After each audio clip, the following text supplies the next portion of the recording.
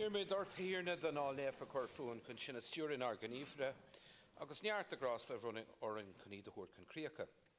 Onas gur uaite a thusáfar ar nila bhríthir agus an nila gníomh festa, agus gur tríad a críoch nófrí trí Christ ar dearna. Direct we beseech thee, O Lord, our actions by thy holy inspirations and carry them on by thy gracious assistance, that every word and work of ours may always begin from thee and by thee be happily ended. Through Christ our Lord. Amen.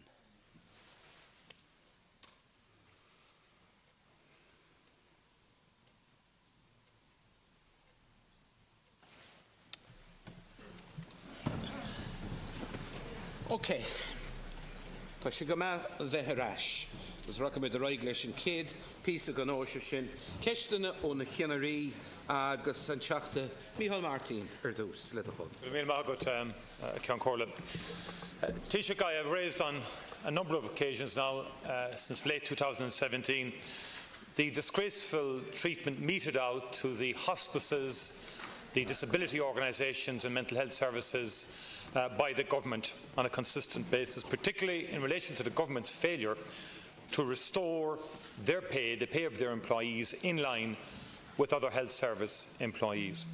And from the outset, the government and indeed the Minister for Health has been dishonest on this issue. The hospices and the disability organisations are being treated as second class and their employees as second class citizens. They implemented FEMPI in 2010 and 2013 and were excluded deliberately by the government from the pay restoration public service agreements of the last 2 years. The government has stalled and stalled on this issue. And we all know that these organisations depend significantly on voluntary donations and fundraising out there in the community. They receive an average of about 75% of their total annual revenue operating costs from government. The rest they have to fund themselves and in particular almost have to raise all their own capital. They've had no increase in funding in recent years to meet increments and non-pay inflation. And since the early 2000s, the demand on their services has almost doubled. Now, in the context of our health services, hospices in particular are efficient, effective, have huge impact, have won the trust of the public, and yet they're being treated in a very cynical, dishonest and shabby manner by government. Why they were ever left out of the pay restoration estimates and allocation is difficult to comprehend. But somewhere a cynical decision was taken to brazen this out. The goalposts keep changing, the story keeps changing. But essentially these organisations have been hung out to dry. Now, Taoiseach, I raised it with you in October of 2017, November 2017, January of this year. You keep shifting the goalposts. This fundamentally is not an industrial relations issue. It is a funding issue. It is one of basic fairness. The hospices, the disability organisations have been shortchanged. They will simply have to cut services, Taoiseach, and they've warned us about this, if the pay restoration does not happen in line with other health service employees. So, Taoiseach, I want to ask you, they're in a funding crisis right now. Can you confirm that funding has been allocated in the estimates for 2019 to facilitate pay restoration for the employees of hospices and the disability organisations and those covered by Section 39? And when is the government going to do the right thing in terms of treating the employees of these organisations in a fair and in a just manner? Taoiseach. Thanks very much, Deputy, and welcome back. First of all, I hope you had a nice summer. I want to, of course, start by joining with you in acknowledging the really valuable and really important work that is done in Section 39 organisations, whether it's hospices around the country, like my own St Francis Hospice very nearby to where I live, whether it's disability organisations around the country, whether it's people involved in social care. I think everyone in this House will understand and respect the important work that is carried out by these organisations and their staff. As has been explained in the past, Section 39 organisations are not part of the public sector and the staff in them are not public servants. As you pointed out, on average, these organisations get 75% of their funding from the state. But as we all know, on average doesn't mean in all cases. So in some cases, the funding from the government may be as little as 10 or 11,000 euros. In some cases, almost all their funding may come from the public purse, and it's different in different circumstances. In almost all cases, these organisations have had budget increases in recent years. There hasn't been a budget freeze for Section 39s in recent years. In fact, the money paid to Section 39s taken in aggregate, on average, as you may use the term, has increased in the last couple of years, every year in the last couple of years. Analysis has been done by the Department of Public Expenditure, which is not yet complete. And what that does show that the situation is very different across these different bodies. In some cases, they have paid the increases. They have paid the pay restoration. In some hospices they have, for example. In others, they have not. In some places, they are entirely compliant with public sector pay policy, mirror almost exactly public sector pay policy and pay rates. In others, they do not. They use that flexibility in some cases to pay more or pay less as they deem appropriate for their activities in their area. And we do know from the analysis so far that some can afford to pay and some cannot. So the fact that there is such a difference across all of these different bodies means that it is a complicated problem to solve, but it is something we want to solve. It's now a matter that's being considered by the Workplace Relations Commission. Minister McGrath has met with SIPTU, one of the main unions involved, very recently. Mr Donoghue has met with the head of ICTU to discuss this, and we do want to resolve it. We want to include in the estimates for 2019 some monies to resolve this situation, but it does require coming to an agreement, and we haven't yet come to an agreement on how that can be done. Your answer really reeks of dishonesty.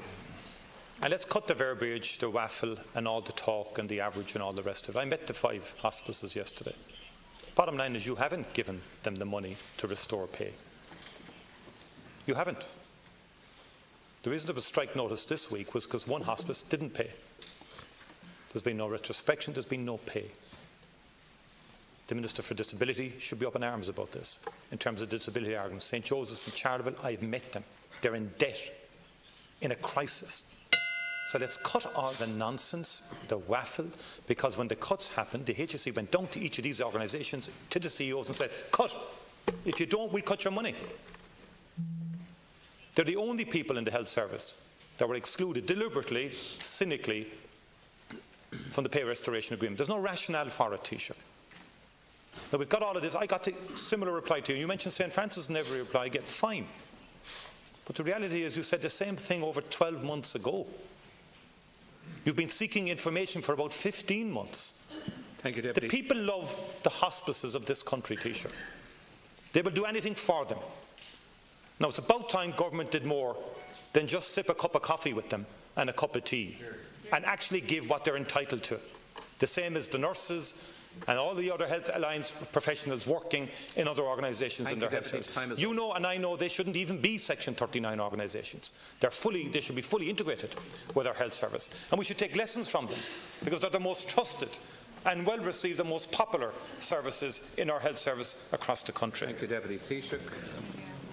Deputy, what you may call waffle and nonsense, other people would call facts. And the fact is they are Section 39 organisations. They're Section 39 organisations in the Health Act, an act that you brought into this House. They are not publicly owned bodies. These are private organisations that receive grant funding from the government to provide a particular public service. That is the way it works. So these bodies receive. Can the Taoiseach be allowed to respond? And Labour Court determinations apply to the employer. And in this case, the state is not the employer. And the way these organisations work is they receive grant aid. They receive a grant from the government. They also have their own income streams.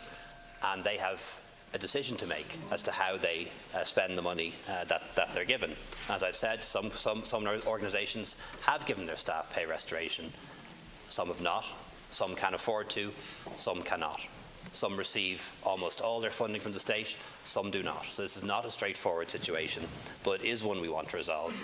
We do want to include in the estimates for 2019 some funding to provide for pay restoration for staff in these organisations. But we cannot yet calculate that figure until we get to the bottom of what it is for a start.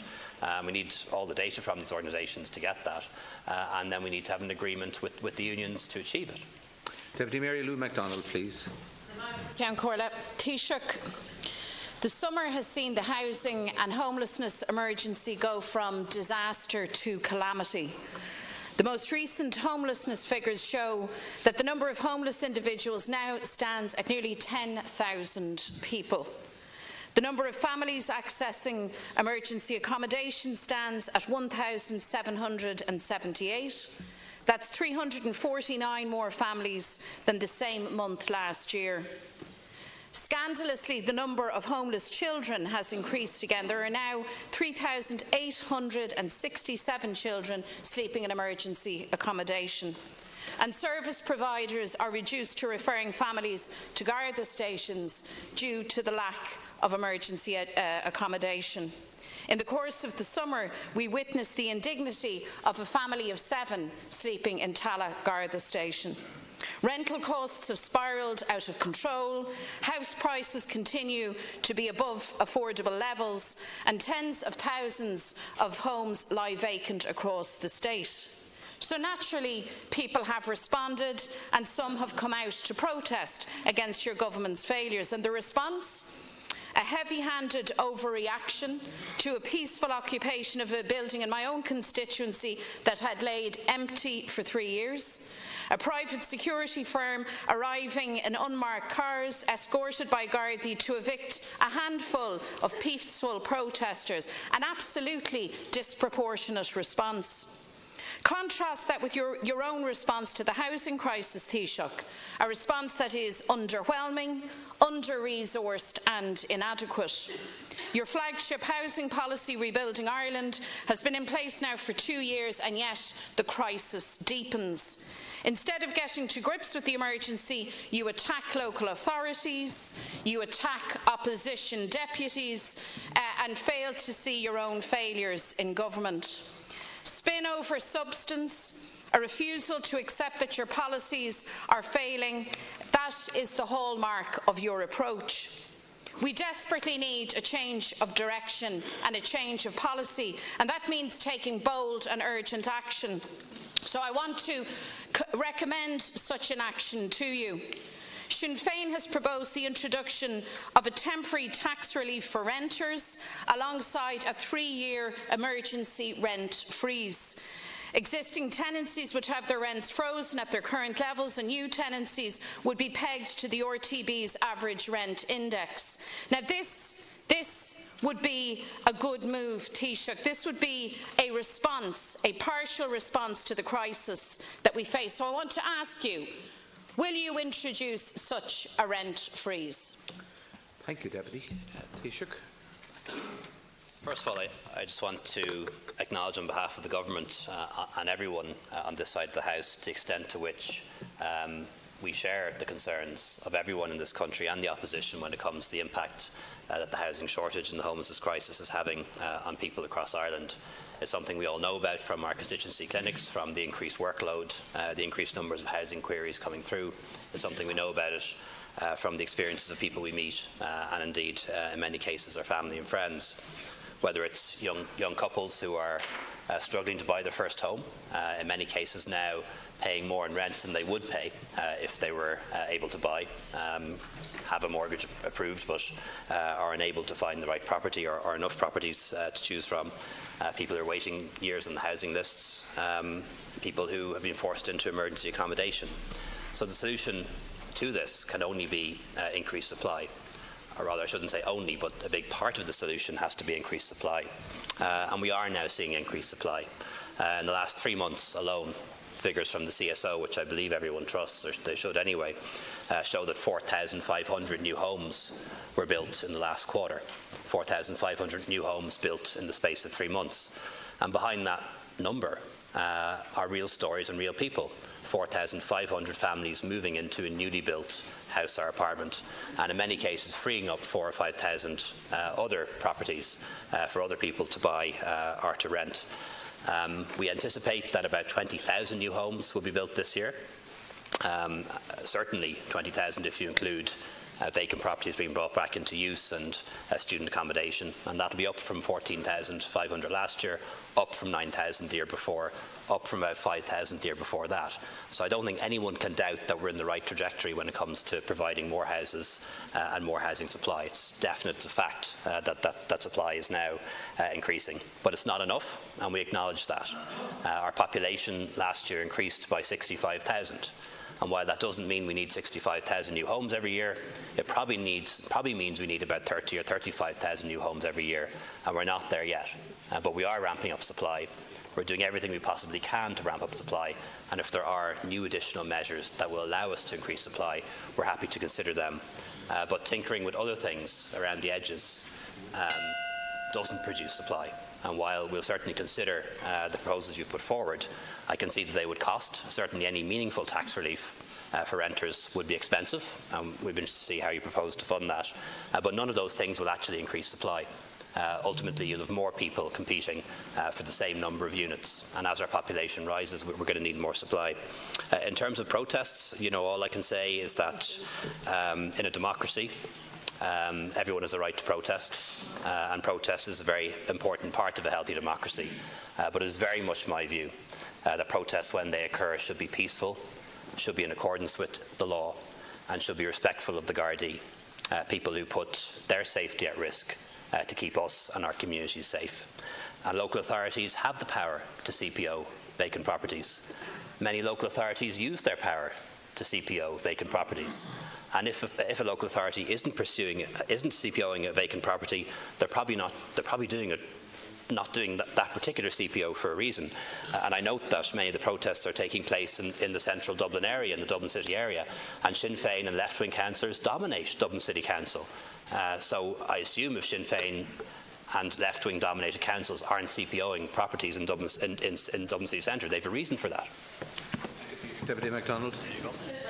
Taoiseach, the CPO process is long and arduous and all the rest of it. Let me just say this to you. You say that you're doing everything. You say that you are doing everything to increase supply. You say that you are doing everything to increase supply. You're not. I had occasion to visit an affordable or a social housing scheme in Cherry Orchard. Fantastic scheme, and an affordable one in Ballymun. And talking to the approved housing bodies, in the analysis of the current situation, they both said that they cannot understand all of the blockages and delays and red tape being placed in their way by government. In fact, some of them speculated and asked me, do they have some big announcement? Is there a rabbit to be pulled from the hat? The fact is, sadly, that there isn't. The truth is, when you talk to these approved housing bodies, the story they tell is one of delay and prevarication. When I put to you the idea of a rent freeze, this is a very necessary mechanism to prevent more homelessness. We know that the bulk of people now coming into homelessness and family homelessness are coming from the private rental sector. Now, your pressure zones and your approach hasn't worked. We need something that is actually fit for purpose. I'm not inviting you to tinker around the edges of anything. On the contrary, I'm asking you to take decisive action, and I'm putting it to you again that you need now to introduce a rent freeze. And I really hope that what Father Peter McVerry described as a conflict of interest that might be on your benches and your colleagues in government in Fianna Fáil wouldn't prevent you from introducing something as necessary as a 3-year rent freeze. Thank you, Deputy Taoiseach, to conclude on this matter. I can certainly assure the Deputy that I have no rabbits to pull out of the hat, and I have no quick fixes. This is not a problem that is going to be solved by an announcement or by some sort of quick fix measure or by changing one law or one piece of legislation. That is just not the case. Complex problems. To every complex problem, there's an easy and simple solution that probably doesn't work. And a rent freeze is probably one of those. We have rent pressure zones. They have brought about some control around the extent to which rents are increasing. They cap rent increases of 4%. We know from the last 2 ESRI reports that rents increased by around 1% each quarter in those areas. So there's at least some evidence initially that has helped to moderate the rate of increases. But you have to bear in mind what a rent freeze might do. On the face of it, it sounds like a good idea, but think about the unintended consequences of that kind of a measure. Think, for example, what it would do to supply. Would more people be willing to rent out a property? Would more businesses be willing to build properties for rent if they're put in a situation whereby it's Sinn Féin and not them that decide what the rent charged is? Would people be willing to move from property to property? If you know people who live in rent-controlled cities, they say you have a rent-controlled apartment, hang on to it, don't move, and that means less churn, less people moving. And what often happens with those kind of measures is they work for some people, particularly those who are already in rented properties, but they make it harder, much harder, for people who are trying to rent for the first time. And that's why we need to always consider, when it comes to policies around housing, the unintended consequences. What might seem like a solution on the face of it, a simple, easy answer, might actually do harm to a lot of people. Deputy Brendan Howland, please.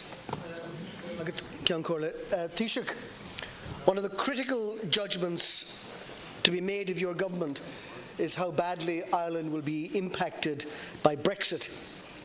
It's clear, and everybody in this House knows it, we've discussed it in and out, that Brexit risks doing incalculable damage to our country. Tens of thousands of jobs are at risk, as well as the risk of social cohesion on both sides of the border.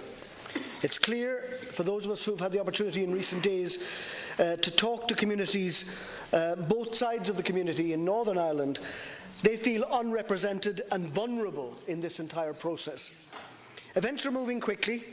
The EU is preparing a new position paper on the Irish border question, a compromise on the initial paper, we're told. But which of our interests are being compromised? The backstop on the border is now presented as the largest barrier to the UK's exit deal. Before the summer, Taoiseach, I asked you to resolve Ireland's Brexit concerns at the special September EU summit, which has been hosted this week by the Austrian Chancellor. The backstop, I understand, is on the agenda for the so-called working lunch of the EU 27. But the backstop does not represent the sum of all Ireland's interests.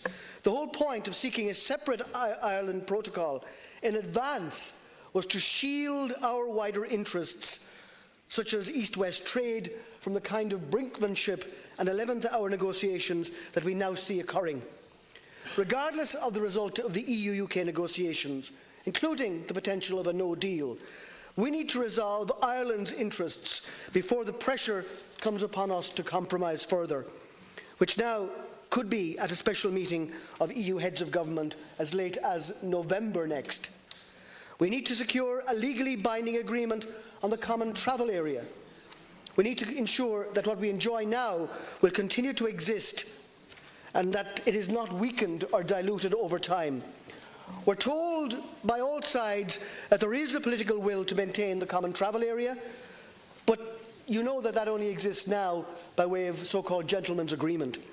The political environment created by a hard, messy Brexit would provide little guarantee that Irish passport holders could still work, reside, use the NHS and all the other benefits that they now enjoy.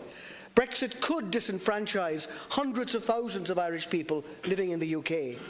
We need the EU to open up the space for a bilateral British-Irish agreement on this issue, on the common travel area, which is in our interests.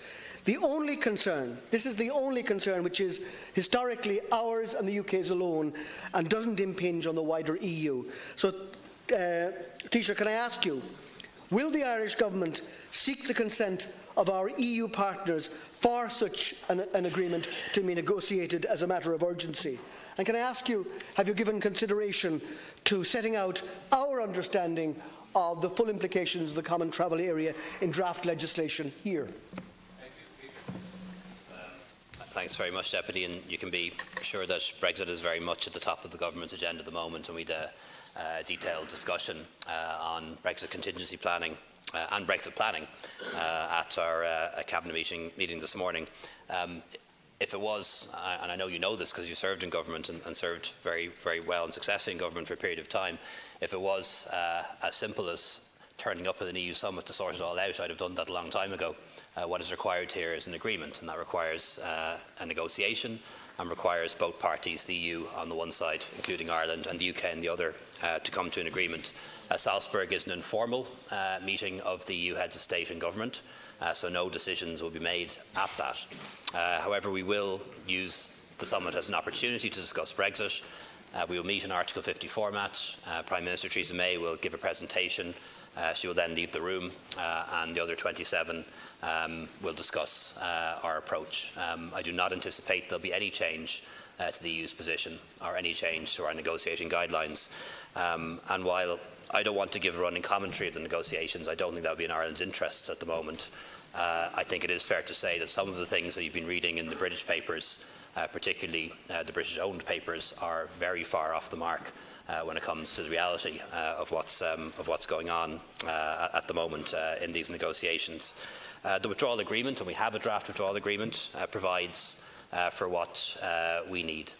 Protection of the common travel area, a transition period to allow business and others to adjust to any permanent changes in trade which may take place, guarantees on citizens' rights, particularly for people in Northern Ireland, and also the backstop, the insurance policy that we hope to never have to use, but an insurance policy, a backstop that guarantees us that there will be no hard border on the island of Ireland.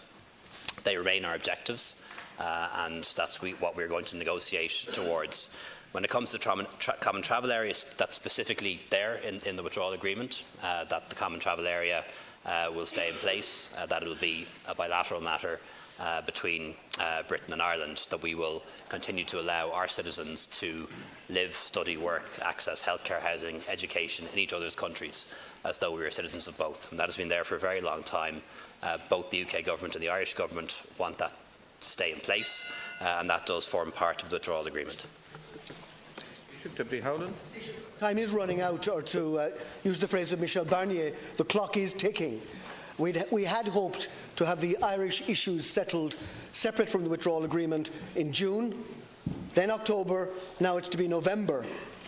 Bloomberg, and you quoted some of the English papers, Bloomberg is reported today as saying that the EU will make support for Ireland's Brexit position conditional on us dropping opposition to corporate tax reform.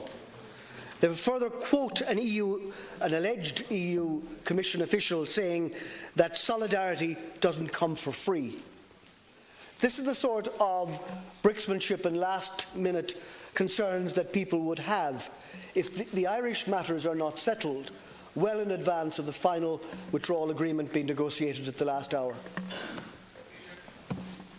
As I said, Deputy, there's a lot of briefing going on. Whatever people may say about me and the government I lead, I guarantee it's not coming from government buildings or from the European Commission. Not that long ago, I read in one newspaper that President Macron was so impressed by the meeting that he had in the Riviera that he had changed his position, and France was going to suddenly do a deal with the UK. I read another story a couple of days later saying much the same about Germany.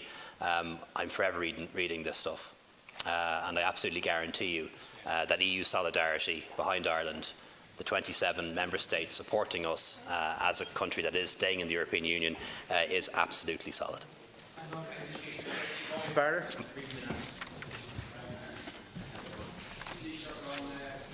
October the 3rd, the National Housing Coalition, the Congress of Trade Unions, housing NGOs such as Peter McVerry, Simon, Focus, housing activist groups such as Take Back the City and many others are calling for a major national demonstration here at the Dáil to demand emergency measures to deal with the spiralling housing crisis. Those protests follow what I believe to be the magnificent protests of mostly young people in the Take Back the City movement, who have occupied scandalously empty properties that could be used for housing, to highlight that obscenity of people suffering homelessness while residential property or property that could be used for housing lies scandalously empty. And let's be clear, Taoiseach, these protests are not protests for the sake of protesting, but they are driven by intense frustration at your government's continued policy on relying on speculators, vulture funds and corporate landlords to solve a housing crisis that those very people created in the first place. A failed policy that continues with the Land Development Agency initiative, with the continued sale by NAMA of public land like the John Player site, scandalously, with Section 1110 tax reliefs where billions are going into the pockets of vulture funds, of LEHAF and HIPFI, where we are financing private developers to build, in some cases, on public land and to run away with the profits and charge astronomical rents and property prices, and all the while obscene profits made while the housing crisis gets worse and worse and worse, and the human misery that it causes continues. Now, Taoiseach, these protesters are demanding a change in policy. They are saying, stop selling public land to vultures and speculators, start an emergency programme to build public and affordable housing on public land, introduce rent controls, adopt robust, aggressive measures to go after empty residential property where there is no justification for that property sitting empty, to house those that need housing, to stop evictions into homelessness. Nobody should be evicted into homelessness, and to establish a constitutional right to secure and affordable housing. Now, Taoiseach, don't you think that rather than seeing paramilitary policing methods with balaclavas against peaceful housing protesters, young protesters in the main, some of whom were hospitalised after such was the aggression used against them at those protests, and recognising that your policies have failed to address the deepening housing crisis, that maybe you might listen to the demands of those protesters?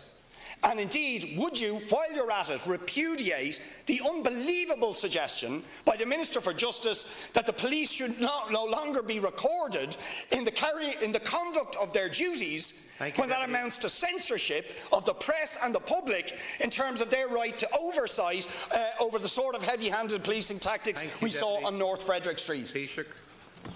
Thanks very much. Deputy, protests aren't going to build any houses.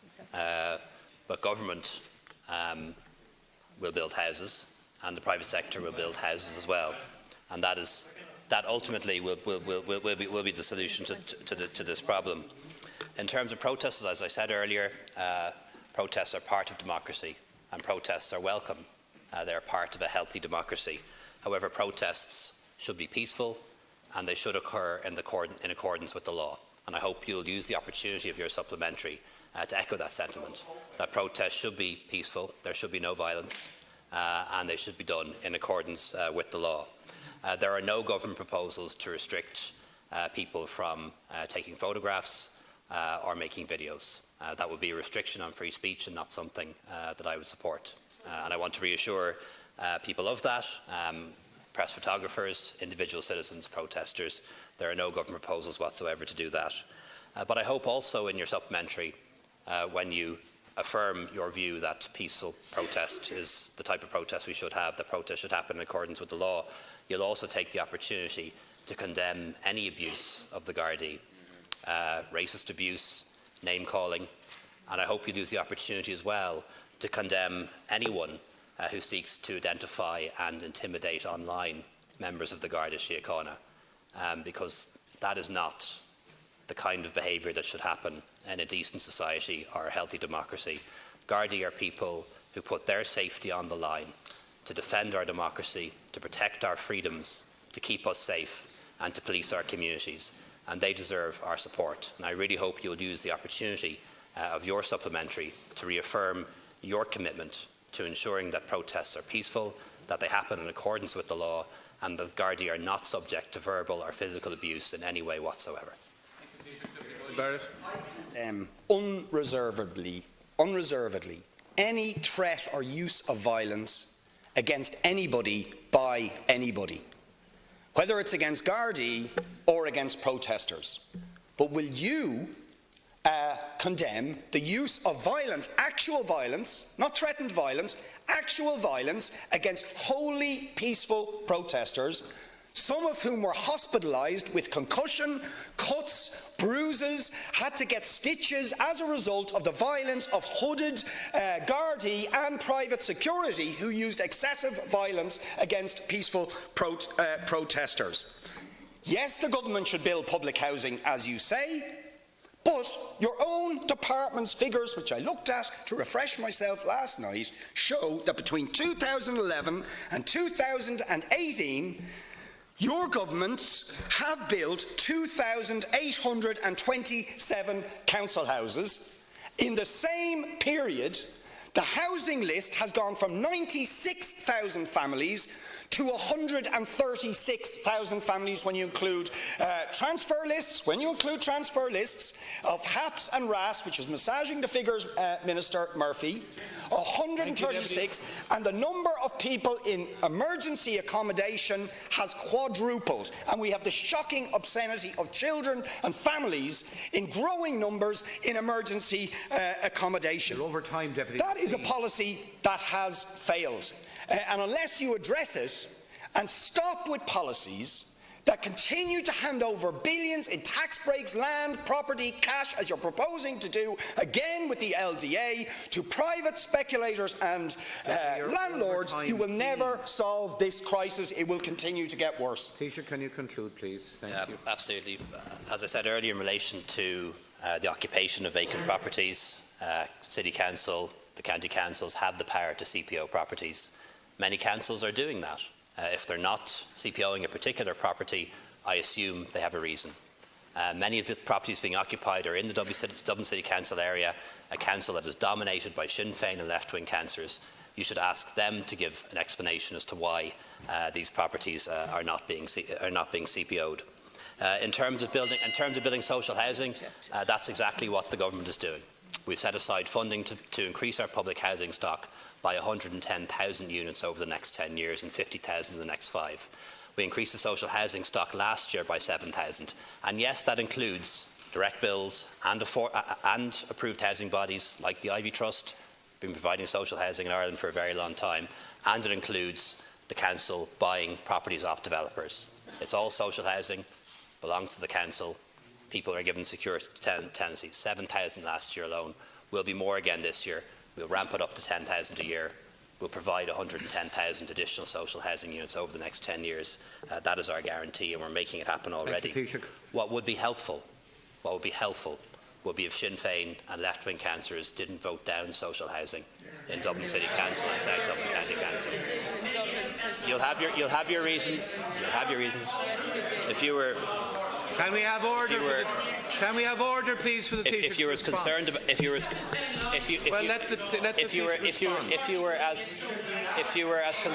please. If you were as concerned about these issues as you'd make out, if you really want emergency measures, tell your own councillors not to vote against any social housing under any circumstances.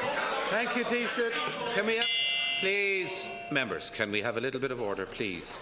We need now to proceed to the next piece of business, which is the order of business for the week ahead. And I call on the Minister of State at the Department of the Taoiseach, Mr. Joe McHugh, to announce the order of business. Mr. McHugh, please. Gormagid, Cem Corla, Sean Clargan, O'Fanya and Chacon Shaw, Erdus, March. Item 19, motion re multilateral convention to implement tax treaty-related measures, Order 2018 and double taxation relief, taxes on income and capital gains, Republic of Ghana, Order 2018, referral to committee, Department of Finance. Item 19A, financial resolution, re-home building finance Ireland Bill 2018.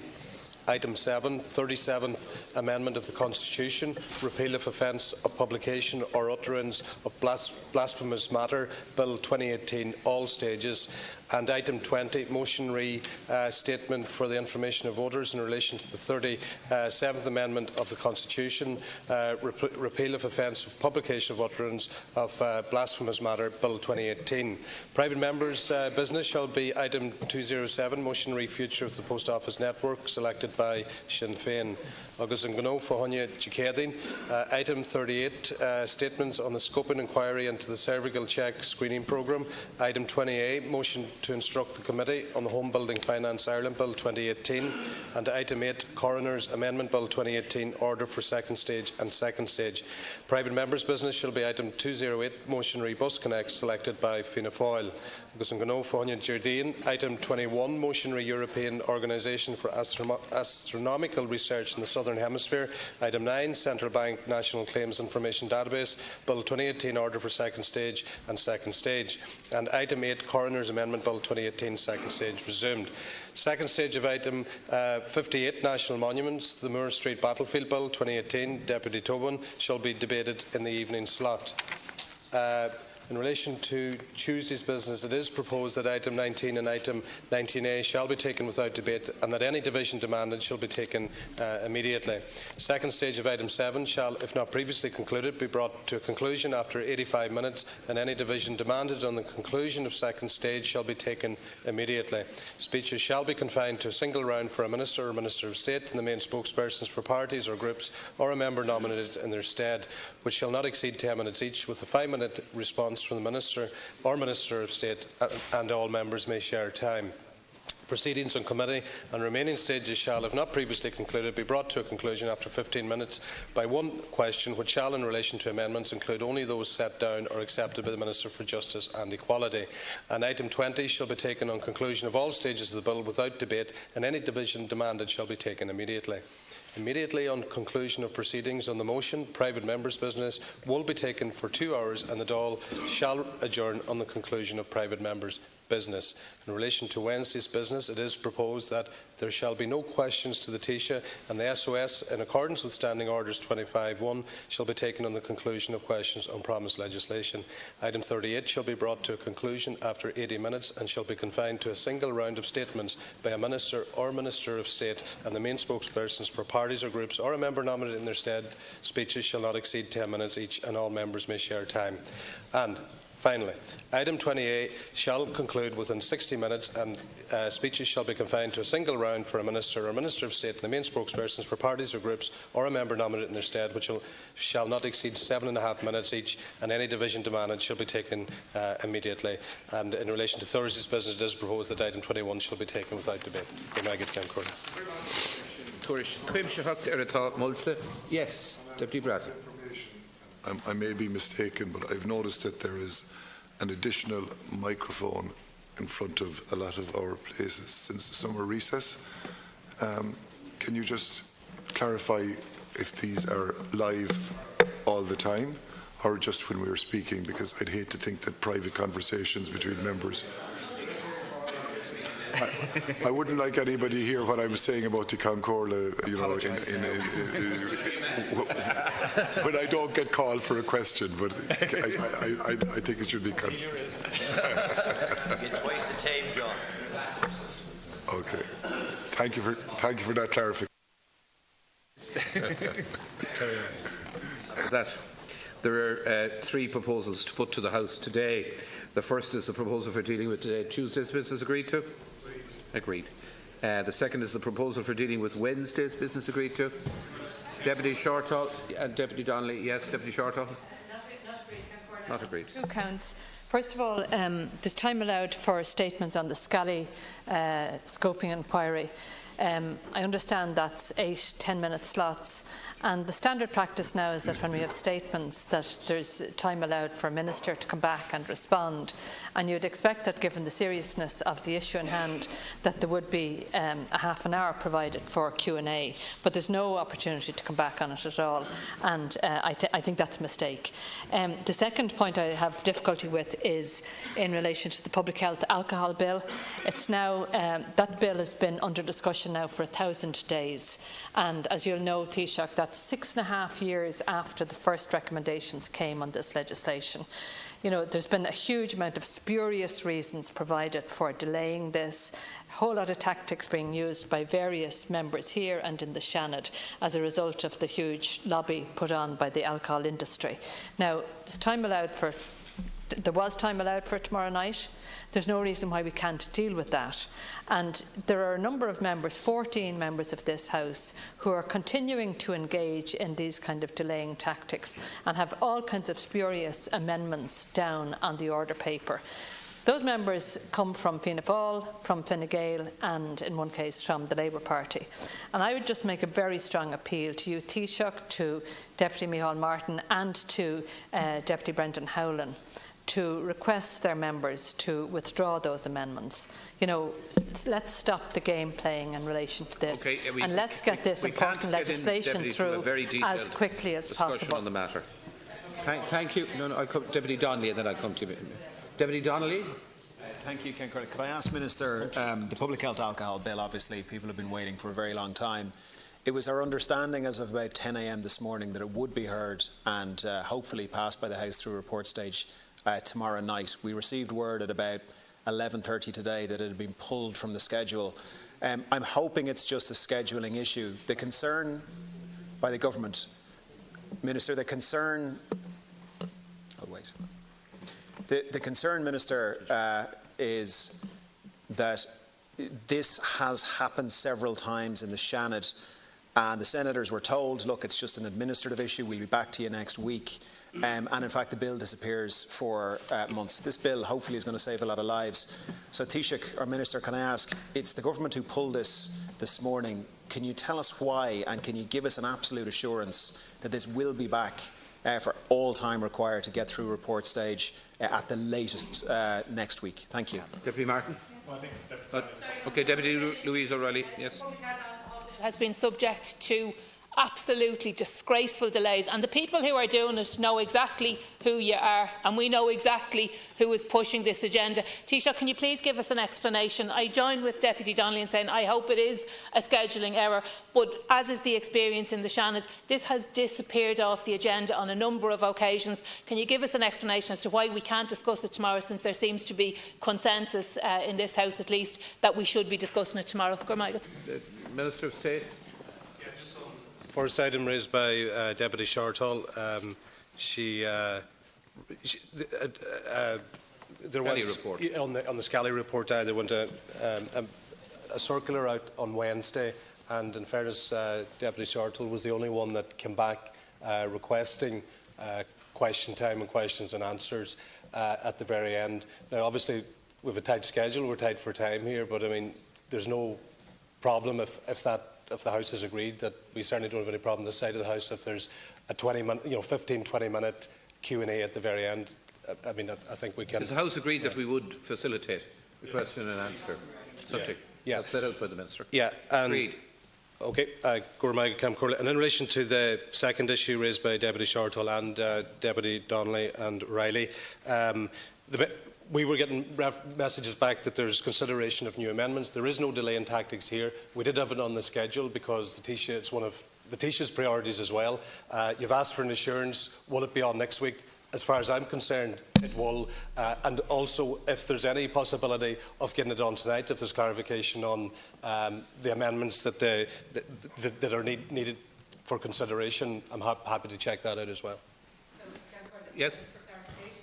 If party leaders got the agreement of their members to withdraw those delaying amendments, could we take it tomorrow night? I don't see any reason why it wouldn't go through within the hour that was allocated for it, or in 10 minutes. I don't ever recall a situation in which someone could stand up and say that amendments were delaying amendments. Members are entitled to table whatever amendments they want. Now, your point is very relevant. If we could start the debate tonight or tomorrow on whatever it was originally proposed to deal with. Absolute clarity.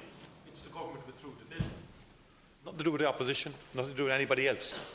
That's the point, and I think Deputy Charlotte might be implying that we had some involvement in withdrawing the bill. None whatsoever. We want the bill to go ahead. It's going on too long. Well, can I just say, in the interest of the House, I think we've got to respect the process by which people can table amendments. All members are entitled to table amendments, and we should be very careful about imputing ill intent to anyone who tables an amendment. Taoiseach. Just for the record, as the head of government and the minister who published the bill, I want to see it enacted too. So, but I don't think we can play out the business committee here. But certainly, I'll speak to the whip about it afterwards, and if there's a way to get it back on this week, we'll do that. Okay. Can we accept that from the Taoiseach? I think it's very positive. Okay. So therefore, is Wednesday's business agreed to? Thank you very much. And finally, is the proposal for dealing with Thursday's business agreed to?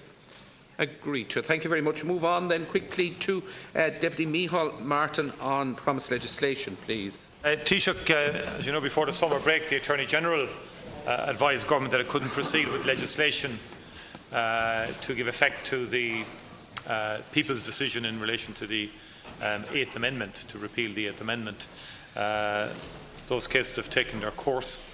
And can you now confirm, Taoiseach, when the government intends to publish the full bill and when we can expect to take the bill in this House?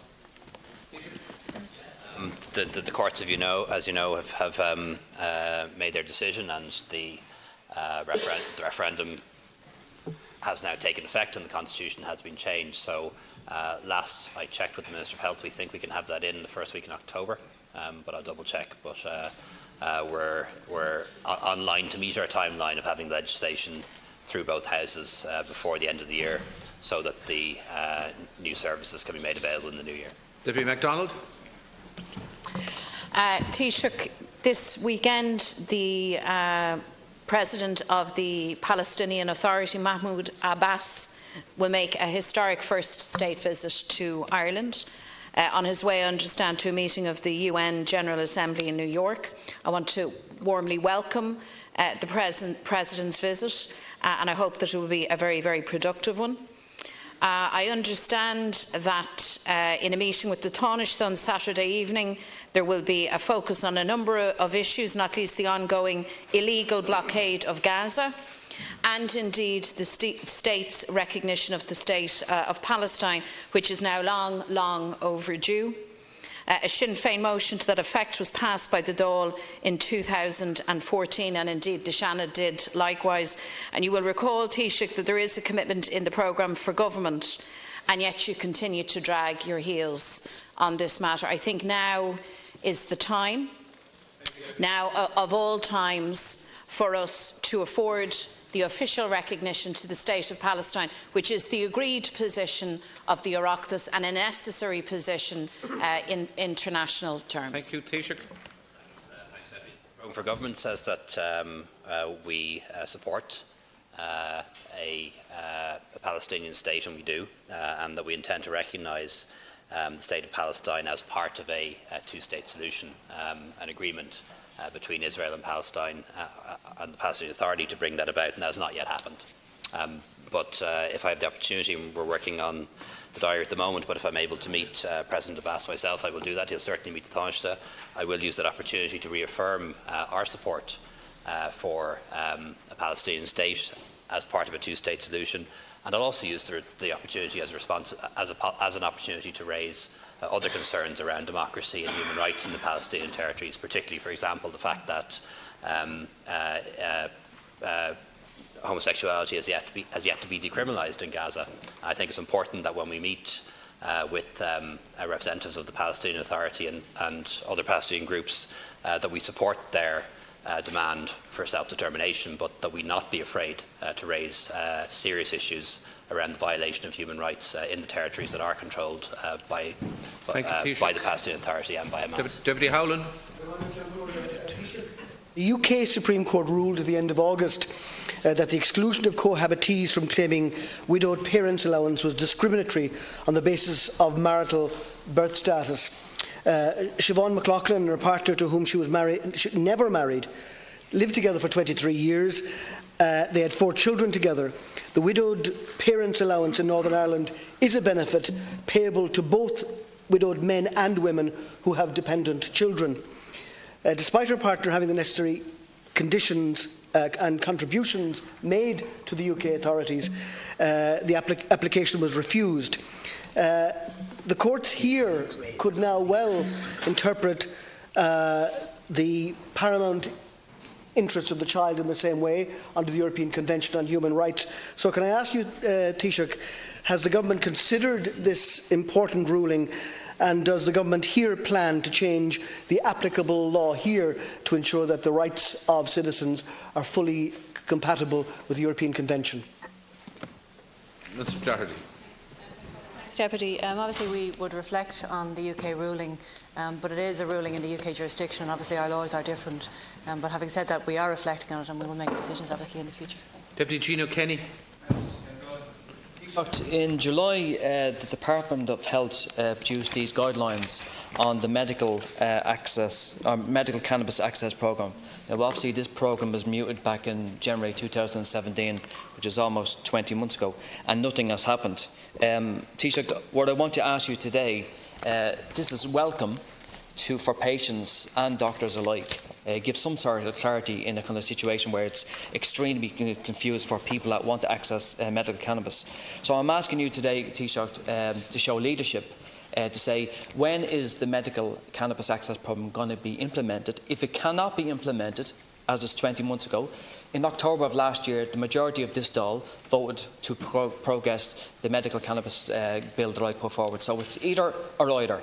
Give people clarity, doctors clarity, and the government clarity, if you can produce this. Thanks. Thank you, Deputy Taoiseach. I understand from the Minister for Health that people may apply to the Minister for Health for a licence under the Misuse of Drugs Act 77 to 2016 and the regulations and orders made thereunder. Guidance as to who may apply for a licence under the Misuse of Drugs Act, as well as instructions on how to apply, can be found on the Department of Health's website. And to date, ministerial licences have been issued for the treatment of 9 individual patients upon receipt of the valid licence applications from their clinicians. In relation to the medical cannabis access programme, Department of Health officials are working intensively on this issue to ensure a supply of appropriate medical cannabis products from other EU member states and further afield to meet the need of patients. However, the Department has no control in relation to business decisions taken by product manufacturers and has no powers to compel such companies to supply their products to the Irish market. Until cannabis product producers make their product available in Ireland, it will be a matter for the prescribing doctor and their patient to source the prescribed medical cannabis product themselves, which is clearly unsatisfactory. It is understood, though, that patients who have been prescribed such products under ministerial licence have been able to source them from a pharmacy in the Netherlands. Danny Healy-Ray. Taoiseach, our health service in this country is in a shambles. Indeed, our health service in Kerry, people have lost total confidence in it.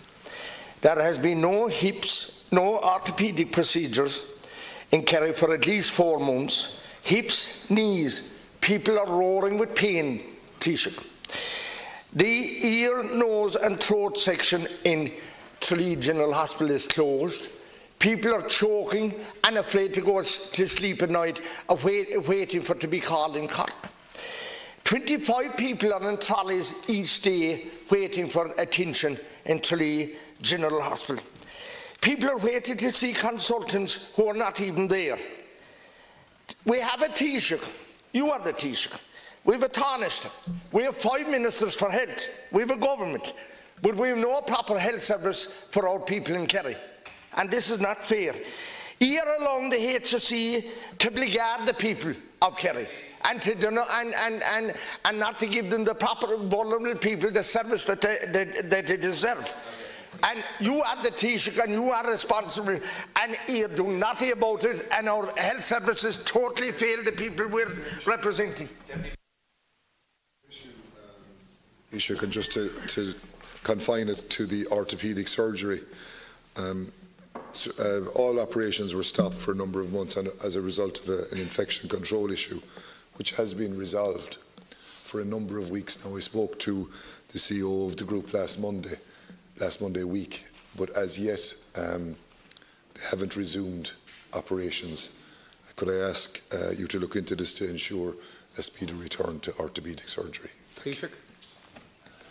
I'm afraid I don't have specific information in relation to University Hospital Kerry in front of me, but I'll certainly ask Minister Harris to provide the information to the deputies from Kerry, or perhaps it could be raised as a topical issue.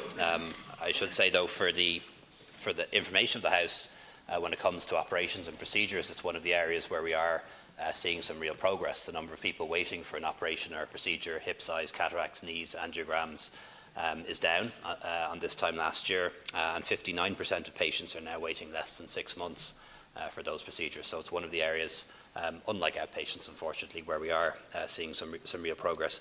I can also confirm to the House that this morning the Cabinet approved the appointment in principle of a new chairperson for the new board of the Health Service Executive, and that is Kieran Devan, who is a former member of the board of NHS England, CEO of the British Council, and somebody who has experience heading up a cancer charity and has degrees from both UCD and George Washington University. So I think it's a very positive appointment, and he'll go before the Health Committee for confirmation. Thank you, Taoiseach. Deputy Eamon Ryan. Deputy Eamon Ryan, please. Deputy, please. Please, Deputy Eamon Ryan. Taoiseach, earlier on this summer, Deputy O'Connell and Minister Murphy were supposedly at daggers drawn over the development of the Dublin Metro. Later in the summer, I happened to be at a public meeting where Minister Murphy and Minister Byrne, who's sitting behind him at the moment, had a real upfront, full-scale public row on how we would develop St Michael's Station in Chicor. I read on Sunday, Minister Murphy, which I agree, and this House voted for, that Calbro Barracks would be used as a potential site for public housing, only to read on Sunday that no, the Minister of Defence, Mr Keogh, says you can go to Mullingar. Now, the question I have is, I welcome that the people of Cork are going to be able to chance to vote for direct elected mayor of their city. I'd like to know how they're going to do that, what's the process. But why are you leaving the people of Dublin out? And leaving our city with chaotic leadership, with no coordination of transport and housing and planning and development. You're here saying Dublin City Council should be doing something on the vacant sites levy. Well, let them do it by allowing us to elect a mayor so that we can actually have leadership in our city, rather than have Fine Gael internal rows everywhere and letting the city go to gridlock and housing crisis, which is what you're doing. Where's our mayor for Dublin? Taoiseach. Perhaps if you had more than 2 members, there'd be more disagreements within your party group. I can assure you that when you 70-something public reps, whatever the number is now, there's always going to be a degree of disagreement among members. And as somebody who doesn't lead with an iron fist, I actually allow for it. And I think sometimes you have to allow for people to have differences of opinion within political parties, but the decisions we make will always be the ones that are in the best interest of all the people, and not any section of the people or any particular constituency. Minister Phelan will bring forward proposals on directly elected mayors in the session. The rough idea at the moment is to hold plebiscites in Cork, Limerick, Galway and Waterford to ask the people if they would like to have a directly elected mayor. Dublin is different. Dublin is complicated by the fact that we have 4 local authorities, and the proposal to have a 5th mayor, a sort of mayor of mayors or super mayor or chair of the mayors, I have to say is not one that I think would bring about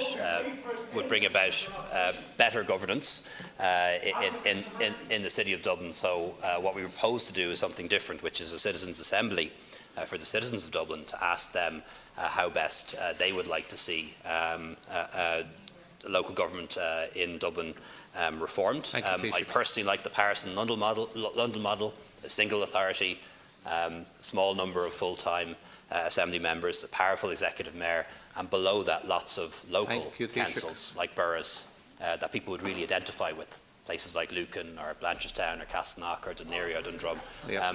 But maybe I'm wrong. Let's ask the people of Dublin, Taoiseach, we're not over just the time. politicians. Deputy John Curran. Taoiseach, yesterday I went to visit a family in my constituency where I met a boy by the name of Sam. Sam is 8 years of age and suffers with spinal muscular atrophy, which is a degenerative neuromuscular condition. Sam is in a powered wheelchair. His mother went on to explain that he's peg-fed and doesn't eat or drink orally. Extensive chest and physio on all his limbs to keep him supple and free from pain is part of his everyday routine. He's already endured so much in his short life that he's had long hospital stays, sometimes for weeks and months at a time, and largely because of chest infections. However, Sam's mother went on to say that his condition isn't without hope, and that there is a drug available, a drug that's available in up to 20 countries around Europe, but not available in Ireland. That drug is Spinraza, and the I understand there are 20 families in this country, with 25 children suffering with SMA, where this drug would be deemed to have a positive effect. And the SMA is a degenerative condition, and timely intervention is really, really important. Thank you, Deputy. I understand that the government are looking at making this available, and the concern I have is that the period of consultation is taking a long, long time, and it is young children who are involved. I'm appealing to you, Taoiseach, not to hide behind bureaucracy and procedure, and that the Minister for Health himself might actively engage with these families. Deputy Chambers on the same matter. Taoiseach, on Thursday, the families and friends and supporters of children suffering with SMA, spinal muscular dystrophy, will be here at Leinster House to demonstrate outside the gates to make sure that we are all aware of the suffering that their children are dealing with. I met with one of the children yesterday, Killian, and two of the families affected by this terrible condition in my constituency. The difficulty that they are facing is that they know it's a costly drug. They appreciate that there are other demands on government. They have yet to have any correspondence or response from the Minister for Health, whom they have tried to contact and who has failed to meet with them or respond to them.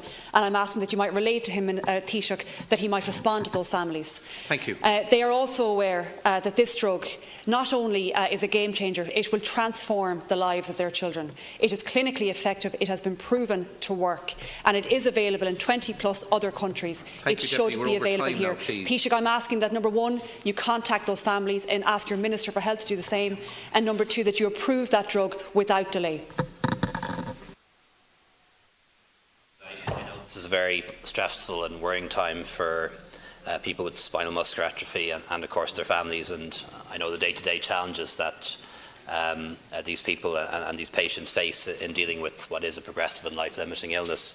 I think it's important to say, and deputies should know this if they don't know it already, and I hope they don't tell anyone otherwise, that this isn't a political decision. It's not a case of anyone hiding behind bureaucracy. It is the law. This is not a political decision that politicians don't sign off on which drugs are reimbursed and which are not. The European Medicines Agency granted market authorisation in May, and in October 2017 the HSE received a reimbursement application. The National Centre for Pharmacoeconomics, which is an independent expert body made up of doctors and pharmacologists, conducted a full pharmacoeconomic evaluation and did not recommend that the drug be reimbursed due to efficacy and cost.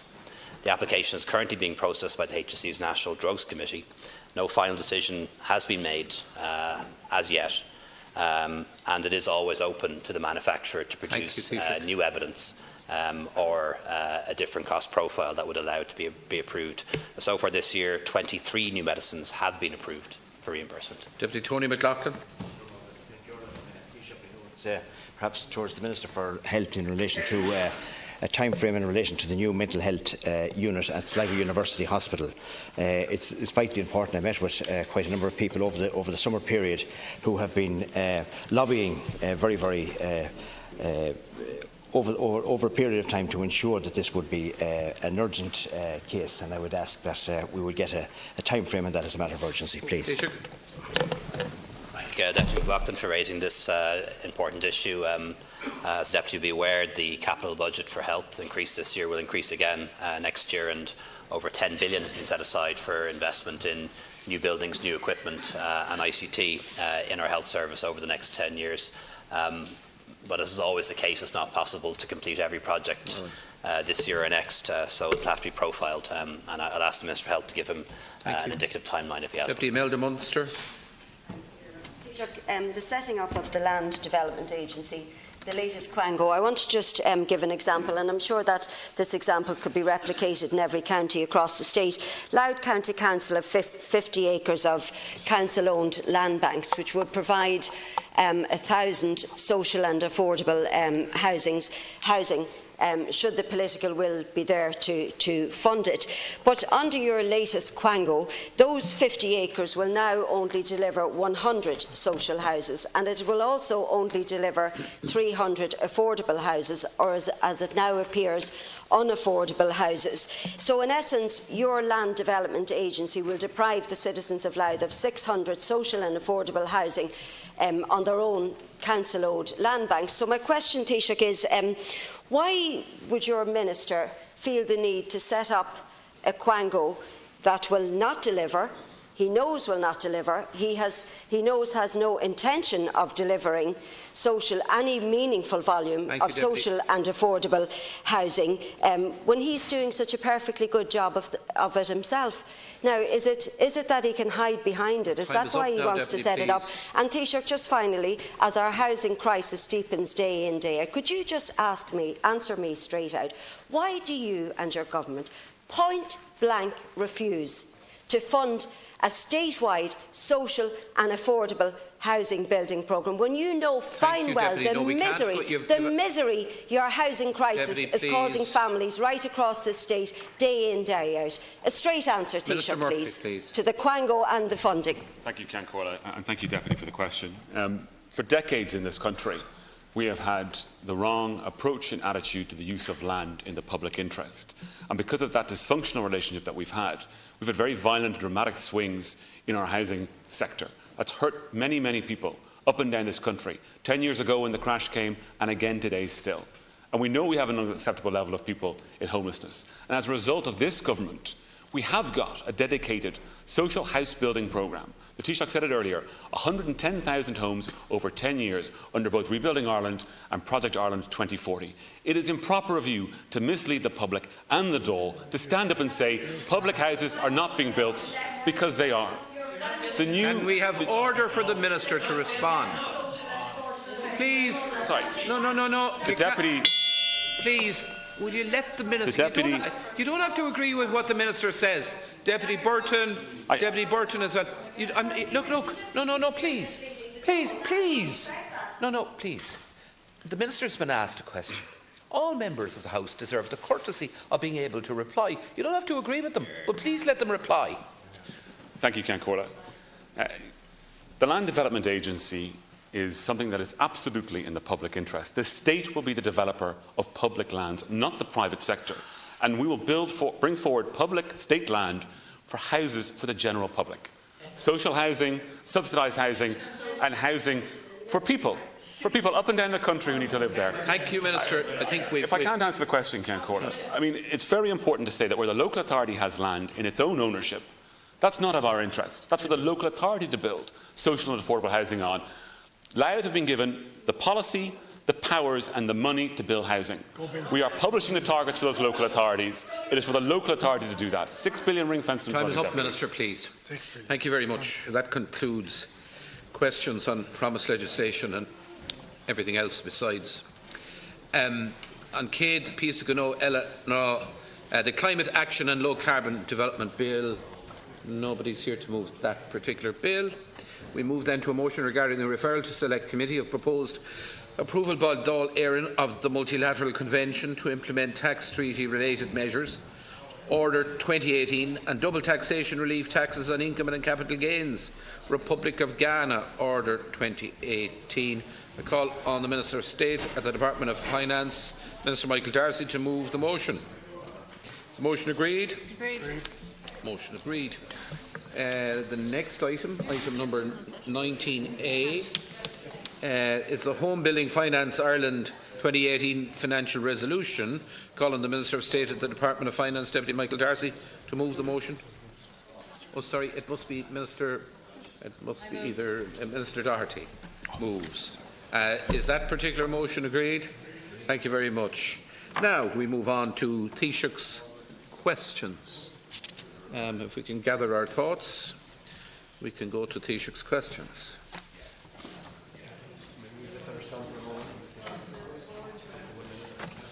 Can we suspend for a minute just while we...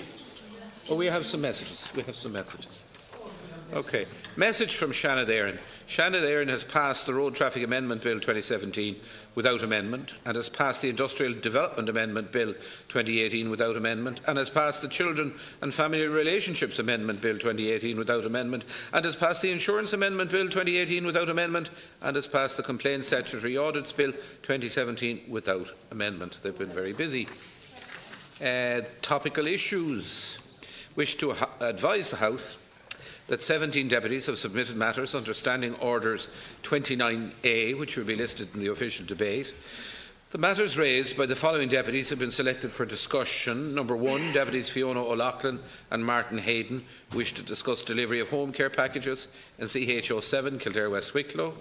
Number 2, Deputies Angus O'Snuddy and Richard Boyd Barrett, the need for action as a result of MDY's imminent collapse. Number 3, Deputy Stephen S. Donnelly, to discuss the status of the 2018 health budget. And number 4, Deputies Owen O'Brien, John Curran and Gina Kenny, to the need to provide funding for capital works to meet fire and safety standards at the Careline Centre in Lucan. Right, now, Keshna Kunatishik, agus tamid Dáil godi an céad ceist as ceapna hí sé go tú a tuairt ceist a héin godi ceist a cúig le chéile.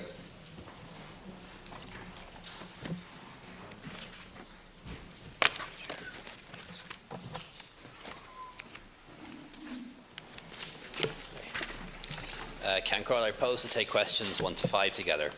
Cabinet Committee C assists the Government in its ongoing consideration of Brexit. It also covers other EU and international issues and supports my participation as a member of the European Council. It last met on Thursday the 21st of June in advance of the European Council on the 28th and 29th of June. This was the third such meeting of this Cabinet Committee. The next meeting has not yet been scheduled. Given the significance of Brexit and other EU issues, they are frequently discussed now by the full Cabinet, including this morning. We also had a detailed meeting on Brexit in Derrynane in July. I also meet regularly with individual ministers or groups of relevant ministers to focus on particular issues, including those relating to the EU and Brexit, with a view to seeing how government can best support delivery of priorities and commitments. Preparation for Brexit at official level in regards to the negotiations and preparing for the potential consequences of the UK's withdrawal from the EU is intensive, with a range of interdepartmental and senior official groups meeting very regularly. Thank you very much, Taoiseach. Deputy Burton. Taoiseach, we're now entering the witching period on Brexit, when deals and compromises emerge very often late at night.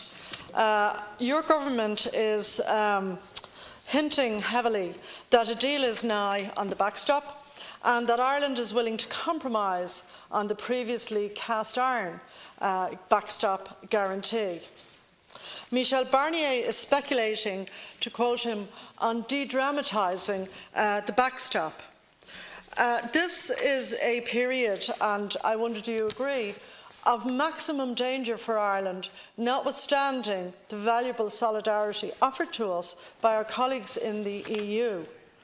But from a democratic point of view, I think you really need to enlighten people in Ireland as to what your government's position is now on what you previously declared in this chamber to be a cast iron commitment. We need to know what your plan of action is and what your approach to these negotiations are. We do not want to be sitting here seeing you come back with some less than happy outcome which causes really serious problems in relation to the border in Ireland. We have a situation now that north and south, everybody, no matter of what background, agrees is the most favourable for Ireland. And now we find that that is in some peril. Could you please enlighten us as to what your plans are? Ceann Comhairle and Taoiseach, yesterday the media reports here and across the water in Britain concerning the implementation of the backstop agreed between the British Government and the EU in December. That speculation, and I accept it was simply speculation, was nonetheless at this stage very, very worrying.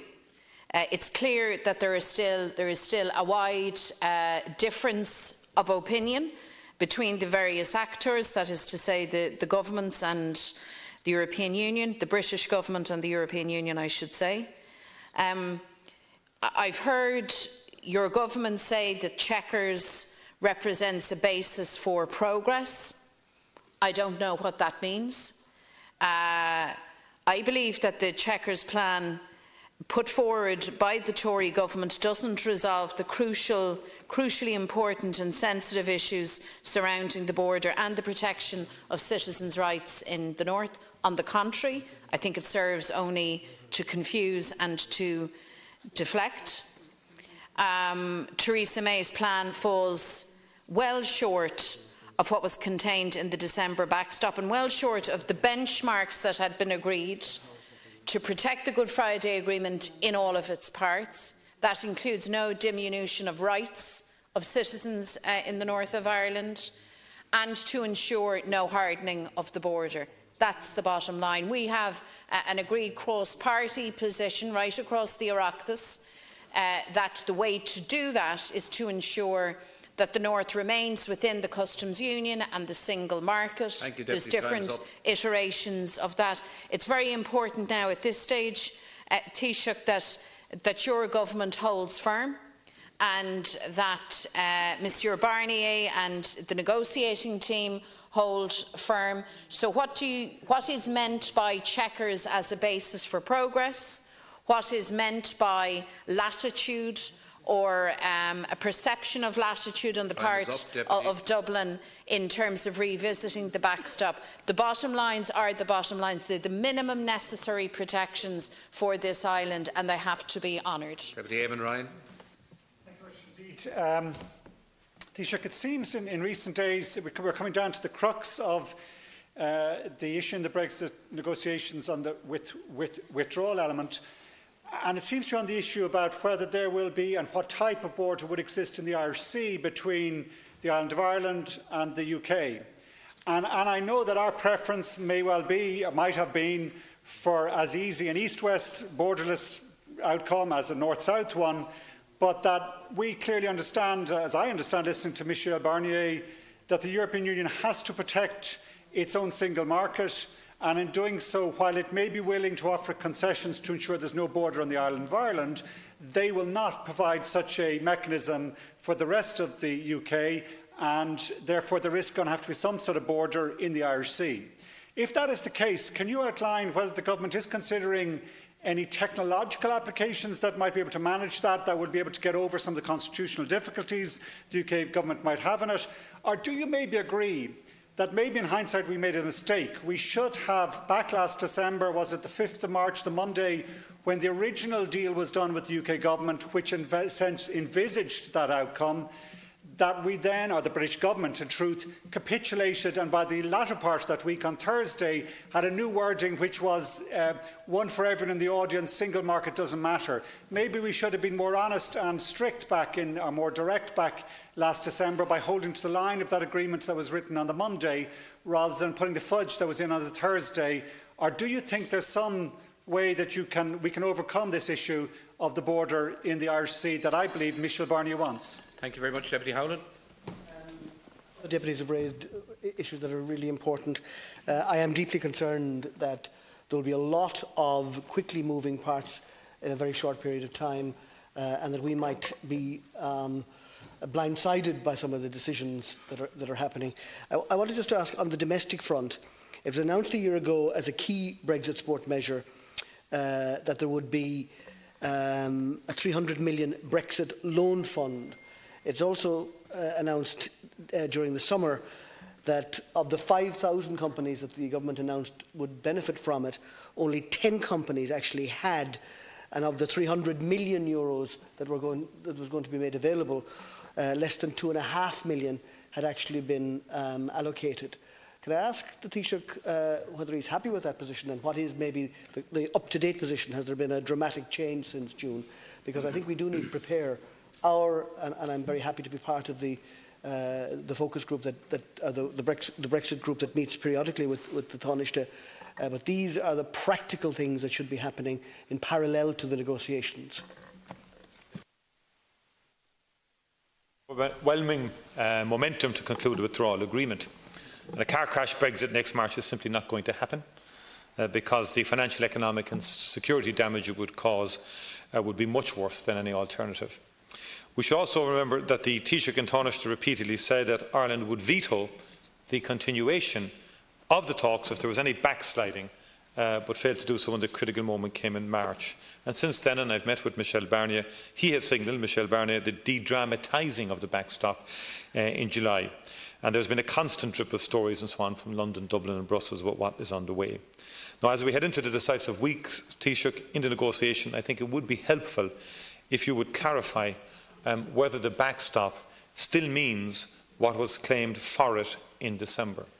And last December, you told the press conference in government buildings that the backstop means continued membership of both the customs union and the single market. That's the key point. Both you and the Taoiseach referred to the deal meaning effectively the continuance of the status quo, not just in terms of border checks, but crucially the administration of trade. Can you assure us, Taoiseach, that there will be no attempt to redefine what is meant by the backstop? In particular, is it still your belief that Northern Ireland should continue with full access to both the customs union and the single market, and that it is not good enough to just find a way of not having a border? And can you finally explain why we have so far heard nothing about any discussion on how regulatory alignment would be maintained in Northern Ireland if the blockage on east-west checks is overcome? Thank you, Ceann Corley. Just a brief question. There's an informal summit of EU heads of government this week in Salzburg. Taoiseach, I appreciate that you don't have to report to the House because it's an informal summit either before or after the meeting, but perhaps you might give us an indication of what you would hope to achieve at that summit. Do you expect to make some progress in relation to the Irish question? I know decisions can't be made, but do you expect that some progress can be made in resolving the Irish question in the context of Brexit? And what other issues of importance are on the agenda for that informal summit? Thank you, Deputy Taoiseach. Just over 4 minutes now to respond. Thanks very much. I think, as I said earlier, it's not advisable for me at this stage in the negotiations to give a running commentary on how things are going, but briefings are available to party leaders, and of course briefings are available through the coordination group headed by the Taoiseach, and I welcome the fact that some parties have been attending them regularly. Suffice to say, though, that a lot of briefings have been going on, and there have been a lot of stories in the media, and they've been very far off the mark. In terms of the government's position in this phase of the talks, our position is, as it has been since the very start, that we want the withdrawal agreement to include a commitment to retaining the common travel area, a transition period, giving businesses and people time to prepare for any permanent changes that may take place in the rules of trade between Britain and Ireland, east-west, protections of citizens' rights for those EU citizens living in Northern Ireland, and also the backstop, the Irish Protocol, which gives us a legally operable guarantee that should it not be possible to negotiate a new comprehensive relationship between the UK and the EU that negates the need for a border during the transition period, that we will have the backstop to fall back on. Something we hope will never need to be used. We would prefer to resolve this situation through the new EU-UK relationship. I've always said that. Option A, as opposed to option C, if you want to go back to the language of December. But we do still need it, because when I hear people talking about negotiating a new deal between the EU and the UK, something similar to Canada, for example, first of all, that would not solve the border problem, and secondly, it took 7 years to negotiate. So we need to know that there is a legally operable backstop in place, which would apply unless and until we can develop a new. The backstop is no secret. Like, the backstop was published, or at least the draft backstop was published back in March. So anyone can see in black and white what that means. It means applying the the rules of the customs union means applying the rules of the single market to the extent that they apply to the all-island economy. But I shouldn't need to elaborate on it. We published, the European Union published our draft of the backstop back in March. That has not been accepted by the UK government, so we now need to negotiate. And as I've always said, we're flexible on the language, but we can't be flexible on the outcome. The outcome has to give us. The outcome has to give us what was agreed back in December. What was agreed back in December needs now to be turned into the law, a legally binding and legally operable backstop in the withdrawal agreement, and without that there can't be a withdrawal agreement. I think everyone should understand that at this stage. In terms of de-dramatisation, I think what that's about essentially is trying to move away from language such as a border in the Irish Sea, and people can misinterpret terms like a border in the Irish Sea as meaning some sort of constitutional border, and nobody is disputing the constitutional status of Northern Ireland. Northern Ireland is part of the United Kingdom until such a time as the people in Northern Ireland vote to say otherwise. And I think sometimes when that language is used, it can be seen as some sort of constitutional move or grab on, or attempt to change the constitutional state of Northern Ireland. That's not part of the Irish government's agenda at all. As I've often said, I don't want there to be a border between Larne and Stranraer any more than I want there to be a border between Newry and Dundalk. So the kind of things that are being examined now is the types of checks that may need to take place. We already have checks east-west. There are SPS agricultural and phytosanitary checks for products coming from Britain to Ireland.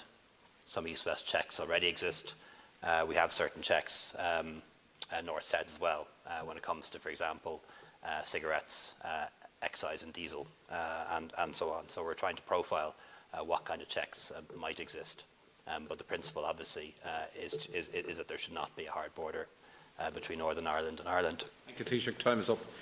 Question 6.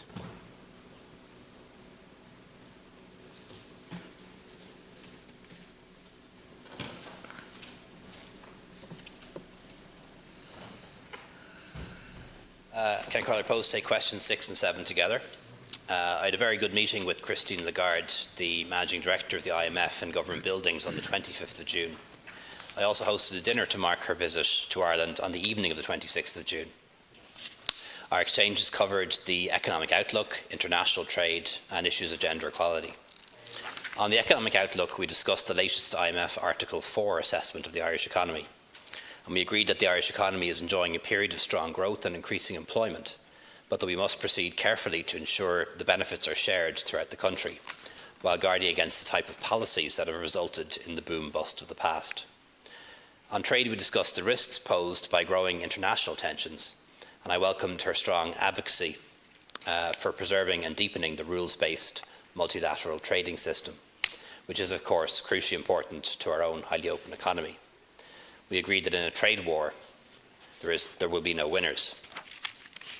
Madame Lagarde also informed me about the work she is doing to advance gender equality, including placing at the centre of the IMF's work, and I offered her my strong support in this regard. And I took the opportunity to highlight some recent government initiatives in this area, including the recently published Gender Pay Gap Wage Transparency Bill and the Better Balance for Better Business initiative, which was subsequently launched by me on the 30th of July, which aims to increase women's representation on company boards and in senior management. Thank you. Taoiseach, I'm conscious that we're talking in the context of the 10th anniversary of the collapse of Lehman Brothers and also of the 10th anniversary of our own financial and construction collapse that has caused so much suffering, unemployment, loss of business and collapse of businesses to families and individuals right across Ireland. So at the moment, you talk there about threats in terms of the international economy, risks of a trade war, which obviously you don't want. But the two greatest threats affecting our economy at the moment are, to be honest, the inability of your government, despite your good intentions, and I acknowledge those, I think you mean well, but you're not able, you and your ministers are not able to come to grips either with the housing situation or with the health situation. to be honest, you're fairly hapless in terms of both, notwithstanding your genius at spin. So I want to ask you, did you consider asking the IMF if they could give your government advice as to how to get a grip on housing and how to get a grip on health? Because we did get some advice from in the past, some of it very difficult, some of it on unemployment in particular, and getting people back to work was quite helpful. And the second thing I want to ask you about, and you referenced it there, you spoke about the gender pay gap. But why is your government restricting the companies who will be subject to the gender pay gap bill, the legislation, to 250 or more employees? Why can't we start at 50 employee companies, as is happening in our neighbouring country across the water, in the UK? Thank you, Deputy. I don't understand any rational reason as to why you would so heavily restrict our approach to companies publishing information about why women are so heavily underpaid in companies. Deputy Martin. I think, as you will be aware, Taoiseach, Christine Lagarde again warned about the impact of Brexit on both Britain and indeed the European Union as a whole. And there have been substantial changes in various forecasts for the impact of various scenarios, ranging from a car crash next March to the now clearly dead option of EEA membership for the United Kingdom. When Copenhagen Economics studied the different scenarios that said that national income, the estimate, would be hit by about 4.3% under both the customs union and free trade agreement scenarios. So under both of the scenarios under discussion, Ireland will be hit worse than any other European Union state. Can you confirm, Taoiseach, that this analysis continues to form the basis of government policy and to inform government policy? And the study also makes the point that in relation to the impact of the costs that will ensue from the United Kingdom not being in the single market, irrespective of customs and trade policies. And this is because the compliance rules will put very significant and unavoidable burdens on many, many companies. And do you accept that this is another reason why detaching single market access from the backstop is unacceptable? Would you take that point? And in relation to the trade wars, has the government formally written to or communicated to President Bush its opposition to, its alarm at the increasingly protectionist approach that he is taking to trade, and the degree to which his actions and policies could cause a very destabilising era of trade protectionism and trade wars? Deputy Mary Lou MacDonald. I want to, Taoiseach, return to the issue of the gender pay gap and the issue of gender equality more generally, which I understood formed a part of your discussion with Christine Lagarde in June. The gender pay gap is a frontline equality issue. It's not some sideline petty concern. It is a matter of deep concern that, notwithstanding equal pay for work of equal value legislation dating back to the 1970s, that we still witness such a gross disparity in the earnings as between men and women. I share Deputy Burton's concern in terms of the very high threshold for implementation and reporting at 250. I don't accept that it would cause an undue administrative burden, which I suspect might be the response that you're lining up to that query. I want to ask you also around penalties for companies who fail to make information public. I think they need to be.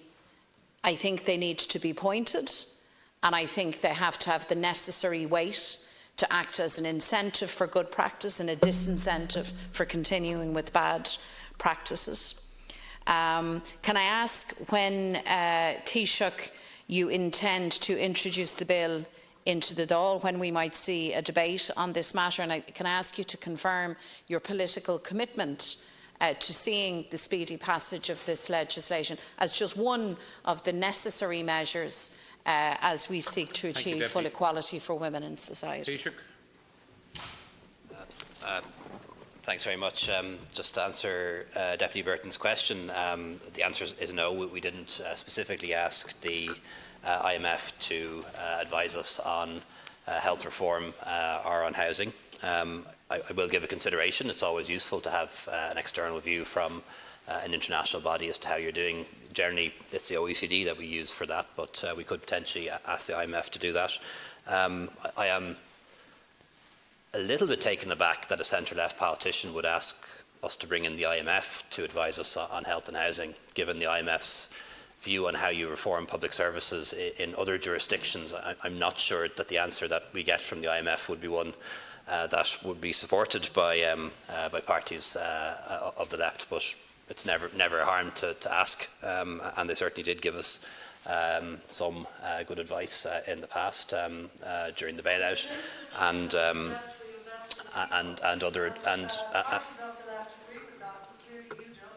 other advice that we didn't follow. For example, the IMF took the view that we would help to resolve our unemployment crisis by cutting the minimum wage, and that was done by Fianna Fáil and the Greens in office, and we decided to reverse that when Fine Gael and Labour came into office, and have increased it 3 times since, with a further increase in January. In terms of international analyses as to how Ireland is doing, I note that the UNDP released its figures last week as to how Ireland is performing across a number of measures, and they used a thing called the Human Development Index. And unlike GDP, which just measures your economic success, your economic power and prowess, the UNDP has a Human Development Index and looks at things like life expectancy and education and many different other factors, and they put Ireland in 4th place in the world and said that Ireland had moved up the rankings between 2012 and 2017 faster than any other country in the world. So while we have serious problems in this country and enormous challenges, and nobody denies that for a second, at least the United Nations, as one body, recognises the enormous progress that we have been made. And I imagine if a UN committee of less stature had a critical report about Ireland, it would probably have been major news. But when a big agency like the UN Development Programme produces a report like that, it barely got noticed. But it's perhaps now just an opportunity at least to put that on the record of the Dáil. In terms of the Gender Pay Gap Bill, the government approved the general scheme for the bill, and I want to acknowledge Senator Batchick in particular in being one of the leaders behind this, who gave impetus to the bill, that will promote transparency on wage levels, and that initially will be for large employers. The general scheme proposes that we start with employers of over 250 employees and extending over time to smaller employees of about 50. But like a lot of things, it's done with a view to phasing it in, as is often the case with a new policy or a new measure. We phase it in, and that allows us to pick up mistakes and all the rest of it. And you don't have to wait until you have everything ready and you have all the staff and all the IT systems in place to do it. You can bring it in phases, and we often phase in policies, and I don't think that's necessarily a bad thing to do. But obviously, the legislation will come before the Dáil Éireann, and the Dáil Éireann may decide that 250 is too high and 50 is too low, and may decide on a different figure, and we're certainly open to considering that. In terms of trade wars, yes, absolutely, is the answer to Deputy Martin's question. Certainly when I met with President Trump last March, it's one of the issues we discussed, and explained to him why we believe trade wars have no winners, why we believe in free trade across the Atlantic. Always use the opportunity when I engage with the US administration to point out the extent to which trade in Ireland now is so much both ways. We actually have the US actually has a small trade surplus with Ireland. We have a surplus in terms of goods, they have a surplus in terms of services. Often President Trump sees it only as goods, very much fixates around cars and steel and manufactured items, whereas we all know that the economy is much more than goods. Services are now the biggest part of any Western economy, and the US actually has a very significant surplus with Ireland when it comes to services. And investment goes both ways as well. About 150,000 people in Ireland working in US firms, US-owned firms, about 100,000 Americans across 50 states working in Irish-owned firms. I always try to make that point that free trade makes everyone better off in the round. I keep making that case. Also made the case as well with Kevin Hassett, who was over to visit last week and met him in the US Ambassador's residence last week and had an opportunity to do that. And I know Minister Breen and Minister Donovan very recently paid a visit to the United States to discuss Agnish Alumina and Rusal and are concerned that US trade sanctions may affect Rusal. We're working on that very hard, and Deputy DC is very involved in that too. So the answer is yes, it's always our role in engaging with the US administration to make the case for free trade, which, along with free enterprise, once was a core American value, but less so under the current administration.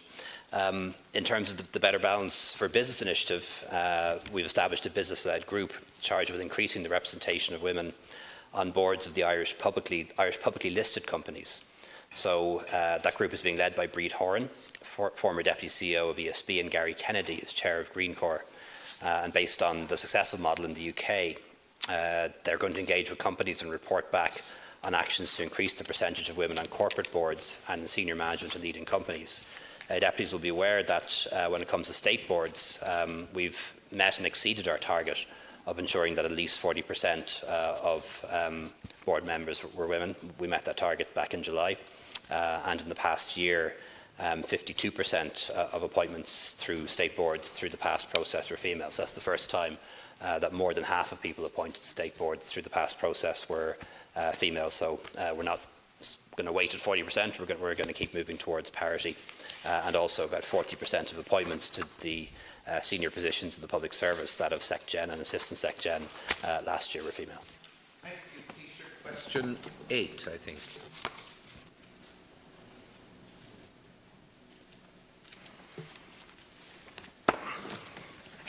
Can I propose to take questions 8 to 10 together? I had a bilateral meeting with Prime Minister May on the margins of the EU Council in Brussels on June 28th. We discussed the current political situation in Northern Ireland, where I emphasised the government's commitment to the Good Friday Agreement, and we reaffirmed the determination of both governments to secure effective operation of all its institutions. In line with this, we agreed that a meeting of the British-Irish Governmental Conference would take place in London in July, in accordance with the Good Friday Agreement, and that was co-chaired by the Taoiseach and Minister David Lidington. We also discussed Brexit, and I advised the Prime Minister that there would not be much time left if we were to conclude a withdrawal agreement and have it operational by the time the UK leaves the EU in March. The UK gave clear commitments and guarantees in December and again in March on the border, and we need to see detailed workable proposals from them to deliver on these commitments if they cannot accept ours. I told the Prime Minister that the EU27 agreed that if we didn't get agreement on the backstop and the other outstanding elements of the withdrawal agreement, including the jurisdiction of the ECJ, it would not be possible to finalise the withdrawal agreement as a whole, including transition arrangements, which are essential for the UK. I have also said that I hope that the future relationship between the EU and the UK will be as close and comprehensive as possible, and that it will remove any need for a hard border or for the backstop to be invoked. Nonetheless, we will need a legally robust backstop to apply, unless and until better arrangements are negotiated and enter into force, thus ensuring that there will never be a hard border on this island. While I am confident that we will achieve a very close, comprehensive and ambitious future relationship with the UK, the Government is of course continuing to plan for a full range of scenarios. We need to bear in mind that the United Kingdom will leave the European Union, and with it the single market and the customs union, and therefore things will change. I also spoke with the Prime Minister by phone on the 7th of July, when she briefed me on the outcome of her Chequers Cabinet meeting the day before. I welcome the fact that the UK Government had reached a position where it would put forward detailed proposals for the future UK-EU relationship post-Brexit. I expressed my hope that the UK Government would engage constructively with the Barnier Task Force and other Member States. And I also said that the Government was open to proposals which meet our aims of avoiding a hard border and maintaining free trade with the UK while respecting the integrity of the single market and the customs union. I'll travel to Salzburg tomorrow for the informal meeting of the European Council, and I'll meet with Prime Minister May there over breakfast on Thursday. The Brexit negotiations are now in the final stage, and talks will take place continuously from now on. And I welcome the commitment from both sets of negotiators to intensify negotiations in the coming weeks. As the Prime Minister and I agreed, our offices have maintained close contact over the past number of weeks at Ambassador and Sherpa level, and we in our offices continue to do so in the period ahead. Thank you very much. Deputy Burton? No? Deputy Burton? No? Okay. Well, Deputy Howland's not here. Yeah, sorry, I'm taking it on his behalf. Yeah, well, yeah. I'm calling you. Yeah. Taoiseach, we've already discussed an amount about the, if you like, potential backsliding from the backstop, and just explained that people are really concerned and worried about what the implications are likely to be, what's the transition period likely to be. As far as most of us can make out from what the UK wants, whether that's the Tory party or that's the Labour Party, is they essentially want to step out of the EU and then to step back quite quickly into an agreement that would effectively mimic both the customs union and the single market, but that would be obviously on a negotiated basis with the 27. I mean, it is the magical thinking that's been talked about for a long time. So when you have your bilateral meeting that you just referred to with Mrs May, do you hope to get clarity on what the status of the Chequers papers are now and the Chequers proposals? Because clearly an element of that is a political situation and a political proposal in the context of the internal difficulties in the politics of the UK. But it really does pose enormous difficulties for us. It also proposes as well, something we discussed before the summer break, the max FAC, the maximum facilitation of movements and so on in terms of it. The second item that's on the discussion table in Salzburg is the issue of immigration. And we know that the recently elected government in Austria has taken quite a hard line on this and seems to be another very far-right government. Do you propose, as Taoiseach of Ireland, to say anything about immigration? And could you share with us the sense of what you propose to say on that? Because I'm conscious that there are still huge numbers of deaths occurring in the areas around the EU, although the numbers are diminishing. Significantly over time now, Deputy. Thank you. And if you could tell us about that. Taoiseach, in your first response, you said that you and Theresa May affirmed your determination to see the institutions in the North back up and running. I just want to put it to you directly that there is in fact no determination from the British government to achieve that outcome. In fact, they have acted to frustrate that very course of action. When we achieved an agreement last February, or an accommodation, and as the DUP ran away from that, there wasn't a word, not a scintilla of pressure or incentivisation back into the institutions from the British government. The British government, who you say have a firm determination for fully functioning power sharing, is the same British government that looks the other way as the DUP involved itself in scandal, in the waste of public money through the RHI scheme, and worse still, openly and brazenly refuses and faces down the rights of sections of northern society. That's the fact of it. The British government that you say affirms a commitment to re-establishing power sharing is in fact a British government that has given safe shelter to the DUP at Westminster, far away from the halls of Stormont and away from any form of accountability. That's the truth. And whereas I welcome the fact that the Intergovernmental Conference was convened in July I think that was a necessary first step. I am concerned now that the foot has come off the pedal, because we need a thoughtful map back to real, genuine power sharing, and that has to mean the vindication, the realisation of rights, be they language rights, marriage rights, the right to inquest. Families have waited decades for that simple, democratic, fundamental right. It's utterly shocking. I've said so to Theresa May.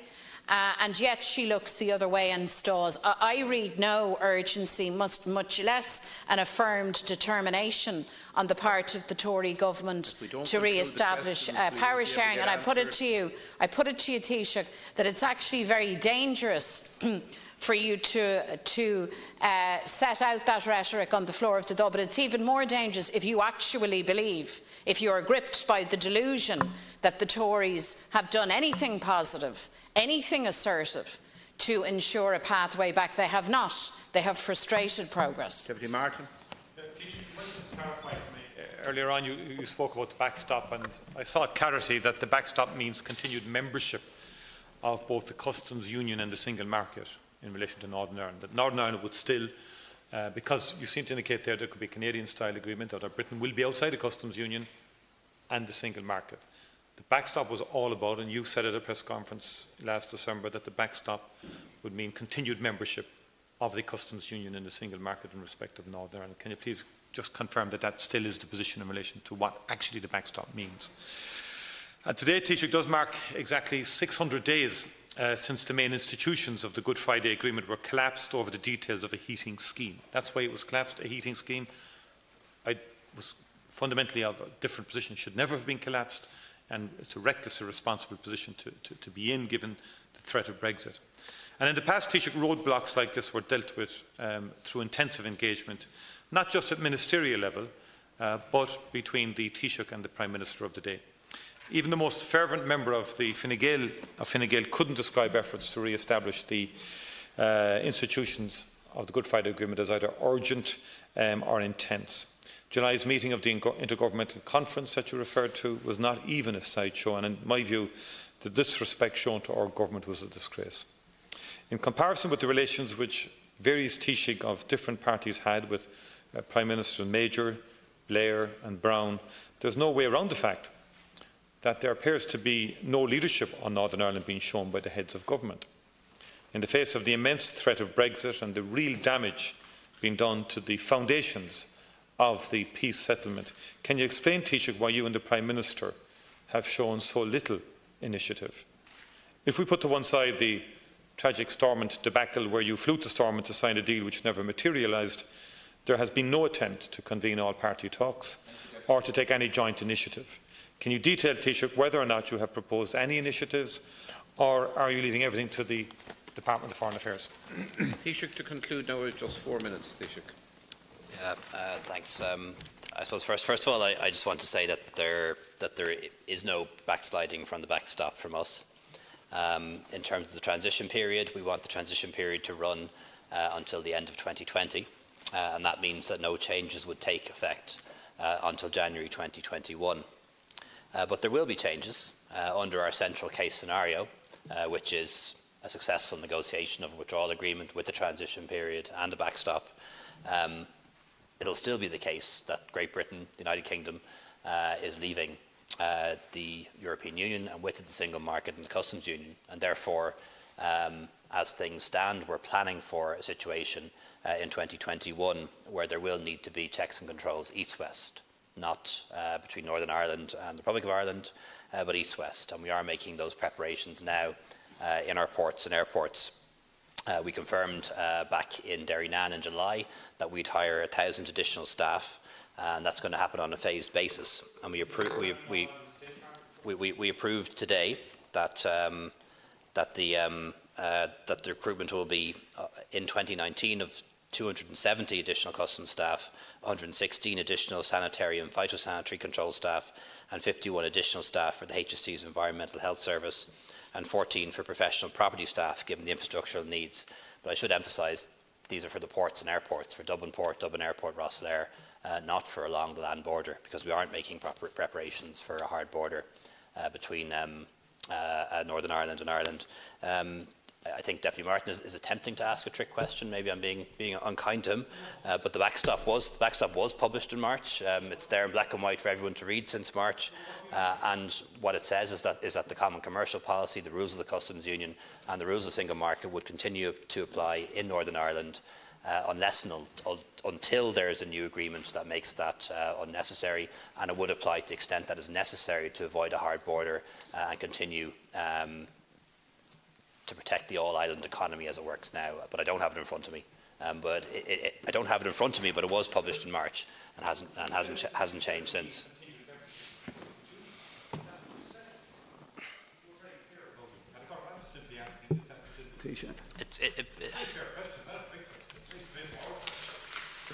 Depends what you define membership as. Do you want to respond? Obviously, when the United Kingdom leaves the European Union, Northern Ireland will leave the European Union with it. That's a statement of fact. I think everyone knows that. But what the backstop, or at least the draft backstop, as published in March, means is that, for all intents and purposes, Northern Ireland will stay in the customs union and single market. But even at that, it's not as straightforward as that. It's the full regulatory alignment, the application of the rules, which allows us to avoid a hard border and allows us to continue to protect the all-island economy. But it's a document that's been published since March. I really don't think the Deputy should need me to interpret for him at this stage. Right. Now, we move on to questions to the Minister for Communications, Climate Action and Environment, and the first question is the name of Deputy Timmy Dooley, who has 30 seconds to introduce his question. Thanks very much. What's that with them big in the towns, I see?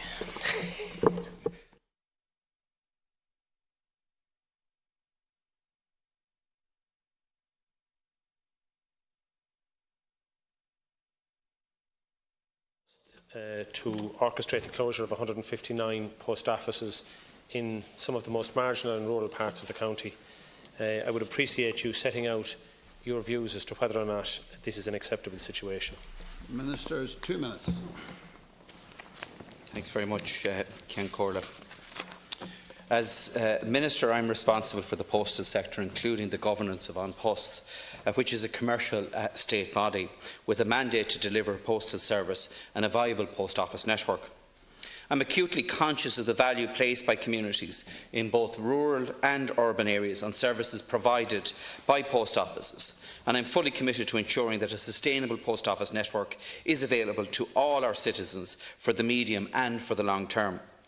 It's widely accepted that the post office network has been facing many challenges for some years now, with a continual decline in the transaction numbers primarily driven by the move to online payments and online banking, as well as e-substitution. Standing still is not an option for the network. And Post has confirmed that it has implemented 17.5 of the 19 recommendations of the Kerr report. And I would like to acknowledge the significant contributions made by both Bobby Kerr and Senator Mary-Louise O'Donnell in helping to address the issues surrounding the post office network. In April of this year, An Post announced a renewed vision for the post office network, which centres on the availability of new services in a modernised, revitalised network. The announcement was supported by an agreement reached between An Post and the Irish Postmasters Union executive following months of intensive negotiations, and subsequently endorsed by 80% of the IPU members. In its negotiations with An Post, Postmasters sought both the modernisation of the network and a voluntary redundancy package for those who wanted to leave the business. It's important the decision of those who wish to leave this business is respected. These are not decisions that have been taken lightly or without good reason. There are a number of reasons that postmasters across the country are availing of the offer, including age, low population levels, as well as the fact that some postmasters are not even earning a minimum wage as a result of the declining transaction levels and mail volumes. An Post advises that where a post office closes, 70% of that business transfers to the neighbouring post office. The reality is, by facilitating those who wish to exit the business, neighbouring offices are further supported, thereby ensuring a more sustainable network for the future. The IPU agreement represents a necessary step in reinvigorating the National Post Office network and making a viable, sustainable, modern and vibrant network for the future, capable of adapting to the changing environment in which it operates, providing a service that meets the needs of communities across the country. This wholesale closure of post offices throughout rural Ireland is a fundamental attack on rural Ireland and the people who live in it.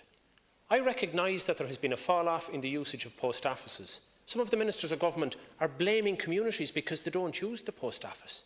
How ridiculous is that? Life has changed. Some people are doing their transactions online, and you and your government need to accept that. But just because there's a lesser number of people utilising the services of the post office should not be used as a ruse to close the post office. Because what's that effectively saying to the elderly and the vulnerable? You're not really important. You don't matter to this government. Your needs, your expectations don't matter. Do you know what you're asking them to do? Join the queue, travel 14 or 15 kilometres down the road and give your business to somebody else to make their business viable. That's not what public service is about, Minister. The reality is that we as a state have a responsibility to provide public services as close as possible to the people that needs it. And that really means the elderly, the infirm and those with the greatest need in society. There's an encumbrance on this government to retain the services in the community. It can be done at a reduced cost. It can be done by co-locating within the businesses that are already there, supporting them also, and ensure that the service will be maintained, particularly the delivery of social welfare payments to the elderly and the most vulnerable at a location close to where they live. And you need to rethink this, Minister, and stop talking about robbing Peter to pay Paul. Close one post office to make another vulnerable. That's making meal of one and fish of the other. Ministers, 1 minute. Thank you, Laskin Corley. First of all, let me make it crystal clear. My priority through all of this process, and I've said it here in the House before, is to make as many post offices as possible viable. And that's my #1 priority in relation to this.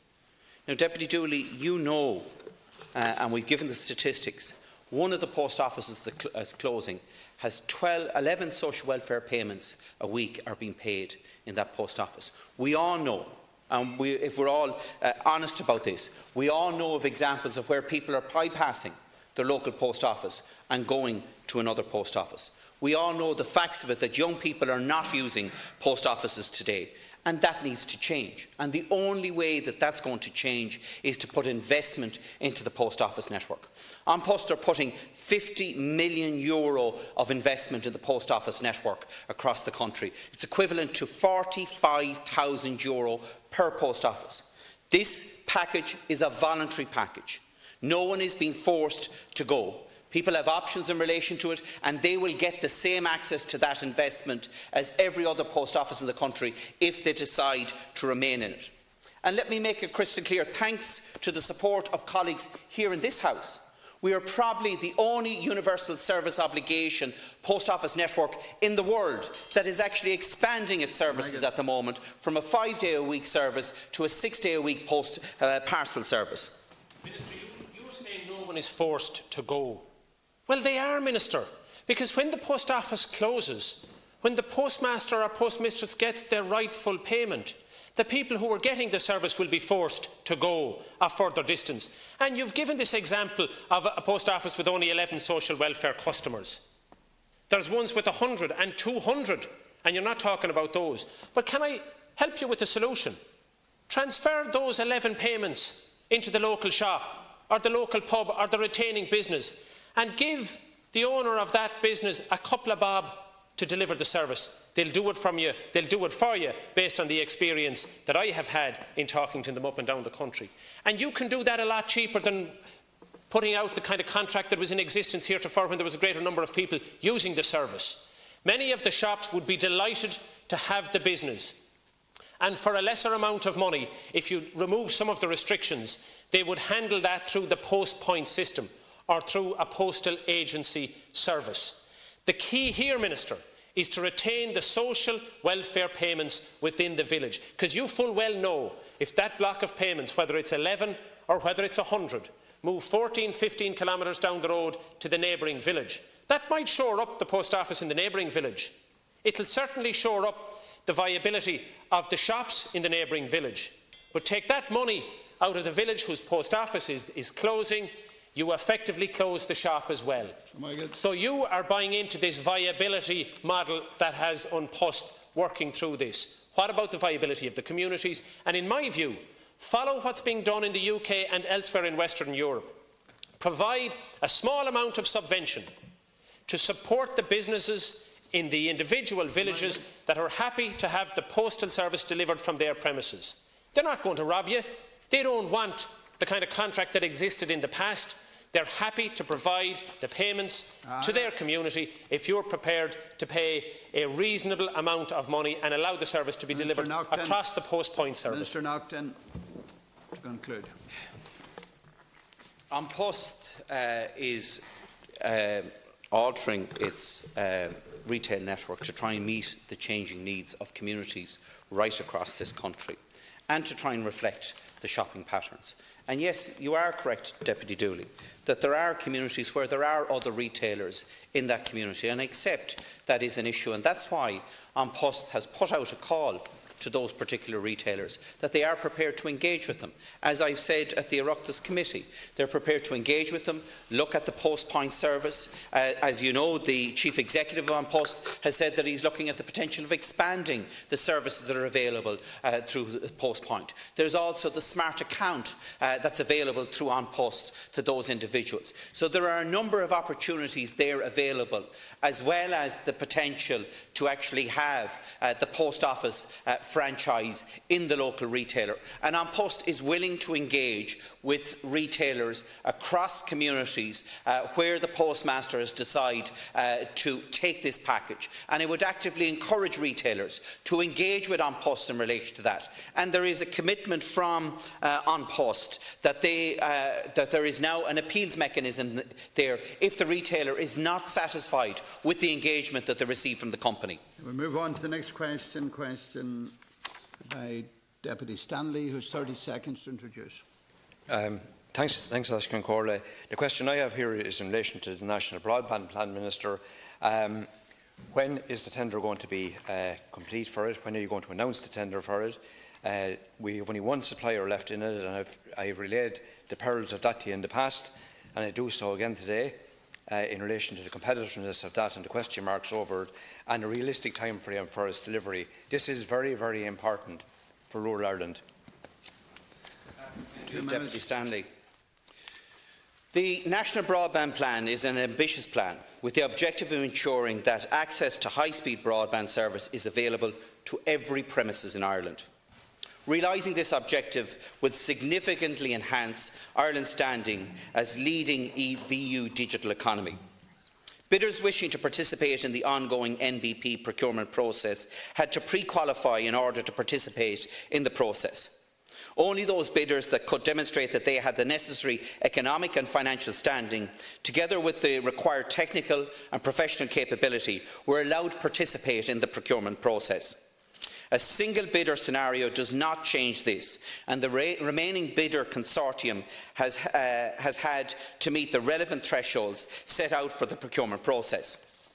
Up until the point where the procurement was about to enter its final stages, there was a competitive process. Through the engagement with multiple bidders, the NBP procurement team had clear sight of the likely costs and revenues associated with delivering the high-speed broadband network in the intervention area. The NBP contract includes comprehensive governance provisions to ensure tight management of the build and operating costs. The procurement process is now in the final stages, and the bidder's submission at final tender will include the proposed technical solution and deployment plan. And I'm pleased to inform the Deputy, Dáil Éireann, and more importantly the 540,000 families and businesses across rural Ireland that are awaiting high-speed broadband, that today marks a historic milestone in the Government's national procurement of the broadband plan. Earlier today, the remaining bidder in the National Broadband Plan procurement process submitted its final tender to my department. Over the coming weeks, the department's procurement team will evaluate that submission that was received earlier today. I'm looking forward to receiving the output from that particular evaluation. The MBP procurement process is unique in terms of its level of ambition and vision. Its focus is to ensure a future-proofed technical solution that will allow this generation and future generations to fully participate in digital society. Due to the significance and scale of the project to deliver high-speed broadband to every single premises in Ireland, regardless of location, the procurement process has been, by necessity, complex and thorough. As the evaluation process is now underway, I cannot comment further. Suffices to say that today is a landmark date. Minister, I listened to every word you said there very carefully, and you said today that the final tender has been submitted and will be considered in the days and weeks and months ahead by your department. You told me nearly a year ago that it's in the final stages, but you and I knew at that stage it wasn't in the final stages, and nobody had sight of anything that was lost in a legal and financial and logistical mire. That's the truth of it. Please tell me how many people have been working on the tendering process and for what length of time that has been going on. You've only one bidder left in it. You have no plan B. It's either ENET or you call a halt. Professor John Fitzgerald, and this isn't just Sinn Féin, Professor John Fitzgerald, speaking in respect of state contracts, said earlier on this year, and I quote, "If there's no queue for suppliers, there will be no savings for the state," unquote. And I told you a year ago that if you're going to the market to sell a calf or a bullock or anything else, if there's only one buyer, you'd be better off turning around and bringing the bullock back home. And you know that as somebody living in rural areas. You've chosen the privatisation and ENET model, and ENET being the only company there can do that. You haven't been able to tell us what size of a blank cheque that this is going to cost the taxpayers of Ireland. We want to see this rolled out. We believe that this process has been like a slow bicycle race. You said in your programme for government that we, and I quote, "we will provide additional exchequer capital if needed to deliver on our commitment to bring the next generation broadband to every house and business in the country by 2020. And you said once the contract is awarded, the rollout phase will begin immediately. We are now 15 months from 2020, Minister. This has been like a slow bicycle race.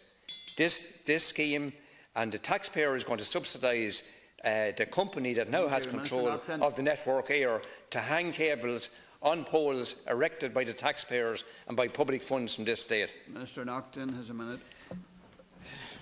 Deputy Stanley, first of all, the tender was submitted earlier today, and that will be gone through by a team of about 80 people that have been involved in this procurement process.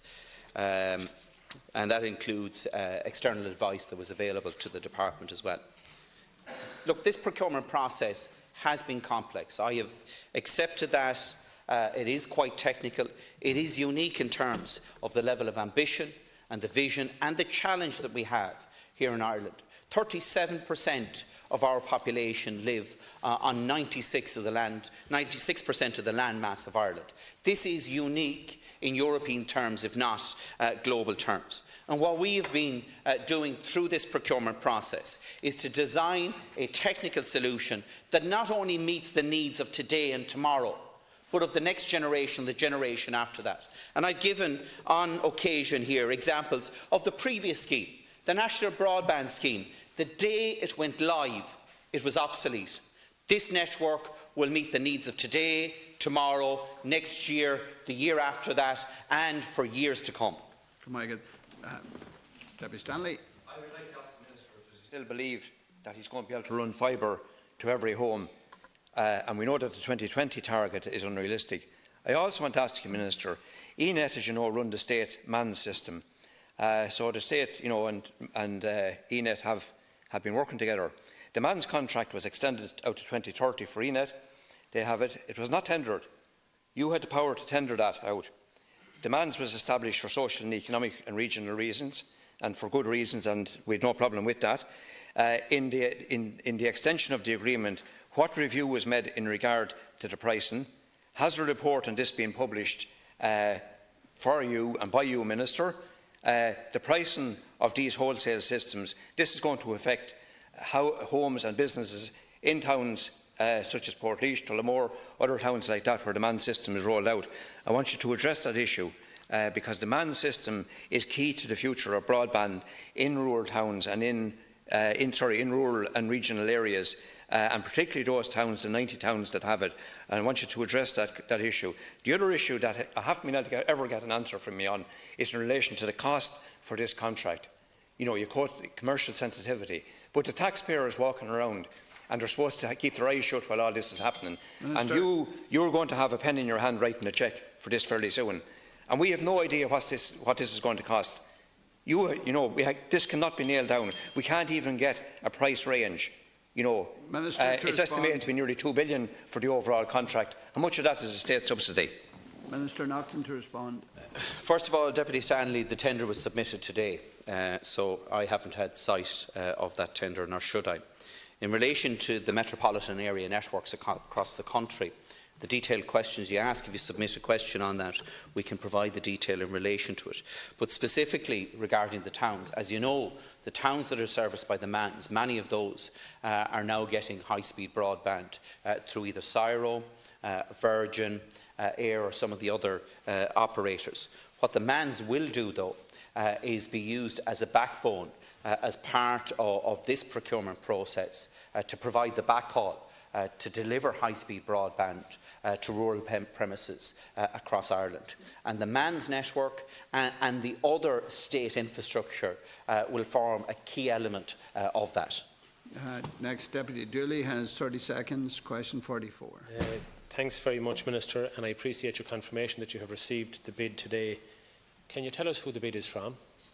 My understanding is that over the course of the last number of months, as you know, through this process, Air pulled out, the consortium made up of the ESB and Vodafone called Cyro pulled out, and we were left with one bidder, ENET, which is a consortium, as we understood prior to the break, that was made up of SSE, Jones Lang and Graham McCourt.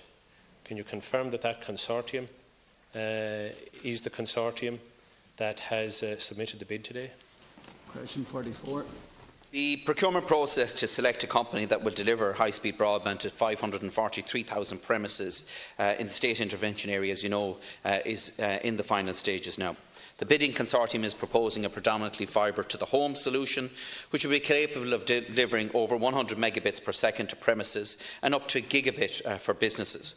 The network will be a wholesale, open-access network over multiple retail providers who will provide a range of services to citizens and businesses at competitive prices. The deployment of the State Intervention Network will allow 1.1 million Irish citizens to fully participate in the digital society.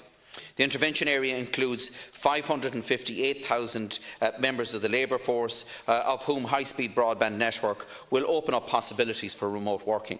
The intervention area also includes almost 56,000 farms and over 44,000 SMEs and 600 schools. As I outlined in response to Deputy Stanley, my department today received the final tender from the remaining bidder in the MPP procurement process. While I do not propose to comment further while the evaluation of the submission is ongoing, it is worth reflecting on the investment of over €2.75 billion in high-speed broadband infrastructure that has taken place in Ireland in parallel with the NBP procurement process. The commercial sector has clearly reacted to the programme for government commitment to ensure access to high-speed broadband to every premises in Ireland by investing significantly in new infrastructure and offering services with a minimum download speed in excess of 100 megabits per second. In relation to the question by Deputy Dooley, the consortium is a Garrahan McCourt-led consortium. I do not propose to comment in any way on the submission received by my department earlier today. I understand that the consortium will issue a press statement later today providing some of the background detail. Deputy Dooley, a minute. Minister, you are now telling us that ENET are no longer the lead bidder, that the consortium, it seems to me, doesn't have ENET as part of the consortium that's bidding. It seems to me that Jones Lang are no longer part of the consortium. We're aware that SSE removed itself from the consortium some time ago. So it seems to me that whilst you're not going to tell us very much, you're confirming by your failure to respond to the question that the only remaining bidder here is Graham McCourt. Can we assume that? I'll ask you to answer that, please, if you would. Minister. As I said, Deputy Dooley, I cannot or won't comment on that at the moment. I understand that the consortium will be issuing a statement today, later today, and that will provide detail in relation to the questions that have been raised. Deputy Dooley's final question. Minister, have you, in light of the information that you're not giving us, have you any concerns about the viability of this company and the ability to meet the requirements of this really important contract? When I raised concerns with you in this House over this particular bidder some time ago, you pounced on me and you lectured me about the quality of the consortium. And at that stage, you put a lot of stock in SSE and Jones Lang and their international reputation. Now, Minister, you're going to have to reflect very, very seriously on this, in light of what's about to emerge, as to the change in character of the bidder that has now submitted its final tender to you. Now, I understand the political expediency of getting a deal signed, but this is for 25 years. And you may be gone from office and I may be gone from this House, but I don't intend to leave or be part of leaving a mess behind us that doesn't deliver the long-promised broadband services to the 540,000 premises. It has been promised since 2012, and no one within that 540,000 cohort are any closer to seeing broadband delivered. There's no start date for the first House, there's no end date for the last House. And there's now real questions about the viability of what's bidding. Air have pulled out, Vodafone have pulled out, the ESB have pulled out, SSE have pulled out. My information is that Jones Lang have pulled out. ENET has moved from front to the back of the line. If that doesn't raise very, very serious questions about the viability and the capacity of the state to roll out this service, I don't know what does, Minister. But just driving headlong and failing to do what I asked you to do previously was to take time out and reflect and try to understand if it will be possible to do this based on the kind of tendering process that was put in place in the first instance. Minister, 1 minute. Let me make it crystal clear here, as I've said to both Deputy Dooley and Deputy Stanley. The procurement process that has been involved in this, and yes, it is a complex process, each of the bidders in this process had to provide the necessary economic and financial standing, along with the required technical and professional capability to deliver on this. The reality is now that we have a tender received earlier today, and the evaluation team needs to be allowed the space to actually undertake an assessment of that tender in a comprehensive and robust manner. And let me make it crystal clear to Deputy Dooley and everyone else here in the House. To be quite honest with you, the 543,000 families and businesses across Ireland don't care what's on the side of the van.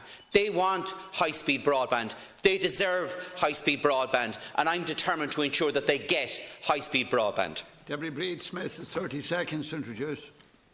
Minister, I want to ask you about the proposal for a liquefied natural gas terminal in the Shannon Estuary and how you see that as compatible with the state's commitment to tackle climate change, given the fact that we have banned fracking in this state and are likely, if this is to go ahead, to use fracked gas from North America off our coast. It seems to me to fly in the face of any commitment that a minister who is appointed to tackle climate change would have to tackle climate change. Ministers, 2 minutes.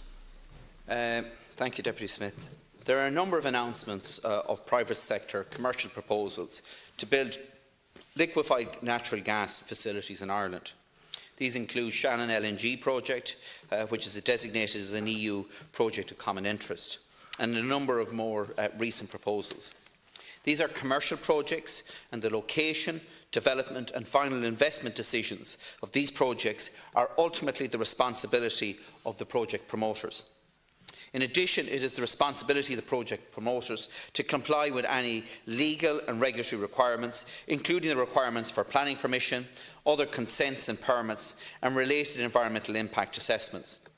Ireland's energy policy is fully aligned with the EU's climate and energy objectives on the transition to decarbonisation, which includes the continuous and ongoing review of policies to reduce harmful emissions, improve energy efficiency, incentivise efficient and sustainable infrastructure investment, integrate markets and promote research and innovation, while ensuring our energy security of supply is maintained and enhanced.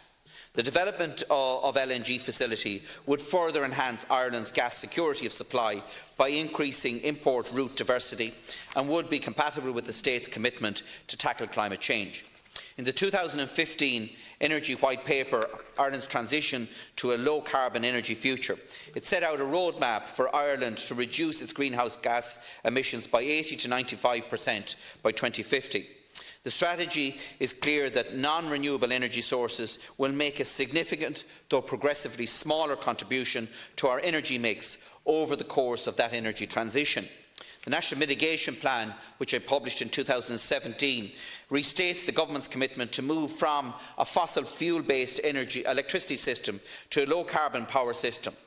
The investment in further renewable generation is to be incentivised, and the National Development Plan commits to a doubling of our renewable electricity generation. During this transition, gas has the potential to deliver significant and sustained benefits, particularly in terms of enhanced security of supply. Natural gas has the potential to play an important role in reducing greenhouse gas emissions in our power generation, industrial and commercial, residential and transport sectors by replacing more CO2-intensive fossil fuels. In Ireland, gas power generation provides an important backup for intermittent renewable wind generation within our electricity system. Deputy Smith, is 1 minute.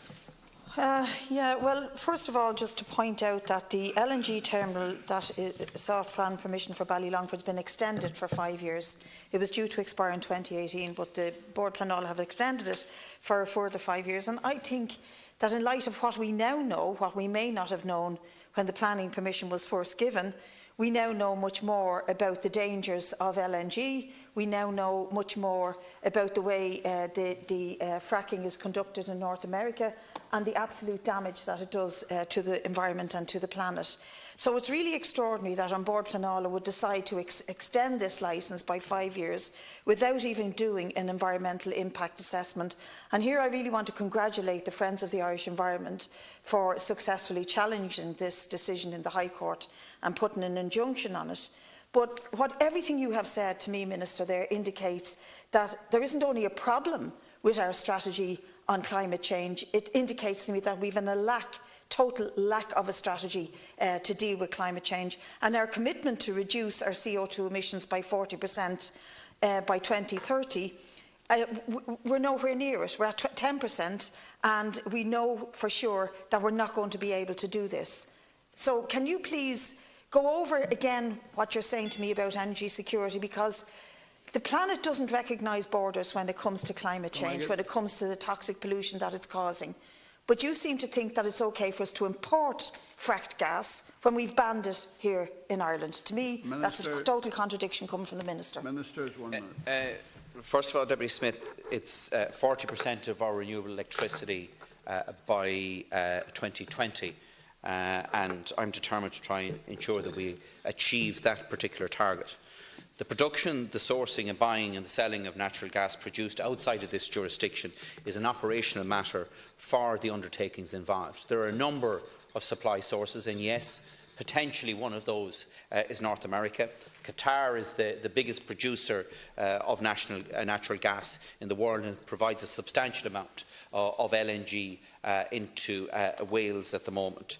There are a number of projects that have been proposed. I visited a floating LNG facility when I was in Malta last year, and that has provided security of supply to that particular country. The reality is, and as you know, Deputy Smith, and it would be disingenuous not to acknowledge the fact that we are reliant on gas coming in through the interconnectors to the UK.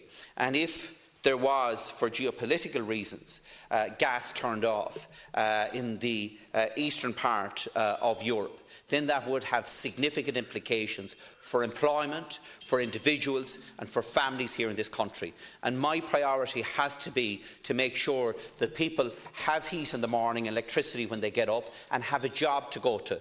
That is the #1 priority for me as Energy Minister, is to ensure that we have security of supply and to ensure that that is as low an impact in relation to our environment as possible. Final supplementary. I have to contradict you that your priority is just to supply energy. It's also to ensure that we move away from overheating this planet. This type of fuel, liquefied natural gas, is the dirtiest fossil fuel imaginable. The scientists are comparing it to being as dirty as coal.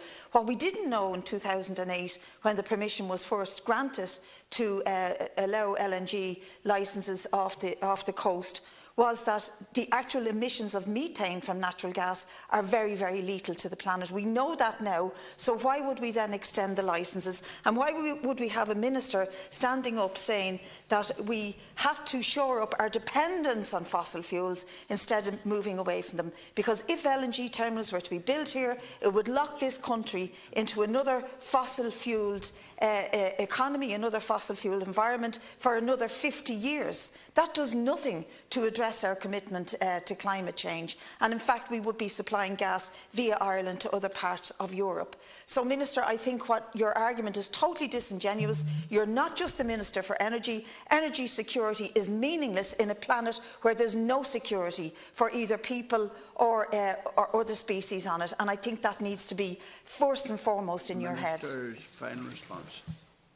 Yes, Deputy Smith, I'm not just the Minister for Energy, and that's why I've said, yes, it's important that we have power in this country, but it's important that it's clean power.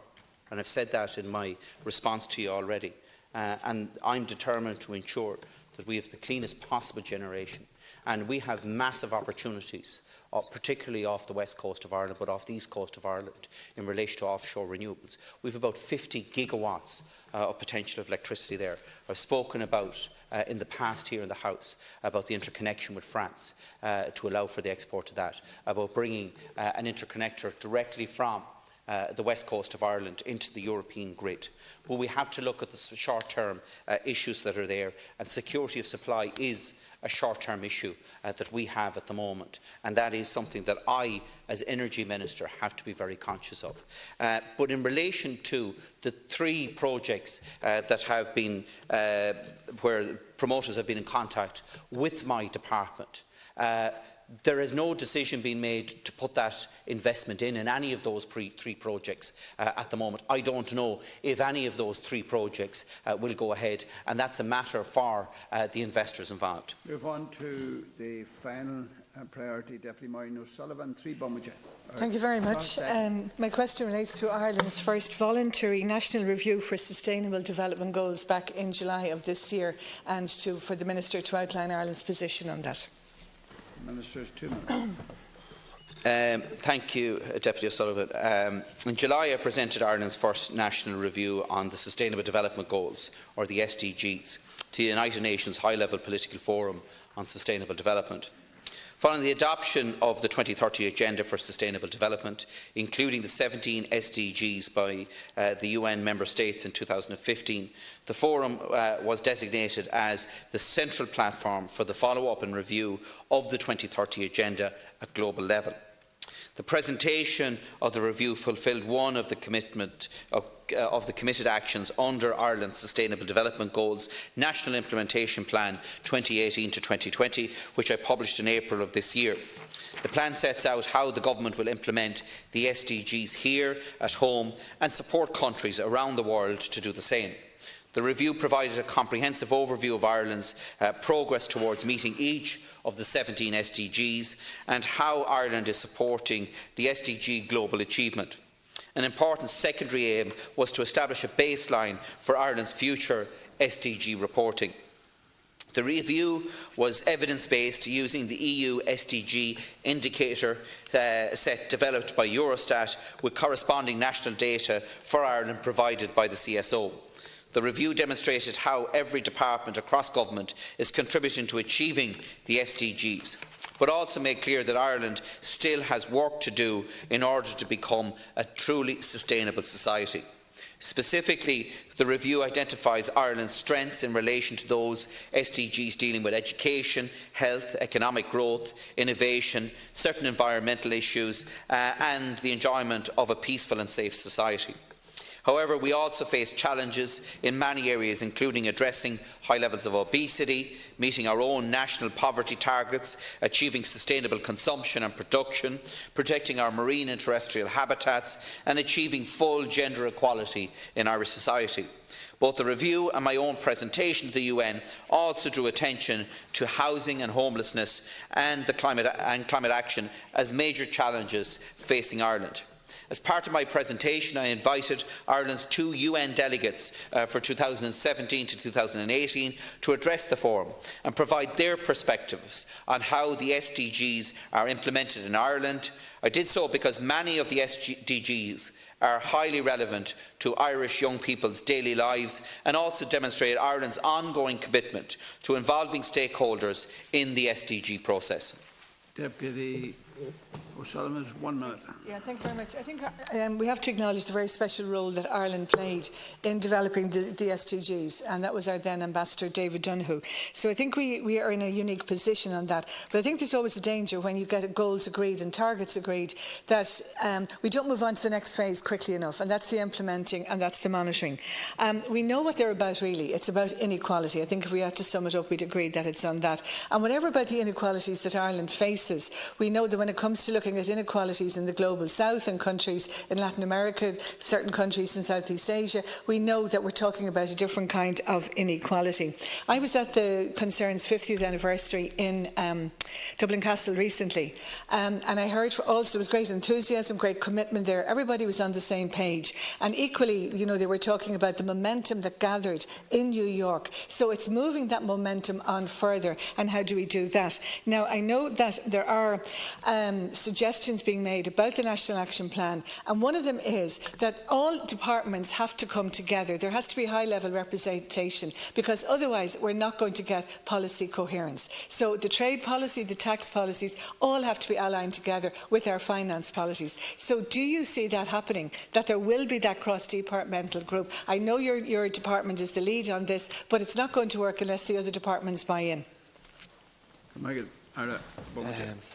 Thank you, Deputy O'Sullivan. And yes, first of all, I want to acknowledge the tremendous work David Donoghue did, the Irish Ambassador, on behalf of Ireland and Kenya, which led the charge in relation to the development of these SDGs. And people didn't believe that it was achievable to get agreement in relation to the SDGs. And you are right in relation to, you know, having coordination across government departments. And yes, that's my responsibility to ensure that that happens, working with other ministers. But it's also important that individual departments take responsibility for individual issues, because if no one is responsible, then nothing gets done. And yes, look, we've been quite frank in relation to the challenges that we have, and yes, that we have challenges in relation to it. And, you know, we are engaging at official level and at ministerial level to progress these issues. Final supplementary. But the question then comes down to, will you be the person who will draw all of that together? And I just look at, you know, the proposals from Coalition 2030, and I think they make sense. I mean, the National Action Plan was one, but also what they're talking about, a monitoring forum. And of course, I listened to the previous exchange there, and the elephant in the room is climate change, because if we don't get that right, then none of those Sustainable Development Goals are going to be achieved. And I think the other point is the public has to buy into this. There has to be a public awareness and participation, and I think that will be really important, because when we look at finance for development. You know, the question is, and the Minister for Foreign Affairs seems to be committed to that, to moving towards the 0.7% of GNI, because none of this is going to happen unless the resources are going to go in. So I do hope that, you know, it's your department, but the other departments have to be involved. And we do need the NGOs, we do need civil society to buy into that. And I think that's a major piece of work that has to be done. I might get the final response. Yeah, just to answer your question, Deputy O'Sullivan, first of all, as part of the implementation plan over the next couple of years, priority has been given to public awareness and to stakeholder engagement, and we accept that that is fundamental to this. My role as Minister is overseeing a coherent implementation across government and across government departments, and I have specific responsibility in relation to energy, sustainable consumption and climate action. But it's not just about providing leadership here at home. When I was in New York, I also had the opportunity to show international leadership, where Ireland is now taking a lead role in the UN Convention on the Combat of Desertification in relation to the Great Green Wall Initiative, to look at across the Seychelles region, across North Africa, to build a physical barrier to the progression of the Sahara Desert, which has a direct impact on sustaining those communities along the Sahara Desert, to address some of the issues and challenges in relation to migration, to provide viable futures for those communities, and working at international level to promote and develop that, not just as a concept, but practical action on the ground. Right, we now move to conclude priorities. We move to other questions, and the first question is in the name of Deputy Dáil. You have 30 seconds to introduce. Ceann Comhairle. Minister, I don't think it's an overstatement to say that there's a crisis in waste management. Multiple operators trudging up and down the same road every day to pick up the odd bin here and there, appalling working conditions, rising prices, and you'd probably need a university degree to even work out what you're supposed to put in each particular bin. There is a desire in communities to take the service back into municipal, local or cooperative ownership. Is there any supports your department provides for that? 2 minutes. The Waste Management Act 1996 as amended, and the Waste Management Collection Permit Regulations of 2007 as amended, set out the regulatory framework for the collection of waste in the state. The obligations on local authorities in relation to collecting household waste are set out in Section 33 of the Waste Management Act of 1996 as amended. In summary, it provides that each local authority shall collect or arrange for the collection of household waste within its functional area. The obligation to collect or arrange for the collection of waste shall not apply if there is adequate waste collection service available in the local authority's function area. The estimated costs of the collection of waste would, in the opinion of the local authority, be unreasonably high, or the local authority is satisfied that adequate arrangements for the disposal of waste conserved can be reasonably met by the holder of the waste. It is open to any organisation, commercial enterprise or local community group to apply for a waste collection permit to the National Waste Collection Permit Office, which is the nominated authority to issue permits on behalf of all local authorities, should they wish to collect household waste in the state. In addition, and depending on the scale of the planned operation, it may also be necessary to apply to the relevant local authority and or the Environmental Protection Agency for a waste facility permit or licence for the storage and or sorting of waste. As Minister, I do not provide any supports to any organisation, commercial or community-based, to facilitate the establishment of waste collection services. As the Deputy may be aware, the Competition and Consumer Protection Commission is currently conducting an independent study on the operation of the household waste collection market. The ongoing results from the Price Monitoring Group, in conjunction with the study being undertaken by the CCPC, will provide an evidence base for future policy decisions in relation to the household waste market. And just finally to say to Deputy Daly, I accept the point that you make regarding the confusion regarding what goes into which bin. And as of the end of last year, we actually have now a uniform list of what actually goes into your recycling bin, and that is available, and we have been running campaigns on that. So whether you're in Cork, Fingal, Roscommon or Cavan, the exact same material goes into your green recycling bin. Deputy Daly has 1 minute. Spend the rest of the days debating the issues that are not on any of those lists and the confusion that arises. But I think the point I'm trying to get at is that we need to be a bit creative. I'm not talking about the responsibilities of the local authority per se, but the attitude of the local community, and particularly from the point of view of a cooperative basis. I mean, last year, myself alongside a good community activist in my own area of Swords, where I live, Dean Mulligan, conducted a survey of an area of about 2,000 households who were not impressed with the bin service, who were sick of the different bin companies going up and down their roads, and a desire, well over 90%, to buy in to a cooperative type venture where they would run their own service locally, just serving their estate with their own local labour, which they would control on a cooperative basis. To me, in this area of climate change, with our emissions targets and particularly the amount of trucks even on the roads, not to mind cost and value, surely that is something that your department could play a role in, of not necessarily subsidising, but actually stepping in and giving some form of direction and assistance in. Because to me, from a climate change point of view, not to mind waste management, starting local and keeping it local is actually the best for the environment and best for the consumer and the workers potentially as well. Minister, 1 minute. Look, I hear what Deputy Daly says. First of all, we're open to any suggestions or ideas that can reduce the generation of waste in the first place, and I think that has to be the #1 priority. The difficulty is with your suggestion, Deputy Daly, is that the logistical cost involved in collecting waste, segregating, managing waste for 2,000 houses would make it very, very expensive on those particular 2,000 homes. As you know, we have only 4 landfills in the country. We've gone from 24 in the last decade. By the end of this year, we'll be down to 3 landfills in the country. My priority as Minister is to try and minimise the amount of waste that's going into landfill. I think try and reduce the generation of it in the first place, but where it's generated, to make sure that it does not go into landfill.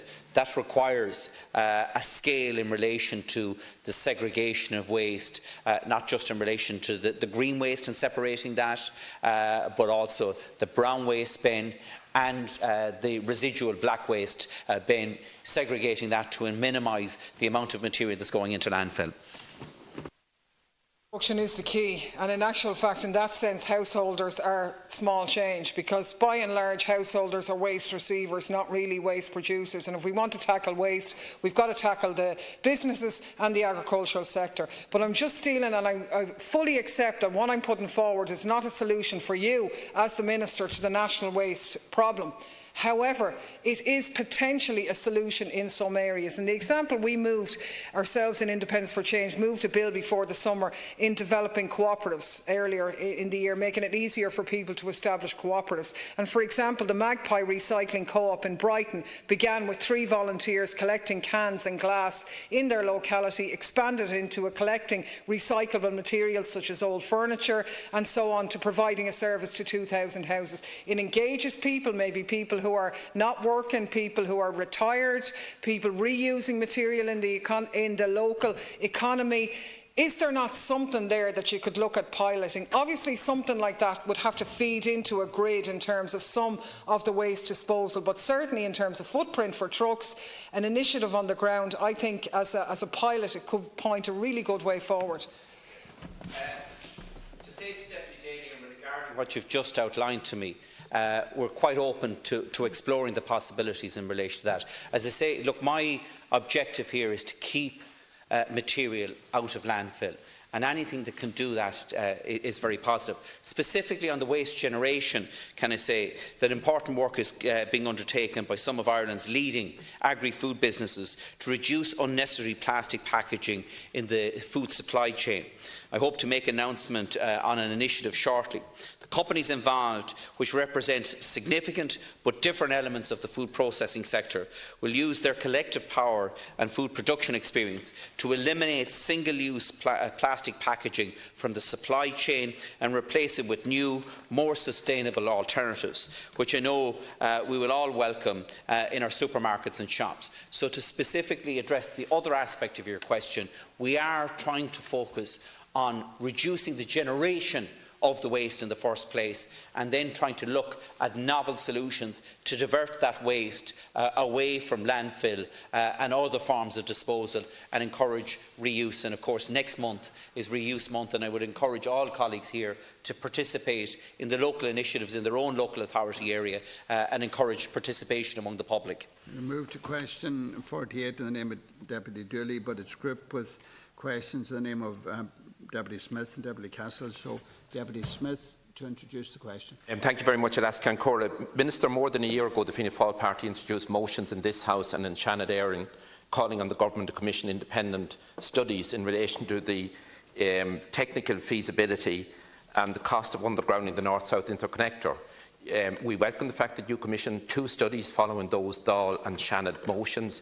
I understand that the reports have been with you for some time. The communities in Cavan, Monaghan and Meath are anxious to know what is recommended in those reports, and hopefully you're in a position to indicate to us that those reports will be published without further delay. Thank you, Alaska Corley. Thank you, Deputy Smith.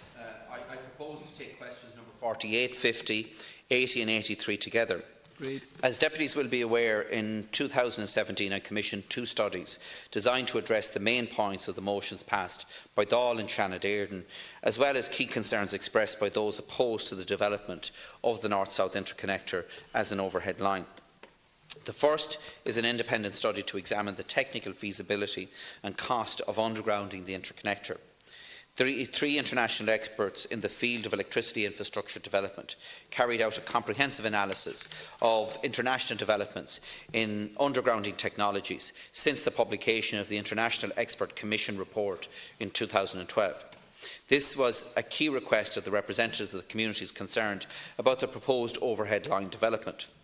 2 of the consultants appointed were members of the 2012 Commission, whilst the 3rd was a member of the 2014 Independent Expert Group appointed by my department to review key electricity grid projects. Therefore, all members of the Commission were familiar with both the development of the transmission grids across Europe, as well as the project itself in the context of Ireland's all-island electricity grid. The North-South interconnector is critical to ensuring a safe and secure supply of electricity throughout the island of Ireland. It also supports the core objectives of the European and national energy policy, namely sustainability, security of supply and competitiveness. The project is subject to legal challenges in both Ireland and Northern Ireland, with important legal dates imminent in both jurisdictions this month and next.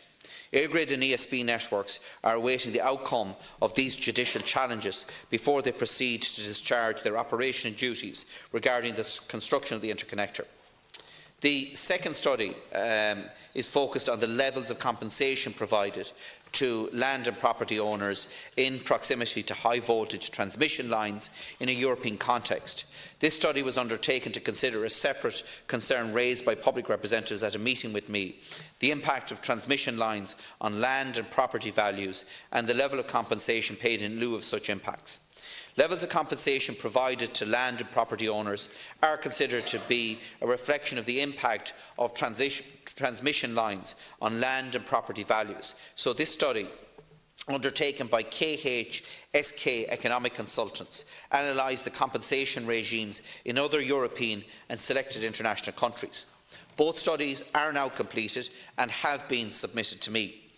In order to have the most up-to-date assessment of the implications of Brexit on the energy sector before bringing the reports to government, I sought the views of the energy regulator and the electricity and gas transmission system operators on the implications for the electricity market in Ireland in the event of a hard Brexit, including for the single electricity market, for timelines for the delivery of the programmes such as the DS3 and the North-South interconnector, and for continued secure cross-border electricity trading across interconnectors. The outcome of this analysis was submitted to my department last week and is being considered. I previously indicated to this House that it is my intention to bring the relevant reports to Government for consideration prior to their publication, and I expect to do this very shortly. I'll take both your supplementaries now. Yeah, thank you very much, Alaskan Cora. Thank the Minister for his detailed response. Minister, you've been telling me in response to numerous parliamentary questions that you're expecting to bring the report to Government shortly and within a few weeks. That dates back some time. Minister, you mentioned about the people who have been given sight of the report. Has EirGrid have sight of the report? Would they ask for comments or submissions in regard to either of those studies? And Minister, you're fully aware that under no circumstances will the communities in Cavan, Monaghan or Meath allow this project, if it is to proceed, to be for the transmission cables to be overground. Minister, there's a fundamental question there is, if the project is to proceed, those transmission cables need to be undergrounded.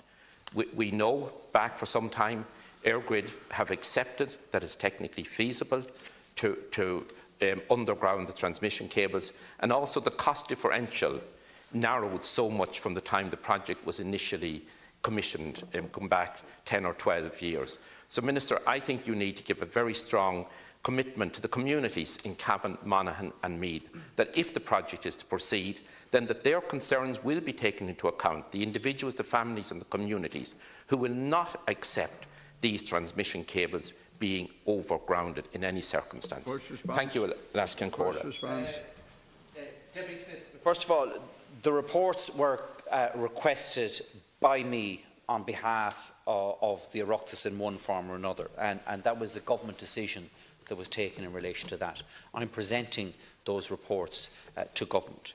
The hold-up has been that prior to bringing those to Government, I think it was only responsible of me to actually also look in the context of Brexit. If we had a hard Brexit, what is the implications for our electricity system here, for the single electricity market, for our gas market, and the implications for the North-South Interconnector and the DS3 project, which is ongoing at present. So I wanted to have a comprehensive position that I could present to the Cabinet. And in relation to that third report, that was the one where we engaged with EirGrid, with Gas Networks Ireland, and that was the one that they were engaged on, specifically in relation to the implications of a hard Brexit. It was also a request that had been made to me before the summer by the European Commission, and we'll be reporting back to the Commission on that. So EirGrid has had sight of both reports then? No. To answer your question, the reference to EirGrid and Gas Networks Ireland is in relation to a third report that I've sought. That third report is in relation to the implications for our electricity system and our gas system here in Ireland if we had a hard Brexit. And that third report will also be presented in tandem with the other two to the Cabinet. I only received that third report that was received by my department at the end of last week, and the intention is to turn that around quite quickly and bring all three reports to Cabinet very soon. Could I say at Ascan Corda that a very distinguished and very reputable journalist, Michael Fisher, who does a lot of work for the Northern Standard newspaper in Monaghan, who was a former RT correspondent, did a great public service in seeking through freedom of information the whole correspondence between your department and EirGrid. Reading that correspondence at times over the summer months, Minister, you would think that EirGrid was a division of your department, and that obviously they were consulted all along by any move by the department. EirGrid's views seem to have been sought all along. It wasn't at arm's length at all. It seemed to be just a division of the department, which I think is utterly wrong. Thank you, Lascan Corda. Minister. Yeah, can I say, first of all, Deputy Smith, that I think I was the first minister in a long, long time that actually met with the groups and directly engaged with them, and I've met with colleagues. And I don't think, in fairness, anyone here questions my sincerity or commitment to have a fair process in relation to this. I have those reports.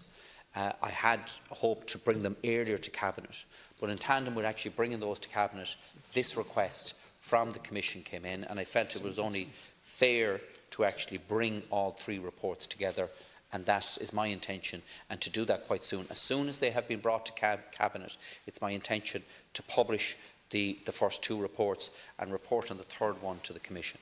Right, Deputy Shane Castle. Thanks very much, Cairn Minister. I'm very interested in hearing where you intend to go with this monstrous pylon project, as with my constituents in Meath and indeed in Cavan here, joined by Deputy Niamh Smith and Deputy Brendan Smith as well, because as Deputy Smith has said, we've been reading intently week on week in the Northern Standard newspaper during the summer what have now become known as the Airgrid files, which was a compilation of documents by the respected journalist Michael Fisher, as he unearthed some really fascinating stuff, most shockingly exposing the best buddy relationship that does exist and has been shown in these documents between your own department and Airgrid officials. Now, more importantly, Minister, in the context of the Underground Review Group, which you are asking about here today, is the fact that officials in Airgrid were emailing your department with proposed agendas for meetings with the Underground Review Group. I have them here. Now, how, Minister, can you seriously call this an independent review when the very body being looked at is actually putting the agenda together for the meetings? The last time I checked, Minister, a defendant in a court case does not prepare the prosecution case together for them when they're appearing in the dock. And following on from Airgrid's intervention, an email from your department to the Independent Review Group reads, "Good morning, gents. Airgrid are trying to structure the meeting on Thursday a little and have suggested this draft agenda." That's a little bit more than a little, Minister. So, Minister, I too, like my colleagues and most importantly the people in Meath, are extremely interested in the work that you have on your desk, but I'd love to hear your insights into these serious revelations by Michael Fisher into the process. Minister's 1 minute. I haven't seen those articles, and I'm not going to comment on them when I haven't seen them. But can I say to you that as soon as those reports have been presented to Cabinet, it's my intention to publish them, and people can read them for themselves in relation to what exactly is in them. Final question from Airgrid are below the Ploughman Championships, trying to canvass the farmers to get them on board for their project, to traverse their land and the lands of their neighbours with monstrous pylons across Meath, Cavan and Monaghan. They will not succeed, Minister. And the cosy relationship exposed by Michael Fisher in the Airgrid files, which I hold in my hand here today, show that there is seriously an unhealthy link between your department and Airgrid, which seriously scuppers any belief. And you talk about meeting the people. They have no belief after reading those reports for 8 weeks in the newspaper. These guys in Airgrid went as far as monitoring my social media account with the purpose of giving a heads up to your office, to officials, to expect questions from me and the Dáil. Minister, I'll save them the bother. I'll add you as a friend on Facebook, and you can do it yourself and read what I'm going to say. But the only thing that these guys will find on Facebook is a resilient community in County Meath, in County Monaghan and in County Cavan who will not be bullied by Airgrid. And Minister, I'll get you those reports on the Airgrid files in the papers, because I'll tell you what, it was some serious insights into the relationship with your department and Airgrid, and as has been said, a very, very unhealthy relationship. Minister. Can I say that I don't monitor anyone's social media account, or neither do any of my, no, I'm not disputing what you're saying, but I can say that I don't, and any of the staff that work with me or are personally appointed by me don't either. Every member of this House is legitimately entitled to raise any issue here with me or any other minister. And I will always try and respond to the best of my ability in relation to that.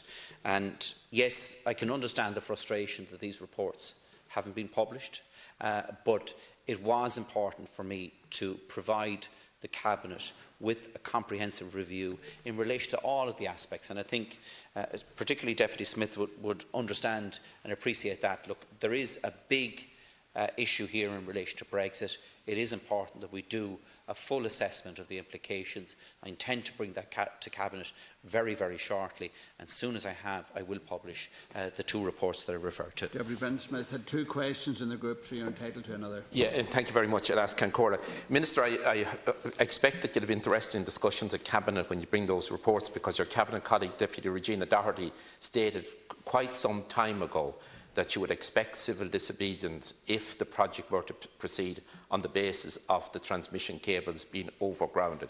Minister, I was very surprised that you allowed the procurement process to continue while these projects were the subject of court hearings in the Supreme Court here and in the Court of Appeal in Northern Ireland? Why was the procurement process allowed to continue while the project was subject to the Supreme Court hearing here and also a Court of Appeal in Northern Ireland? And we know with the governance situation lacking in Northern Ireland that decisions cannot be made on major infrastructural projects north of the border. Minister. Yeah, just to answer Deputy Smith, as you know, there are two sets of judicial proceedings, both north of the border and here. And as you know, on the 6th of September, the Northern Secretary Karen Bradley made an announcement regarding new legislation to be introduced in the House of Commons to deal with the particular issues that have been raised regarding the ARC21 waste incinerator judgment, and there are similar issues in relation to the North-South interconnector. As you know, we expect the judicial review here in this jurisdiction to take place quite soon. But specifically in relation to the procurement process, no works have commenced during this procurement process. And as I've said here in the House on a number of occasions and explained why that is proceeding at the moment, but there will be no works until we have clarification regarding that consent process. The time is exhausted, as I know Deputy Niamh Smith has requested, but the time is exhausted. And you will have another question, but it's not relevant to this. Deputy Tommy Brohan, 30 seconds. Well, Minister, I've been following the reports of the Household Waste Collection, the Price Monitoring Group, the PMG, and I note it was to finish its work in June, but you extended it. And I just wonder, was that considering your concerns about the introduction of green bin charges, which constituents are very deeply unhappy about on foot of the decision of China not to accept any more plastic waste?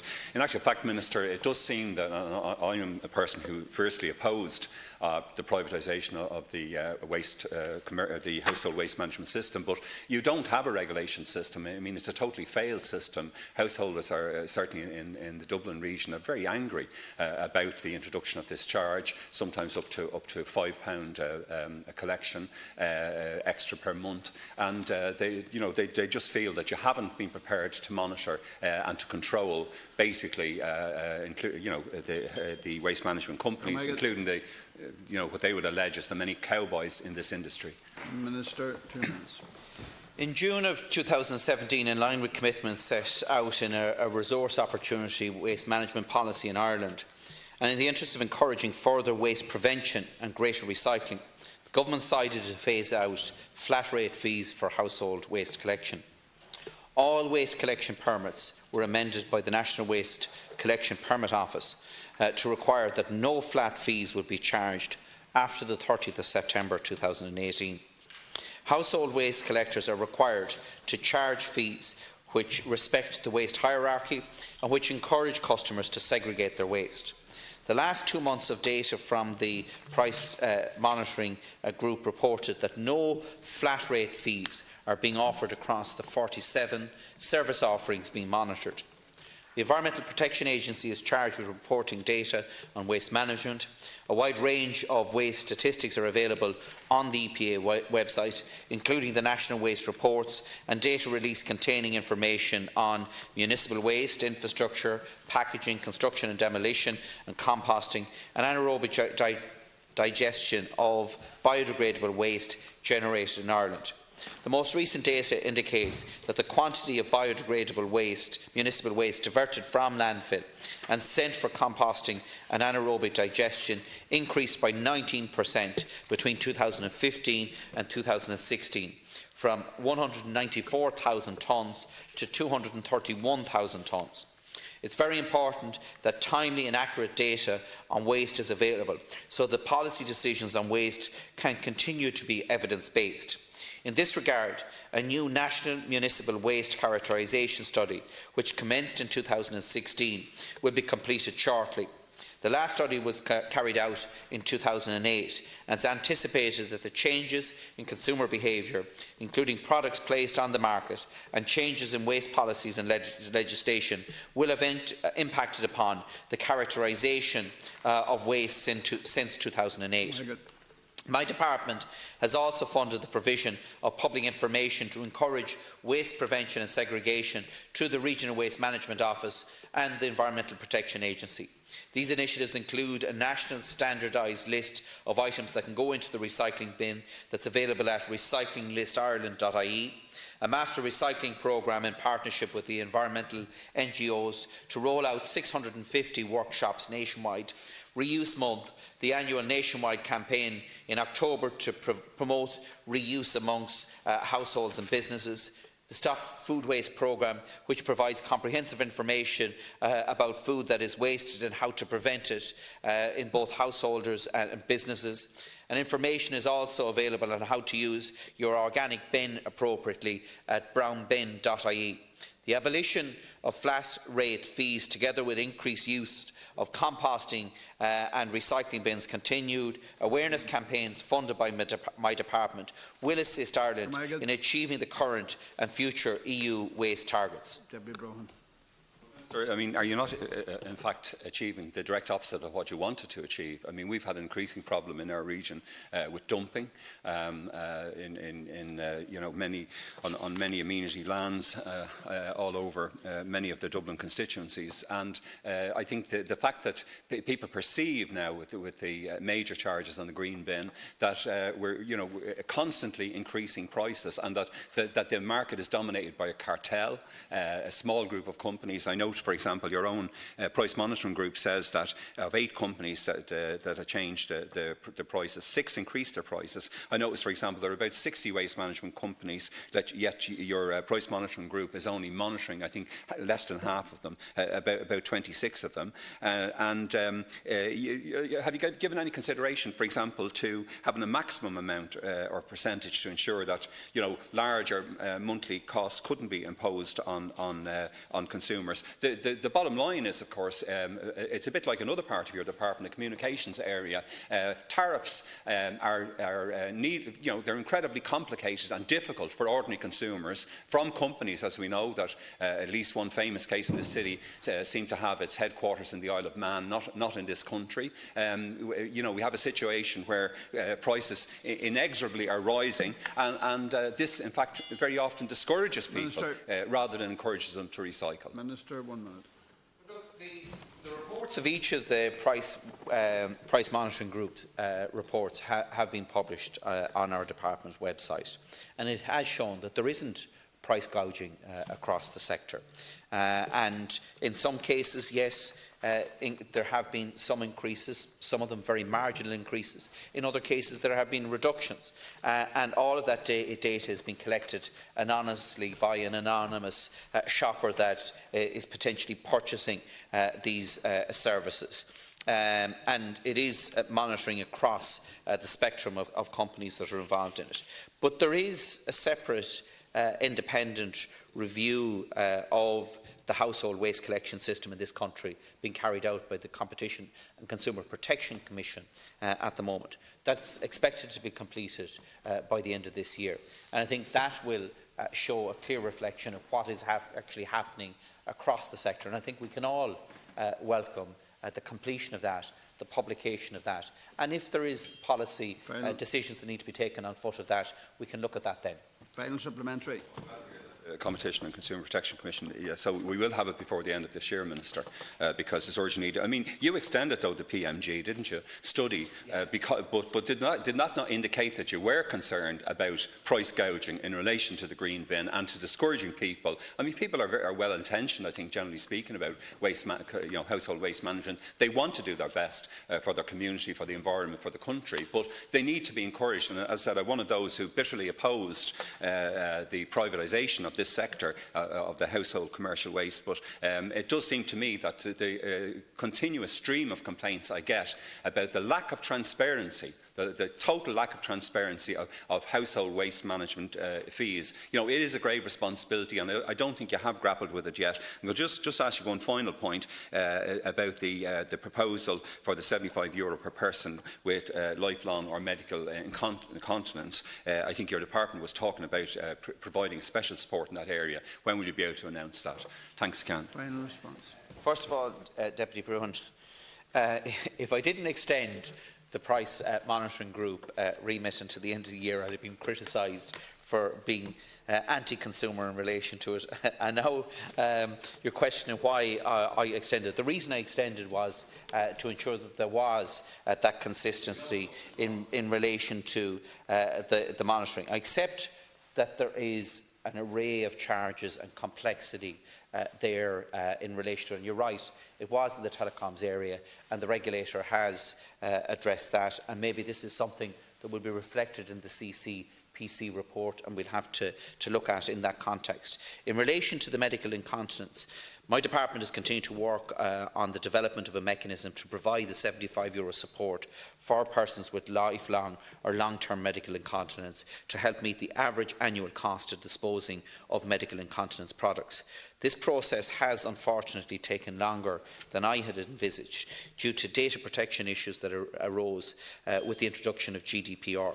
I'm committed to introducing an annual support as soon as practically possible in conjunction with the relevant agencies and stakeholders. We have the funding and I hope that I can make an announcement on that quite soon. We move on now to the next question. Deputy Breed-Smith, it was 30 seconds. Thank you. I assume Minister Kine has taken this question. Usually do. I think I've asked something similar before. I'll come to the reasons why I'm asking, but basically I want to ask you about the extensions and renewals of licence for petroleum exploration issued this year and the way in which the issuing of these licences is compatible and complements our commitments to tackle climate change. Minister. Thank Deputy Smith for the question. Details of all petroleum exploration authorisations granted are published on my department's website on a quarterly basis. In addition, I am required to lay before the Oireachtas under the Petroleum and Other Minerals Development Act 1960 half-yearly reports detailing all petroleum authorisations granted during the period of the report. The last such report was in respect of the 6-month period ending 30th of June 2018. To date in 2018, 12 licensing options have been converted to frontier exploration licences, and the terms of the phases of 3 exploration licences have been extended. Ireland will, within the EU and UN climate frameworks, pursue and achieve a transition to a low-carbon, climate-resilient and environmentally sustainable economy, underpinned by a secure and competitive energy supply in the period to 2050. Within that context, it is accepted that Ireland will continue to require and use some, but importantly, significantly reduced fossil fuels to meet the needs of our people, public transport, haulage, aviation, marine, home heating requirements, farming sector, medical device sector, manufacturing and industry. In that transition period, the development of Ireland's offshore oil and gas resources has the potential to deliver significant and sustained benefits to the people of Ireland in terms of national and local economic development, technology learning, enhanced security of supply, import substitution and fiscal return. What is not compatible with Ireland's commitment to tackling climate change, however, is continuing to use the same levels and mix of fossil fuels that we use today. Demand levels must drop significantly. Therefore, the Government's approach to tackle emissions for fossil fuels is to focus efforts on energy efficiency and renewable energy, which Deputy Naughton would have highlighted on numerous occasions, which make essential contributions to all of the major objectives of climate and energy policies, including improved competitiveness, security of supply, sustainability and the transition to a low-carbon economy. Minister, I guess every time I ask a question on climate change, I can locate that question in the context of another climate disaster, another event, a global event of a climate and weather extreme. And this week we saw the extremes in both the USA and the Far East and the absolute destruction to life and planet that it has caused. And that's why I bang on about this all the time, because our situation and the threat to our planet and our life on it is not getting better, it's increasingly getting worse, and the evidence is out there. So the reason I want to ask you this question again is really to highlight an issue that was brought to the fore at the hearing on the Climate Emergency Bill, which I have before the committee. And Dr Mandra Slevin pointed out at the time that the way in which we issue licences to companies and extensions, etc., mean that companies like Providence can effectively lay claim to huge tracts of the ocean bed for long periods of time. There's a labyrinth process of extending licences and extending leaseholds that they take advantage of. So for long, long periods of time, private companies can lay claim to huge tracts of the ocean bed. And on top of that, we we heard about the very generous tax regime that we have for oil and gas companies, and that if they do actually make any fines, that this state has gained very, very little financially as a result of that. So could you comment on that, and I'll come back on the other issues. Thank you. Nobody, vast majority of people in this House, I think, understand and accept the threat to our planet and the real visual impact that we see in different parts of the world. That's why we want, as a government, to reduce the use of fossil fuels. But I've been at pains to point out that the bill that you have proposed will not do anything to reduce the use of fossil fuels. What it will do is mean that we will be entirely reliant on other countries for the import of our oil and natural gas into the future.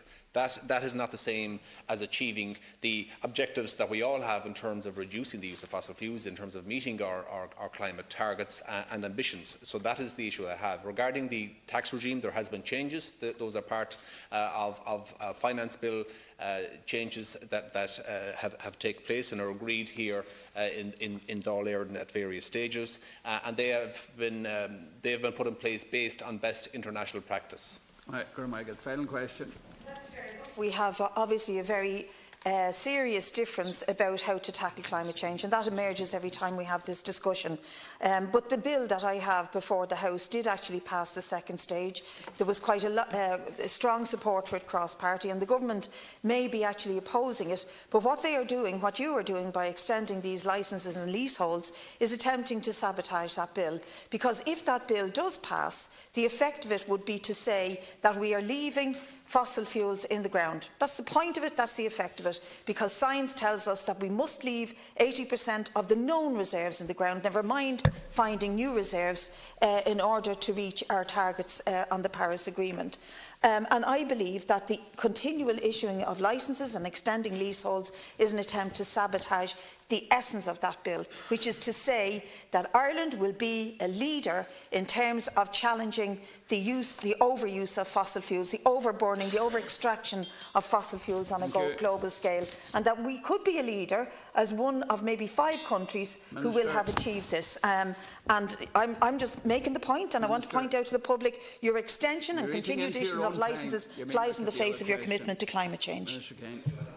Your bill passed second stage here with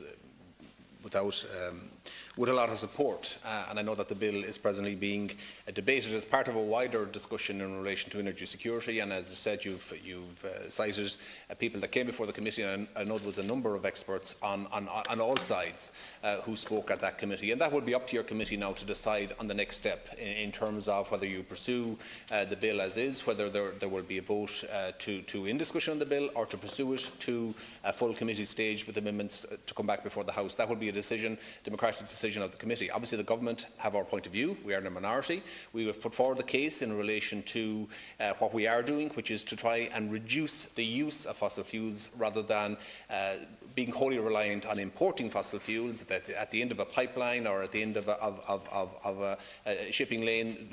Who knows what the future world turbulence might impact on the actual security of supply that we have in this country. So that is why we are supporting the continued exploration of offshores. But as you know, as I said, we are a minority government, and the full Dáil and Shannon will determine your bill if your committee choose to pursue it. I'll move on to your next question, but I would ask you to forfeit your 30 seconds, Minister, to respond, and one supplementary. Yeah, well, if you forfeit it, we'll be able to take you a supplementary. Otherwise, well, I'm suggesting. Well, okay, I can bring the questions to an end. I'm only being helpful. Minister, the target of the national broadband plan is to bring high-speed broadband connection to every single premises in Ireland as effectively and as efficiently as possible. This means that no home, no business, no school or no community is left without access to high-speed broadband. This is being achieved in 2 ways: through investment by commercial operators, and where this will not deliver, through a state intervention. The commercial investment to date has totalled €2.75 billion in the last 5 years. This means that today more than 15 out of 20 premises have access to high-speed broadband commercially. Without the catalysing effect of the National Broadband Plan, this would simply not be the case. My department, as you know, is in a formal procurement process to select a company who will roll out the new high-speed broadband network in the state intervention area. And I am pleased to inform the House here, and more importantly the 540,000 families and businesses that are awaiting high-speed broadband across the country, that today marks a historic milestone for the Government's National Broadband Plan.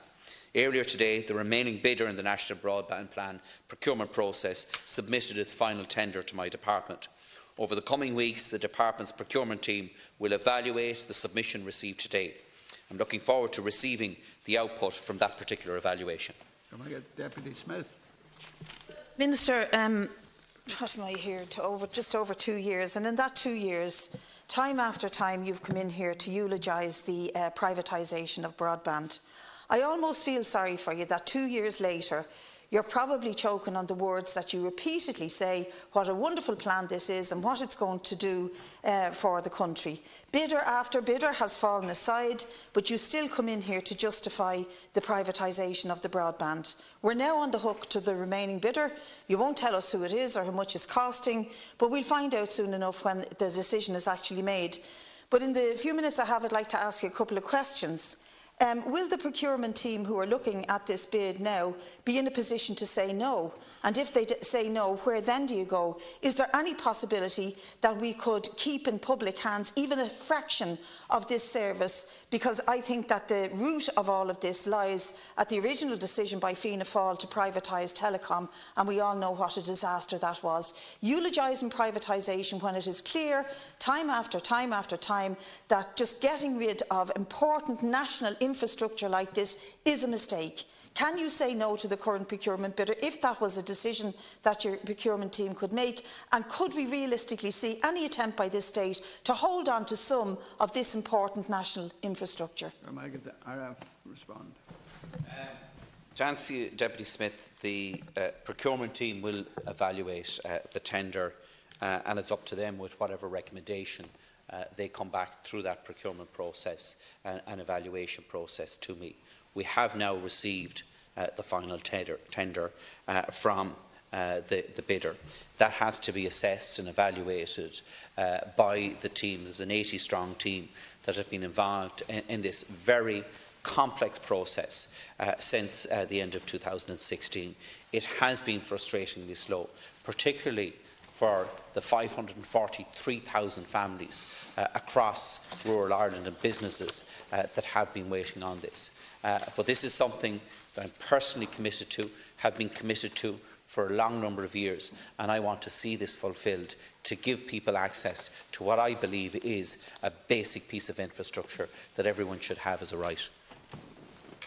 Short supplementary. Or just to say, I recently heard the Taoiseach eulogising the Land Development Agency and comparing it to a comparison I often use when I spoke to you about broadband, to the electrification of Ireland. Now, I think that's a joke, but I also think it is such a shame that we have privatised the broadband. It will go down in history as one of the worst decisions that this government has made.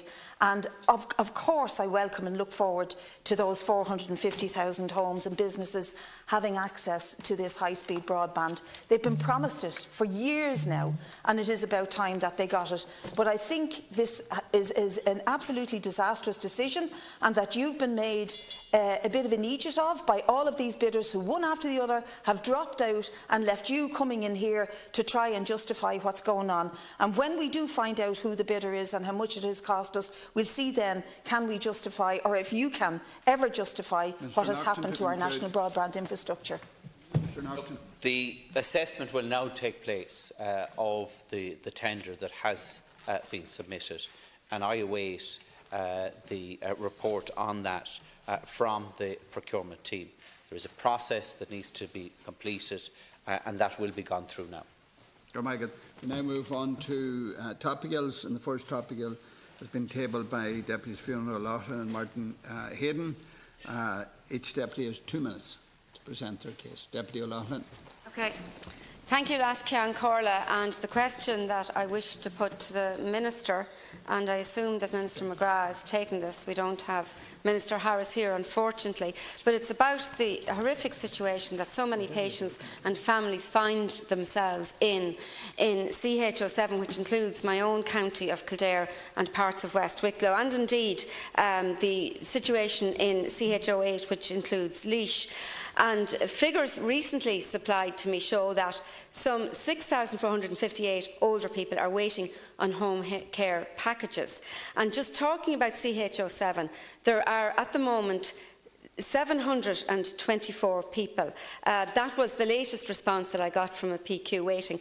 But when I actually rang the services themselves, there was the same number of people waiting last year. So this is an ongoing issue, and it's just absolutely shocking. These figures are absolutely unacceptable. There's a lot of challenges in the health system, and not all of them are about funding. They come down to management and mismanagement. But this is clearly an issue of funding.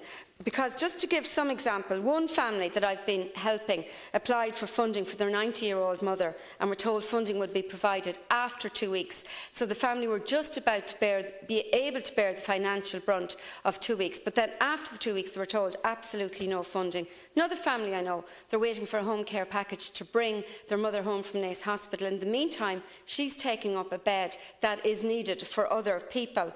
I spoke to a nurse in the area today who told me about an 85-year-old woman who broke her ankle 3 weeks ago. She was allowed out of hospital last week, and basically no care package could be provided.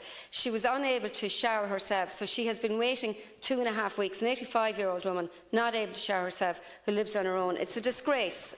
We need to do far better, and I will have more in the supplementary. Raise the issue of home care packages and home support services and the significant waiting lists that there are in the Kildare, West Wicklow, South Dublin area. As you will know, it's called CHO7, as the HSE refer to it, Community Health Organisation Area 7. I have been dealing with a number of constituents: stroke victims, cancer sufferers, people suffering from early onset dementia, people with old age who need additional support, a person recovering from the removal of a colon. I've been dealing with these cases all summer, Lascian Corla, and to deal with the waiting lists and the delays, a lot of these people are in Naas Hospital, they're in different hospitals who are, or they're in the community awaiting these additional supports. They're taking up hospital beds that they don't need to be in. There are people on trolleys in Naas Hospital that can be in that hospital bed. These people who are in the beds, who have these issues, have applied for home care packages, and the waiting list is there because the budget seems to have been eroded earlier in the year. It makes no sense, to my mind. Those people want to be at home, as we would want to be at home if we're sick like that, if we can be cared for. And you know, a couple of very basic questions need to be asked. First and foremost, we have got to get a situation where the very significant waiting lists in the Kildare, West Wicklow, Laois area are reduced and dealt with as soon as possible. These are real human stories that are very harrowing to deal with, I have to say. But it also isn't even smart. Even if it's an accounting exercise from somebody in the HSE or Department of Health, it's not good use of resources. We need to support the people that they can be minded at home to free up those hospital beds for people who are on trolleys who need to be in those hospital beds, because those hospital beds are very expensive for the people that are in them, never mind the fact they don't need to be there or don't want to be there. If you compare the Kildare area with of CHO7 with CHO4, which is the Kerry Cork area, similar populations of over 650,000 if you include South Dublin in our area, yet their waiting list in June of this year was less than a quarter of ours. So did they have the same budget to start with? Were they managed differently? And how has this situation been let happen? We can't have this to happen in the future. First of all, I want to thank Deputy Fiona O'Loughlin and Deputy Martin Hayden for raising this very, very important issue. And I know that they have a particular interest in developing the services in the Kildare CHO7 area. The overarching policy of the government is to support older people to live in dignity and independence in their own homes and communities for as long as possible. Home care is an important part of the supports for enabling older people to remain in their own homes and communities for as long as possible, and for facilitating their discharge from acute hospitals. Since being appointed as Minister with responsibility for older people, Minister Jim Daly has made improved access to home support services a key priority. Progress in this area is reflected in the additional funding made available for the winter of 2017 and 18, the increased funding and level of activity for 2018, and in the work being progressed on the development of statutory home care scheme. Home support services were a particular focus in the budget of 2018, with an additional €18.25 million allocated. The HSE has operational responsibility for planning and managing and delivering home and other community-based services for older people. Services are provided on the basis of assessment care need.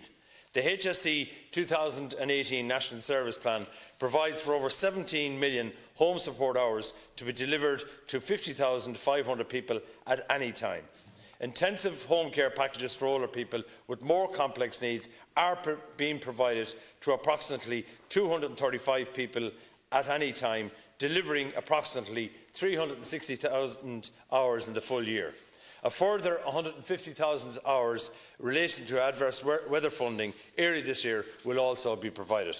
This year, home support budget for Community Healthcare Organisation 7 is about 47 million, with an additional adjustment in spring of 1.4 million, in view of the sustained pressures in the community and to address the delayed discharges in hospitals.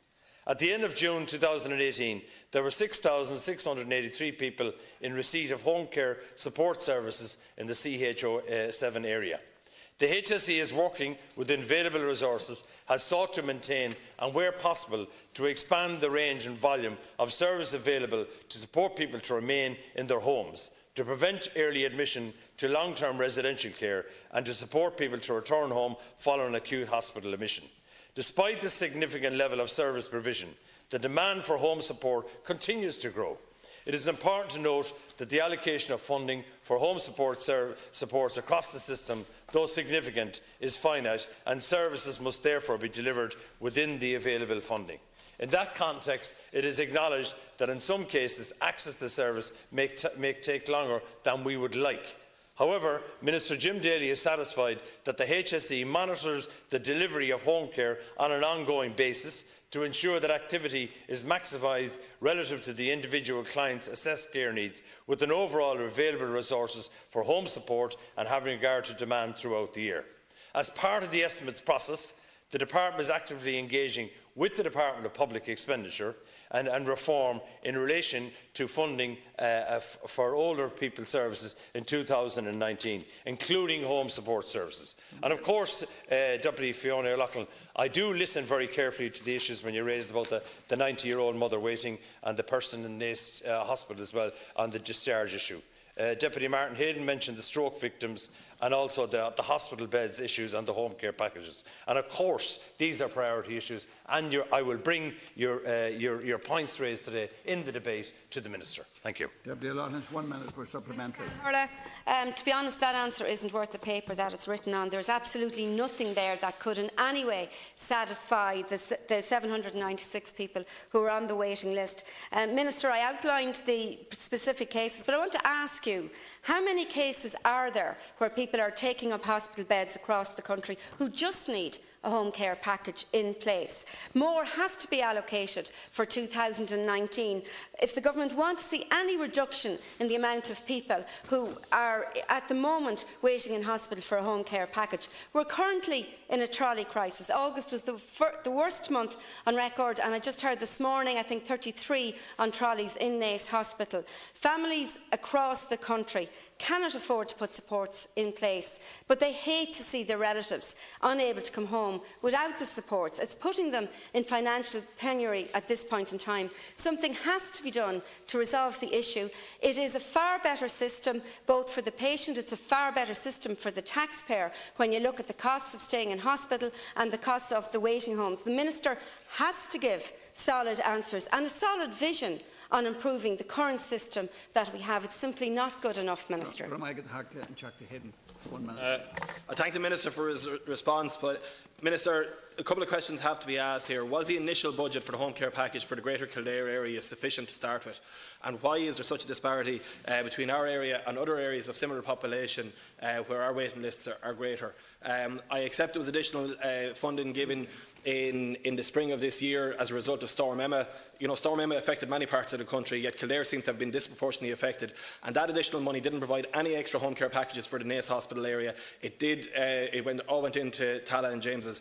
I suspect not much money went into community either, and that is a challenge for us here. We have to learn from this. I want to acknowledge the role that management play in Naas General Hospital. I suspect they were nearly punished in the spring for not having many delayed discharges and managing as well as they possibly could. I also want to acknowledge I deal with some great people who are managers and work in the HSE and the Department of Health, but and on an individual basis that's great, but the system has to be looked at here. We have to learn from this situation. First of all, we have to ensure money goes in, that we clear the backlog of a very significant amount of Kildare people who do not have access to home care packages at the minute who need it. We then need to understand why this happened and ensure it doesn't happen again. And I will keep asking these questions until I get answers to that, Minister, because this is too serious and there's too many people affected by it. Arrangements for home care have developed over the years with a significant local focus, and there is considerable variation in access services in different parts of the country. It is also accepted that there is considerable demand for home support services over and above the existing service levels. So your main points, you have hit the nail on the head. The programme for partnership government, though, includes commitment to increase the funding for home support services, and as I mentioned earlier, the Department is actually actively engaging with the Department of Public Expenditure Reform in relation to funding of older people's services in 2019, including home support services. So that's the first thing. The Department is actively engaging on this particular issue, so we're listening to your concerns. I'd also like to mention that my department is currently engaged in a detailed process to determine what type of home care support scheme is best for Ireland. I'm happy to say that we reached an important milestone in the development of a new home support scheme in June, when we published the report of the findings of the public consultation on home care. The consultation process took place last year and approximately 2,600 submissions were received. And the report includes a number of interesting points made by respondents in relation to innovative funding models and is available on the Department's website. The findings will now be used to help to inform the design of the new home care scheme. In the meantime, the Department and the HSE are continuing to improve the existing services, including in 2018 the introduction of a single funding stream for home support services. This new approach is providing significant benefits, including the making of service users easy to understand, streamlining the application and decision-making processes, and facilitating service users to move to change levels of service as their needs change, without the need for additional application process. But we also have the other reality where there has been a 12% growth in the overall population. We have a 59% growth in the 65+ population, and we have a 95% growth in the over 85s. So the HSE as well, what we're doing is a classic example of what we're trying to do is the HSE has undertook a new tender for home care, which is expected to run from the 1st of September 2018 until December 2020. A list of 48 approved providers is available for the provision of home care support services across the 9 CHO areas. We'll move on to the next, and the name is Deputy O'Snuddy and Deputy Breed-Smith. Deputy O'Snuddy, Minister, I don't know how aware you are of the situation, the financial situation of MDY. Some reports are that it's in receivership, or if not, it is definitely in financial trouble, given that all of the subcontractors have left all of the sites, taken all of their equipment and left social housing in particular at a stage of either start, halfway through contract, or litty days before completion. So what I want of you, Minister, is a reassurance to all of those, for instance, in Cherry Orchard, in the Orchard Meadow, where this week there was meant to be 35 homes allocated to families who have been waiting, some who have managed to delay their notice to quit from a landlord and are now facing into very insecure tenancy, if at all, because they were meant to, as I said, move into the homes this week. There's others like Dolphin Park, which is a senior citizens complex, which the Minister came out and turned sod in April, which was flying ahead and is now totally stalled, as well as other sites such as that one in Wicklow in Kilbride, where there was over 40 social housing meant to commence and build and be ready next year. Now it is again totally stalled. So the reassurance I'm looking for, Minister, is that everything that can be made or done to deliver these homes to families who are waiting them in Cherry Orchard in particular, where literally they're at state of readiness. I visited the site twice in the last month. And there is no reason why they cannot be allocated to those families who have already been told which house they have. Think of that. They've already put their children into schools locally in anticipation. This has been delayed for quite a number of months thus far. So, Minister, that's one job of work. The other job of work that needs to be tackled by this government is the continuous abuse of subcontractors. Here again you have workers and subcontractors with no wages and no income, and that will cause other financial difficulties, if not collapses of small companies, and that needs to be borne in mind. What, 2 minutes? Yeah, Minister, I just want to add to all that I doubt if there's many people in this House can imagine what anticipation and hope and joy a family have when they're told after years of waiting, and many of them in homeless accommodation, that here is your home. And as Deputy O'Snoddy said, in particular in Cherry Orchard, these homes are gorgeous. They're absolutely lovely, and they're passive housing, and they've got, they've got all lovely kitchens and everything fitted into them. They are waiting to be occupied, and then we hear that MDY Construction has gone under. Now, we're not sure how they're gone under, but I'm told by local council officials that there's the involvement of a vulture fund.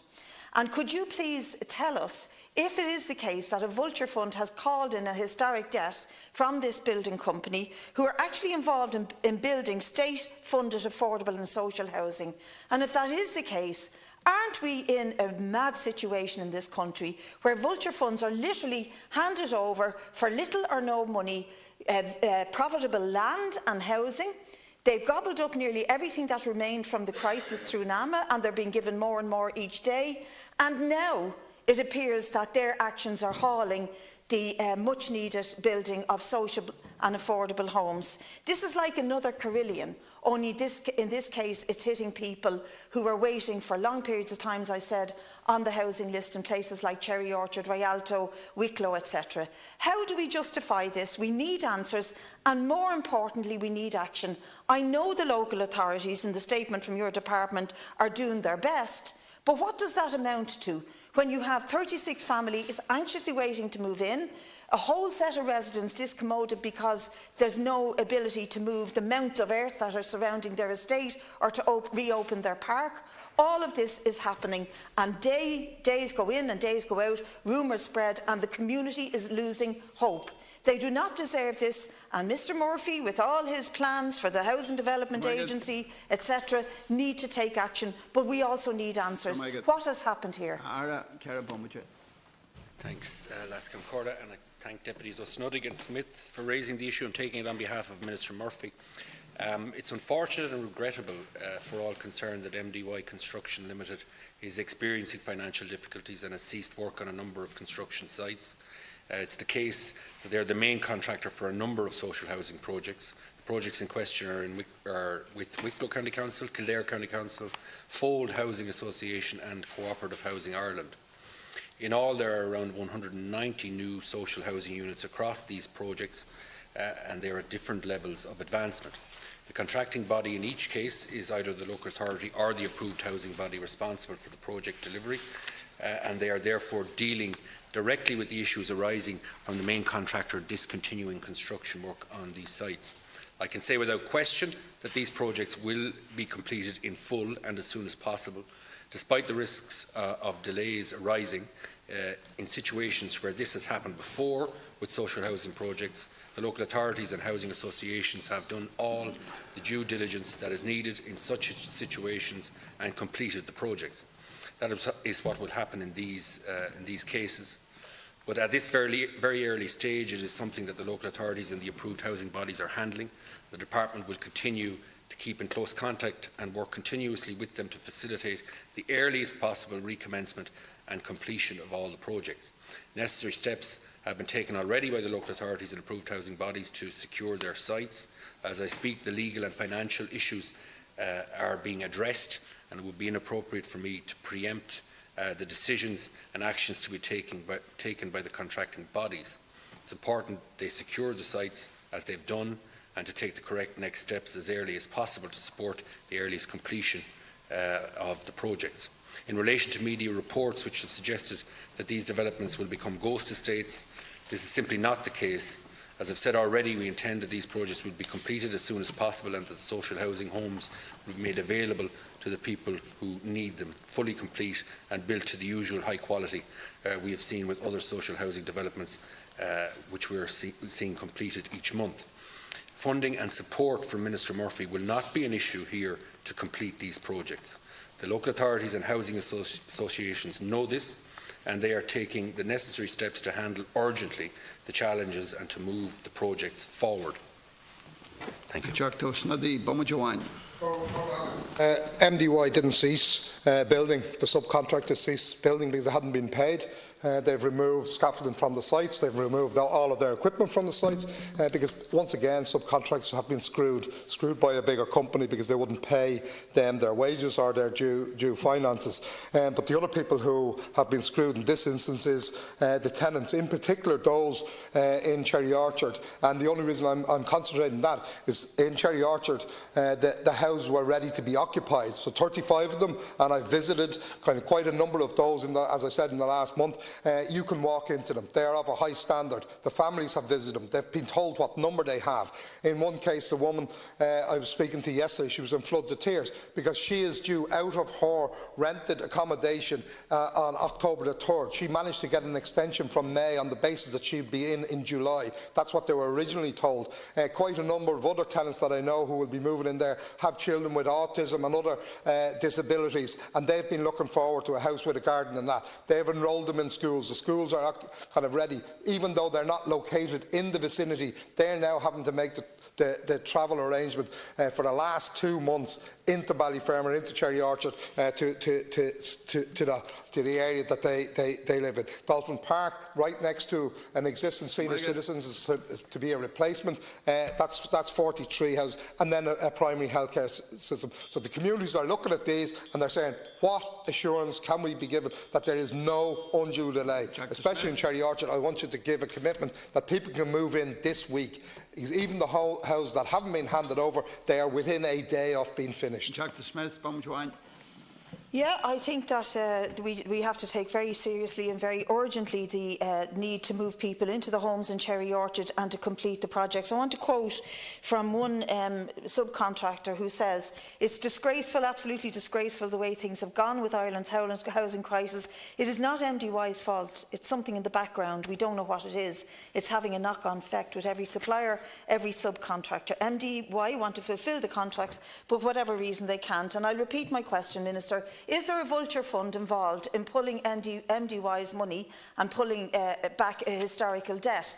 If there is, are we going to eventually do something about the use of vulture funds in the property market in this country that is absolutely causing untold misery on all of these families in Cherry Orchard and beyond? And for that reason, I want to say to people in Cherry Orchard, in Rialto and everywhere else that's been affected, the best thing they can do is to get outside this Dáil on the 3rd of October on the National Housing Demonstration, calling on your government to once and for all end the use of the private market to deal with the public housing crisis, build public and affordable houses on public land, and stop using private markets who, at the back of it, are being caused themselves hardship by vulture funds pulling out of them. Can you answer the question about vulture funds, and will you give a commitment that these houses will be occupied? Minister, 2 minutes. I've already given the commitment, Deputy, that the houses will be occupied as soon as possible. What I'm not familiar with the financial situation of MDY. I'll try to find out, if I can ascertain,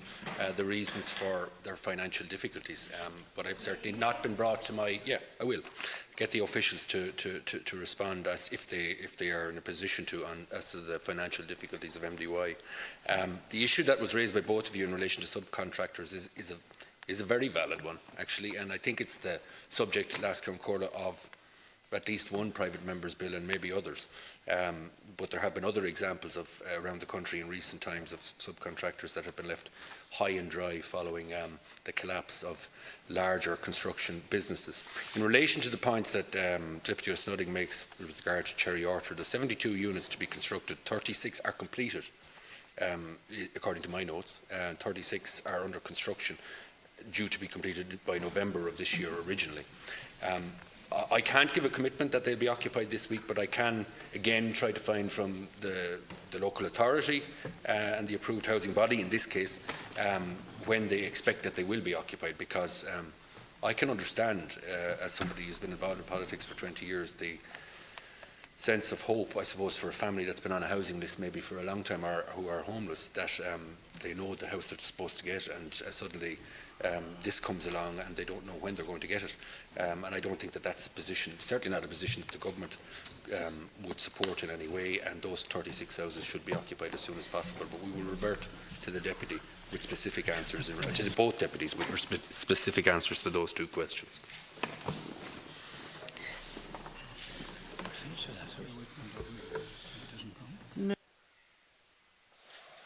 Are you taking Stephen Donnelly's?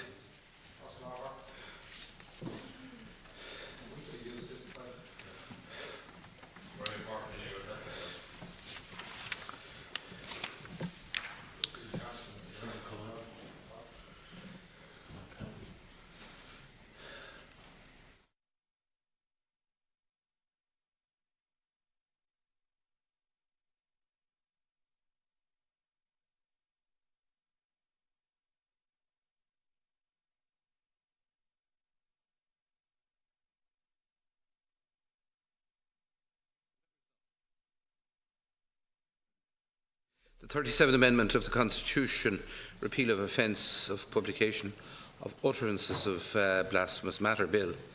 Now, have we a minister to deal with this particular matter?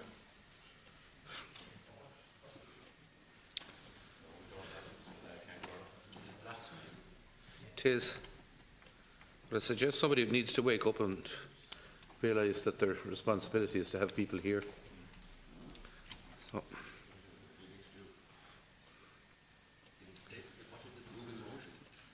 It's the introduction of the yes.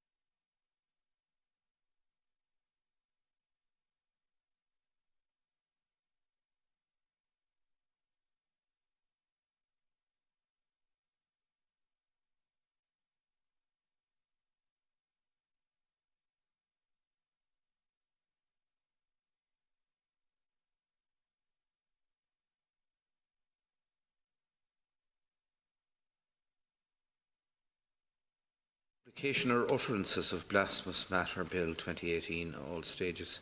Can I firstly call on the Minister for Justice and Equality, Deputy Charles Flanagan, to move the technical motion that the second stage be taken now?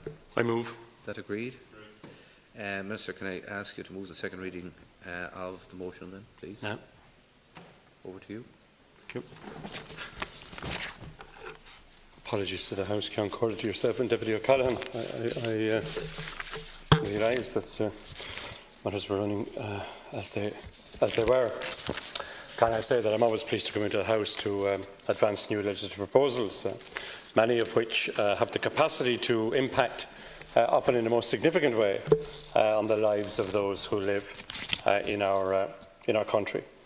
It's even a rarer privilege to be in a position to propose legislation which, if passed by the Oireachtas and agreed to by the people, will result in an amendment to our Constitution. The Constitution, of course, is at the heart of our legal system, a document which has withstood the test of time, but as time has passed, it's also gradually evolved to reflect our country and its people, as together we've moved from the 20th century into the 21st. Fundamental values are timeless. Some concepts are deeply rooted in a particular time and in a particular view of what is socially appropriate. Blasphemy is one such concept. It's with the removal of the reference to blasphemy from our Constitution that we are concerned this afternoon. Before proceeding further, I want to express my gratitude to the House for agreeing to deal with this bill in the first week of its return. It was inevitable that some discussion of the bill would have to take place during this month of September. It's because under the Referendum Act of 2004, polling must be not earlier than 30 days and not later than 90 days after the polling day order, which can only be made by the Minister for Housing, Planning and Local Government when the necessary referendum bill has been passed by both houses. As it's intended that the referendum on blasphemy will take place on the same day as the presidential election, which is the 26th of October, I'm sure that the timing constraints in relation to the passage of the bill are apparent to everybody. The bill which I introduce this evening is the 37th Amendment to the Constitution, repeal of offensive publication or utterance of blasphemous matter Bill 18. This is a somewhat lengthy title for what is undeniably a very short bill. However, the title describes in very precise terms the purpose and intent which underlines the bill. The bill itself consists of two sections. Key section is Section 1, which sets out the terms of the amendment which is being proposed. The proposal set out in the section is for the substitution of the word seditious for blasphemous, seditious. In paragraph 1, subsection 1, paragraph I, subsection 1 of Section 6 of the English text. If that amendment is approved by the people in the forthcoming referendum, the relevant part of Article 46(1)(1) of the Constitution will read as follows, quote, publication or utterance of seditious or indecent matter is an offence which will be punishable in accordance with the law. Section 2, Ciancor, is a standard citation provision citing both the name of the amendment and the name of the bill. One of the problems in addressing this topic is that in a modern society, it's very hard to reach a common understanding as to the precise meaning which attaches to the concept of blasphemy. Very simple definition is perhaps one which focuses on the act of expressing contempt or a lack of reverence for God or sacred things. But that apparent simplicity is misleading in terms of the complexity which in reality underlines the subject. From presentations made at the Constitutional Convention and other analytical work, it's clear that the understanding of the concept has evolved greatly over a period of time. Within the Irish context, the analytical work suggests that our legal understanding of blasphemy essentially derives from the common law as it prevailed in England and Wales over the centuries. Thus, in the late 17th century, the rationale for maintaining blasphemy laws was inextricably linked with the need to protect the Anglican religion as the established church. In other words, there was a fundamental link between protecting the state on the one hand and the religious system of belief which sustained that state on the other. However, as individual rights came more and more to the fore in social thinking, a new rationale, that of protecting the religious sensitivities of believers, became more prominent. By the time our present constitution was adopted, it would seem that the focus of our blasphemy laws was very much directed towards speech likely to cause gross outrage to such sensitivities. In addition, by virtue of the various equality provisions of the Constitution, it would also seem that the perceived protection offered by the blasphemy provision was not confined to any one church. The law in relation to blasphemy has been invoked rarely. For example, it would appear that the last recorded prosecution for for blasphemy in Ireland took place back in 1855, and even that resulted in an acquittal. So the public appetite, therefore, for entertaining blasphemy prosecutions would not seem to be that significant. In recent times, the position and particulars of the offence of blasphemy in Irish law was considered by the Supreme Court in the case of Corway and independent newspapers, which involved an application by an individual to institute a criminal prosecution for blasphemy. During the course of that judgment, the constitutional framework which guarantees freedom of conscience, the free profession and practice of religion, and equality before the law to all citizens was under discussion. It was noted that it was difficult to see how the common law crime of blasphemy related to it was to an established church and an established religion could survive in such a framework. The judgment gave particular emphasis to the fact that while the crime of blasphemy existed as an offence in Irish law, because the Constitution said so, existing legislation had not adapted to the common law crime of blasphemy, to the circumstances of a modern state. The Court concluded, therefore, that given the current state of the law, the absence of any legislative definition of the constitutional offence of blasphemy, it was impossible to say what the offence of blasphemy actually consisted of. The analysis and the implied criticism of the legislature it contained is essentially what led to the much maligned provisions which were set out in Section 36 and 37 of the Defamation Act of 2009. Section 36 sets out the elements which characterise the statutory offence of blasphemy, and Section 37 concerns the power of entry to the premises by the Gardaí and related powers for the search and seizure of blasphemous statements. It would be fair to say that the offence created under the Act is quite difficult to prove. I'm not aware that any prosecutions have taken place under it. However, members will probably have read in the newspapers, as I did myself at the time, that a member of the public made a complaint to An Garda Síochána regarding comments made by Stephen Fry, following comments he made in an interview with Gay Byrne on his television programme, The Meaning of Life, in 2015. Indeed, deputies will be aware that a general scheme has been published on my department's website, setting out the measures which would, in the event of the amendment being approved, be drafted in a formal bill.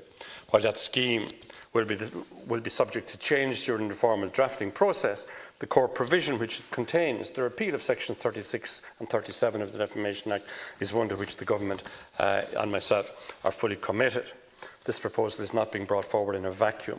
There have been a number of reports where the constitutional provision on blasphemy was considered. All of those reports recommended that the provision be deleted. 1991, the Law Reform Commission report. 1996, the Constitutional Review Group. 2008, the Joint Committee on the Constitution also concluded that the specific reference to blasphemy should be deleted from our Constitution. And finally, in 2014, the Convention on the Constitution. I'm not going to deny that the proposal before the House is a modest one. However, there are good and sound reasons for removing the reference to blasphemous matter from our Constitution. One reason relates to the fact that for as long as it remains in our Constitution, we have being a constitutional offence of publishing or uttering a blasphemous matter. This provision must be operable. So it's clear to me that for as long as the existing constitutional provision remains, the offence of blasphemy must also remain in the statute books, even if it is viewed as being obsolete and alien to the minds of many within our society. Another reason is our international reputation. An outsider looking in sees that Ireland is a country with a blasphemy law, not just in its statute books, but in its constitution. Even if the view is ill-informed, this marks us out as a country which keeps company with those who do not share the fundamental values we cherish, such as belief in freedom of conscience, belief in freedom of expression. Not only may there be a misapprehension as to the nature of our blasphemy laws, how they are applied in practice, the very existence of such laws in this jurisdiction gives comfort to other jurisdictions who can use it to justify the more extreme regimes to which they apply. At a minimum, therefore, there is considerable merit in putting distance between ourselves and such illiberal regimes. In a society where there is a wide diversity of belief, simply not possible for the state to guarantee that from time to time individuals will not be hurt and possibly outraged because a form of expression which they might regard as deeply offensive is considered by others to be no more than comment, which is humorous or oftentimes satirical in nature. Furthermore, notwithstanding the very high threshold which must be met if there is to be successful prosecution of blasphemy here, it's not in keeping with best international practice that there should even be the most remote possibility that a criminal prosecution would be taken in such circumstances. In our current society, maintaining the criminal offence of blasphemy in our Constitution as a consequence on our statute book has less to do with the protection of religious values and more to do with an unnecessary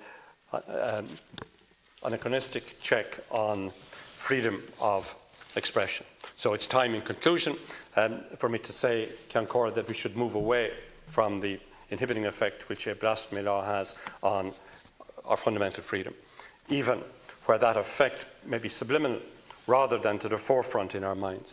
I believe it's timely that we affirm our belief in a more inclusive society where communication between those with different belief systems can take place on an equal basis with tolerance and respect as guiding principle.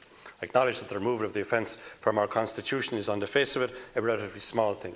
Nonetheless, I believe it's deeply symbolic, in a very tangible way, would confirm our status as a modern democratic society where free speech is valued and where multiculturalism is embraced. I commend the bill to the House. Thank you very much, Minister. Deputy Callahan. Thanks, Ceann Comhairle. I welcome the opportunity to speak on this debate this evening, and I can let the House know that Fianna Fáil will be supporting the expeditious passing of this legislation so that a referendum can take place on the 26th of October next. The purpose behind that referendum, if this legislation is enacted, will be to amend Article 40, subsection 6 of the Constitution.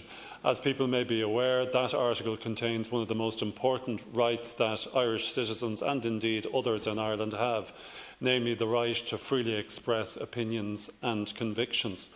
Like every other right, that right is subject to restriction and can be affected when conflicting rights are at stake.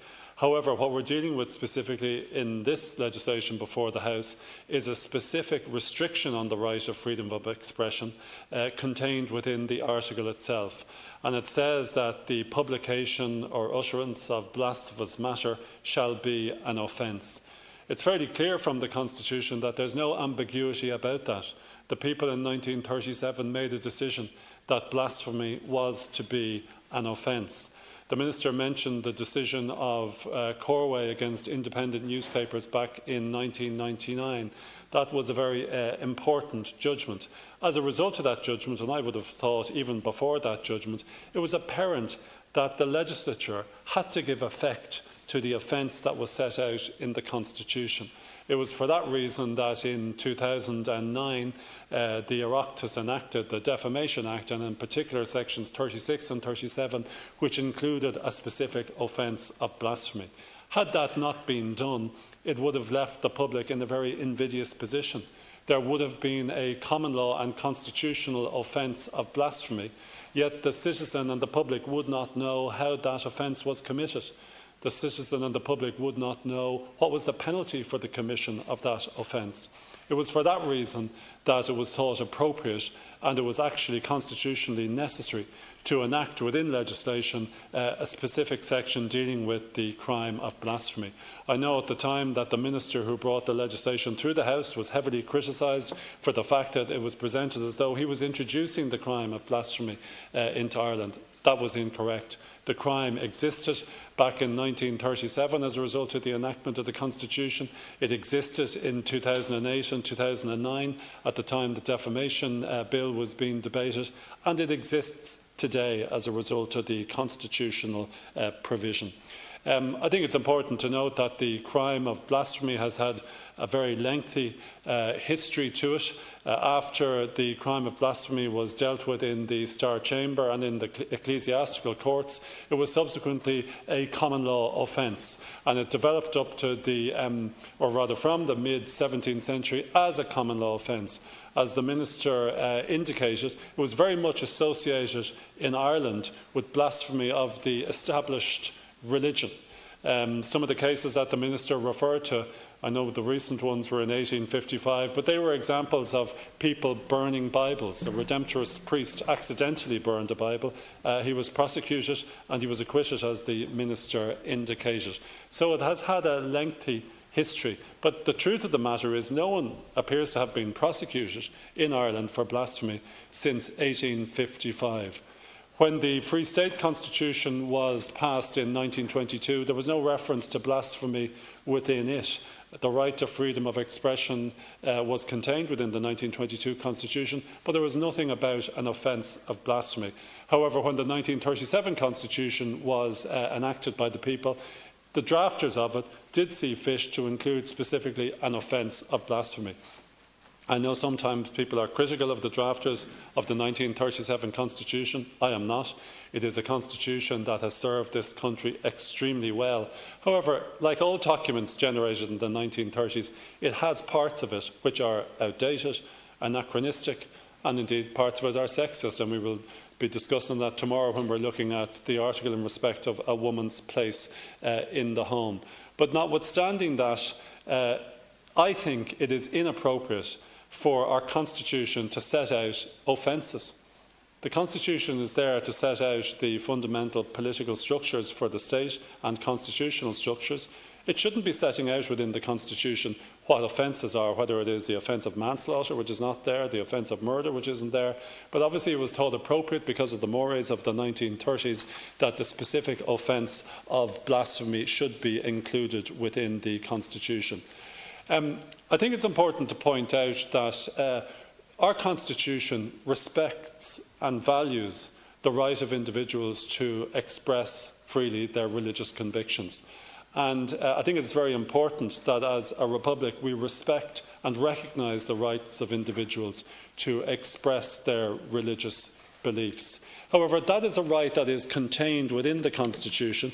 Within Article 44, the Constitution expressly states that freedom of conscience and the free profession and practice of religion are, subject to public order and morality, guaranteed to every citizen. Religions have had a very successful history in Ireland. However, I believe religions are strong enough now to survive the abolition of the crime of blasphemy. I think religions should be able to withstand criticism or ridicule or abuse in the same way as very many other institutions within the state are subject to ridicule and abuse, yet they survive perfectly well. Just because we are removing, or if the people remove the crime of blasphemy, it doesn't mean that they have disrespect for religions. I believe Irish people have respect for religions, but they are entitled to note that religions are entitled to be ridiculed, and in many respects I think that will liberate religions as well, because for too long the state has provided a support to religions that they probably do not need in modern society. I think they're strong enough on their own 2 feet to survive without unnecessary anachronistic crimes being contained within the Constitution. Of course, if we remove it from the Constitution, there's nothing to stop people in 50 or 100 years from now deciding that they want to have an Oireachtas that will pass a crime of blasphemy and put it on the statute book, and that can be done.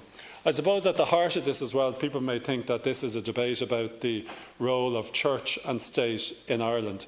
It is unquestionably the case that the Constitution, when drafted in 1937, was influenced by members of the Catholic Church. We know that the Jesuit Father Cahill had a significant say in it. We know that Archbishop McQuaid had a significant say in respect of it.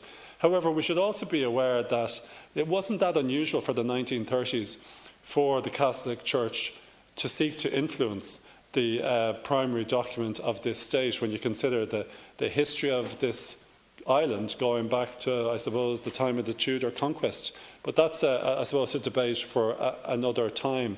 But I suppose what it does reveal, and what is worth noting, is that it is wrong simply to present the drafters of the Constitution as being in thrall to the Catholic Church.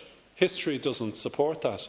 We know that the Catholic Church had an influence in respect of Article 44, and the drafters included within Article 44 back in 1937 that the Catholic Church had a special position. That wasn't satisfactory to the Church in Rome. We know that Cardinal Pacelli at the time, who became Pius XII, he thought that was of no use. We know that many of the Catholic Church in Ireland didn't believe, or believed that Mr de Valera didn't go far enough. And of course, the great achievement of the Constitution is not those areas that we now concentrate a lot upon, but the achievement to a large extent is the fundamental rights section, which wasn't inspired by any Catholic teaching or doctrine. It was inspired by the Constitution of the Weimar Republic from 1919. So we need to recognise that the Constitution of 1937 is a much richer and more complex document than is sometimes presented by those who seek to suggest, oh, this was just a Catholic document for Catholic people during a Catholic time. When you look at other constitutions around the world, you can see the value of the Irish Constitution. In America at present, they literally cannot change their constitution because of the constitutional framework they have. That is why so much energy is invested in the appointment of Supreme Court judges there, whose function it is then to interpret the Constitution. In Britain, sovereignty doesn't reside with the people, it resides in Parliament, and part of the problem they have in Britain at present is because of the confused constitutional make-up. The great thing about our Constitution was that it invested sovereignty in the people. And the people can change the Constitution if they want to. If their elected representatives decide that legislation is appropriate, that people then have an opportunity to change the Constitution. They have done that many times in the past. They're able to do it readily by just this legislation being enacted. And I think that's the great value of our Constitution. It's not frozen back in the 1930s. It can be changed readily. It needs to be updated and modernised, but the fundamentals of it are very strong, and that's why we have such a successful political and society in this country. Deputy O'Leary. Margaret Kiancorla, Oxpolam, Wakeus, Gwal, as an Deschlaurtagus, as an era, us on Billish host Hogant, os our gore, Bemida Takulish, Tasha Kielver, Tasha Rezunta, Tasha Egli, Lishan Soki, Eta Agwing Silatanova. I welcome the opportunity to speak on this bill today regarding the removal of blasphemy as an offence under our Constitution. It is an outdated piece of the Constitution, and I feel that this is an important step forward to a society where the fundamental belief in freedom of speech must be a central tenet and valued by all. The removal of the offence of blasphemy is a welcome one, and is something I am confident the people of the state will wholeheartedly endorse come referendum day, with what I hope is a strong majority recognising that it belongs to a time and an Ireland long since gone and completely out of place in the constitution of a modern state. Partition, unfortunately, created two conservative states in this island, two reactionary states, both dominated in different ways by an attitude that saw a particular religious affiliation or faith privileged, and in many instances it was an extreme interpretation of those faiths. The closeness of church and state in both jurisdictions led to the dominant religious abusing their privileged position, to the detriment in particular of those who failed to conform to the theocratic ideals championed by both church and state. The place of the church in the 1937 Constitution further enshrined the power of the Catholic Church as they filled a vacuum that existed in the aftermath of the Civil War. It was held high in the esteem of the public, no doubt, and their belief in it and their utterances was strong. It was a different Ireland, where the Church and the State moved hand in hand, and it is difficult to say which had more sway. It was also, unfortunately, a time of book bans, censorship and control, and it is clear that blasphemy fits in with this censorious attitude and philosophy. Tá sochi ina bhfuil na chónaí inúh cuid bhat de friúil, níl an béim nó an ardú stádas ag credh bháin thar credh eile nó ag gine daoine nachhfuil credh có. Is sochi níos oscailte, níos réasúnta, níos measartha atá a going faoi láthair. The society we live in today is much more diverse, more open in its thinking, its analysis and its beliefs. And the need for a referendum is reflective of that, and is something that could and possibly should have happened decades ago. And Deputy O'Callaghan made points in relation to the choices faced by Minister Dermot Ahern and his belief that he felt that there was legislation required, it would have been open to Minister Ahern, the same as is open to this current Minister, to bring forward a constitutional amendment, and I believe he should have done so. That it is in front of us at this point in time is in part down to what we have seen emerge in the past few decades, in the form of scandals concerning mother and baby homes, Magdalene laundries, industrial schools, and the significant number of public cases of child sexual abuse which were covered up by the hierarchy of the Catholic Church. Indeed, it was the hand-in-glove relationship that allowed such abuses to prevail and blurred the line between the public and private sphere, between church and state, and between right and wrong. However, this is a step towards recognition of a new Ireland, one that is diverse, culturally, spiritually and otherwise, one that is accepting of all within it, from all faiths and none. The recent visit by Pope Francis to Ireland happened in a very different atmosphere to the previous papal visit. The church establishment was challenged and criticised in a way that would have been unthinkable in 1979, much less long before that. This is a healthy thing. No institution or body should be immune to challenge or criticism. However, it is important that this does never extend to religious intolerance or prejudice against any particular faith or creed.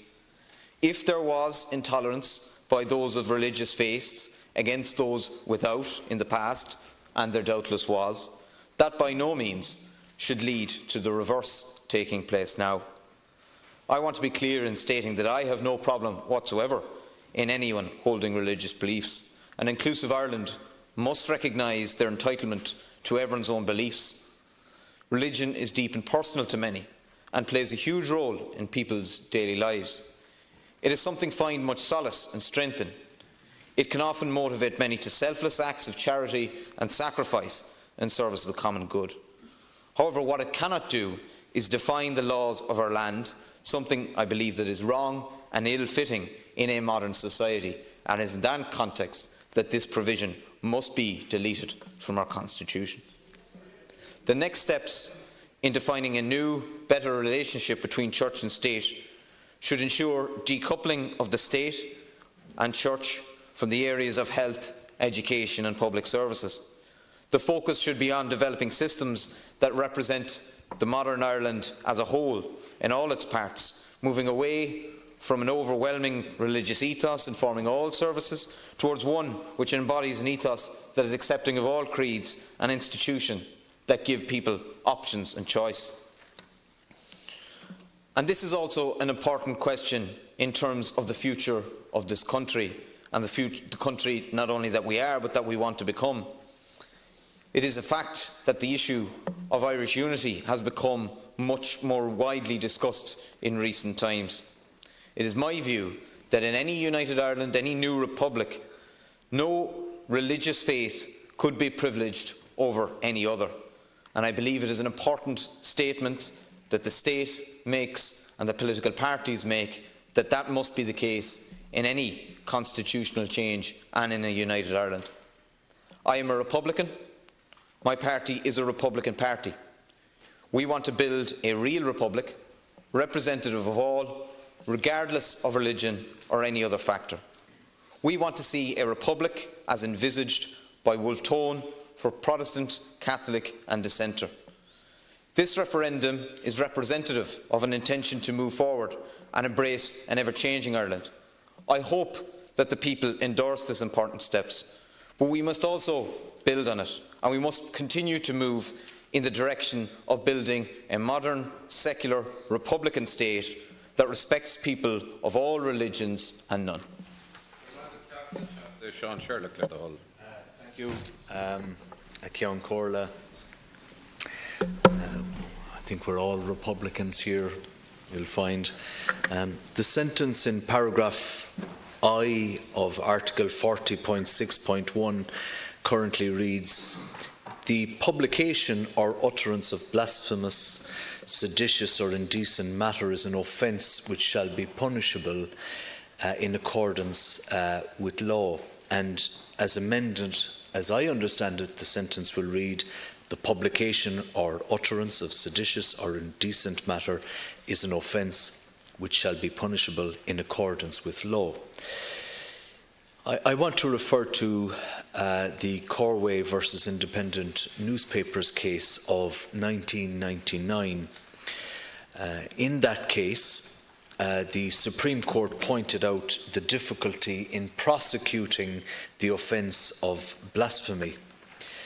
The case arose out of an attempt by Mr. Corway to bring a private prosecution against the paper for publishing what he claimed was a blasphemous cartoon. The difficulty for the court was that neither the Constitution itself nor any legislation provided a definition setting out the ingredients of the offence of blasphemy. At common law, blasphemy consisted only of attacks on the doctrines of the established church, Anglicanism by way of vilification, ridicule or irreverence. And the Minister has alluded to this previously. Mr. Justice Barrington gave the lead judgment and said, and I quote, "In this state of the law and in the absence of any legislative definition of the constitutional offence of blasphemy, it is impossible to say of what the offence of blasphemy consists. The task of defining the crime is one for the legislature, not for the courts." So I have a question, and this question is thus. The question for the government is whether we could not make exactly the same criticism about at least one of the two offences the government is proposing to leave in the Constitution. Is the Minister for Justice satisfied that he could provide a clear and comprehensive definition of the offence of indecent publication? None of the rest of us could. Is the internet, for instance, covered by the Constitution, for example? And although we still have laws that prohibit indecency, obscenity in various circumstances, there is no constitutional or statutory definition of either indecency or obscenity. But this is precisely the problem the Supreme Court identified in relation to blasphemy. And I quote again, "The task of defining the crime is one for the legislature and not for the courts." So, what was the thinking behind the decision to keep some offences in Article 40 while deleting this one, given that all three give rise to the same difficulties? Thank you. Thank you very much, Deputy. Deputy Boyd-Barrett, yes. Between myself and Deputy Coppinger. Thanks, Count Corla. Yes, People for Profit and Solidarity, I think, will be supporting this legislation and the plan to remove references to blasphemy from the Constitution. And I think it should be obvious why we must do that. This is a relic of an old Ireland which we need to leave behind because this special relationship, to use a phrase that Leo Varadkar used recently, between the Irish Constitution, the political institutions of this state, and a particular morality, that of the Catholic Church, has left a pretty bitter legacy for huge numbers of people. So for the sake of writers that were banned, like James Joyce, whose literature was banned in the newly founded state because of this sort of morality and these notions of blasphemy, for more seriously, although that's a serious matter, for the Magdalene women, for those who suffered in mother and baby homes, for the Tuam babies, for children who were separated from their mothers, for those who were the victims of forced adoptions, for gay and lesbian, LGBT people generally, who were persecuted by this state for so many years, for single mothers who were stigmatised and vilified because they didn't fit in with the morality of the church, for all of the victims of that draconian supposed morality that was inflicted on so many people and caused so much suffering. It is critical that we leave behind all of that and take the morality of a particular religious view out of our constitution, indeed out of our laws, and out of any special position that it might have in the state, in the political system, or in our society generally. So I think that it is long overdue that we would do this, and we will support it wholeheartedly. But I would say we have to go further. As has already been alluded to, 7 different reports suggested that not only should we remove the references to the utterance of blasphemy, but also seditious or indecent matter. Now, I want to ask the Minister, why have the government ignored those recommendations?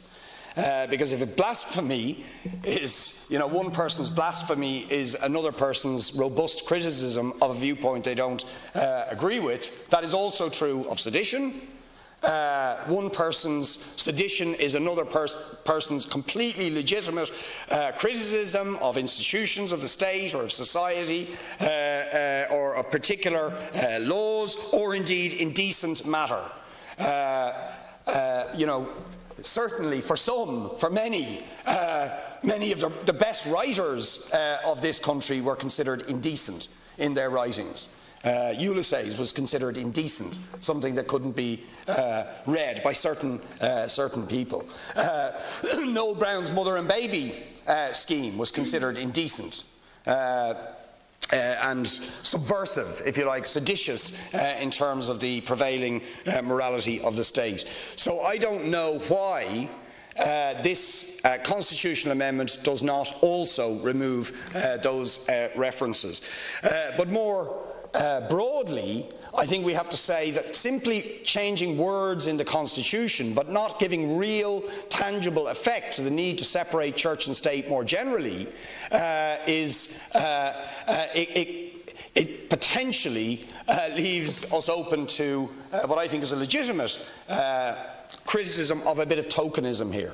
Why is it that the Catholic Church continues to control our schools and hospitals, continue to refuse to pay their debts to redress schemes, continue to have an influence over the sort of curriculum that might be taught in schools, or indeed over the procedures that can happen in our hospitals? All of that is unacceptable, and while this measure is to be supported, it is tokenistic unless we move to fully effect the complete separation of church and state, particularly in education and health. Thanks, Ceann Comhairle. Solidarity supports the bill and will be campaigning for a yes vote in the referendum. And indeed, we formally proposed a removal of blasphemy in a bill in July in 2017 in our own bill. The 1937 Constitution that's been amended was designing a Catholic state where the Catholic Church would have a privileged and special position. There's multiple references specifically from Catholic or Christian belief. There are religious freedoms contained in the Constitution, but the tone is very much that of a Catholic state that permits or tolerates other religions rather than people having religious freedom as a right. However, I want to say this, while supporting the removal of blasphemy for reasons that I'll go into shortly, we're very disappointed that the amendments that we proposed to the bill were ruled out of order. This was an opportunity to go much, much further. These amendments would have given this House the opportunity to allow voters to go beyond just blasphemy and remove all religious-based references, and archaic ones at that, that are in the Constitution. And I'll just give you an example. The preamble to the Constitution refers to our divine Lord Jesus Christ, and Article 6 states that all power comes under God. You know, that's completely ludicrous assertion for many people who don't hold to that, and it's that we in this House must subscribe to one God. We also have religious oaths for the judiciary, for the presidency, which inhibit non-believers or people of non-Christian beliefs as well, taking those offices. Article 44 says the state acknowledges public homage is due to Almighty God. There are provisions that give a green light to the state to impose and favour religion in public services and public spaces. And we see this every day in health and education, and indeed in our own Dáil recently. I mean, this was a chance, Minister, to delete something as ludicrous as this, the preamble to our Constitution, humbly acknowledging all our obligations to our divine Lord Jesus Christ, who sustained our fathers, nothing about our mothers, of course, through centuries of trial, should be deleted. That we propose should be deleted from the English text of the Constitution. And unfortunately, that opportunity hasn't been taken up, and it does smack of very much tokenism to be seen to be following the historic and momentous repeal referendum, which was driven, of course, from outside the Dáil, from young people, from working people. Now, the blasphemy reference curtails free speech. It acts as a chilling effect in debate. Atheists going on television or radio, can be warned not to stray into blasphemy. While the last prosecution was in 1855, it's still there and can be brought into effect. The case of Stephen Fry is very pertinent and very well known and very recent. Nothing he said could be considered offensive. There is honestly held views. Yet the Gardaí still spent time investigating him to see if the 2009 Act was contravened. In the end, he wasn't prosecuted, but this case does serve as a warning. Under the Constitution, the Oireachtas can legislate to allow people questioning religion and God to actually be prosecuted. It does also say a lot that the Greens and Fianna Fáil in government saw fit to bring in a Defamation Act in 2009. It's not even 10 years ago. I'll show you how the sign of the times, whereby a person who publishes or utters blasphemous matter shall be guilty of an offence, liable to indictment to a fine not exceeding 25,000. So that's still there. And the point about it is that some people, for example, Pakistan has been cited that their blasphemy law was taken from Ireland. And just to say, this isn't attacking people who are religious. Actually, people who are religious can be convicted for blasphemy, and they are in other countries. So you could be a Muslim and you're deemed to blaspheme, a Hindu or Hindu customs or mores. So this is about freedom of religion, but also freedom not to be forced to profess a religion. I think we see, with the massive support that was there for marriage equality, but obviously particularly repeal, that the establishment are now keen to be seen to be moving on very symbolic things. And while I welcome it, we should be going much, much further. It's now past time to separate church and state. The mass indifference that the public showed to the Pope's visit speaks volumes about where people feel society should be going. It was obviously expected that there would be 500,000 or 600,000, including by the state, shutting down roads in Dublin West and the Navan Road, etc., that there would be a lot more, and I think they were out of step again, and this should be going much further than it is. Thank you very much, Deputy Matty McGrath, please. I'm happy to be able to speak this evening on the 37th Amendment to the Constitution. Repeal of the offences of publication or utterance of blasphemous matter, Bill 2018. I want to acknowledge at the outset that the issue of removing the offence of blasphemy is a source of deep concern for a very significant proportion of the population. I personally share their view that respect for authentically religious values has been on the decline for decades now. Anti-Catholic rhetoric in particular is rampant. Indeed, some have even described such views as the last acceptable public prejudice. That being said, I want to say that I support the government's bill to repeal the blasphemy clause from the Constitution. As our Lord said, render unto Caesar the things that are Caesar's, and unto God the things that are God's. Ever since the 1996 Constitutional Review Group found that the contents of the offences of blasphemy are, and I quote, totally unclear and are potentially at variance with guarantees of free speech and freedom of conscience in a pluralistic society, end quote. The end has been coming for this particular clause of Article 40.6.1. The issue has also received substantial and detailed analysis in the 6th report of the Constitutional Convention, which was established by the then government of 2012.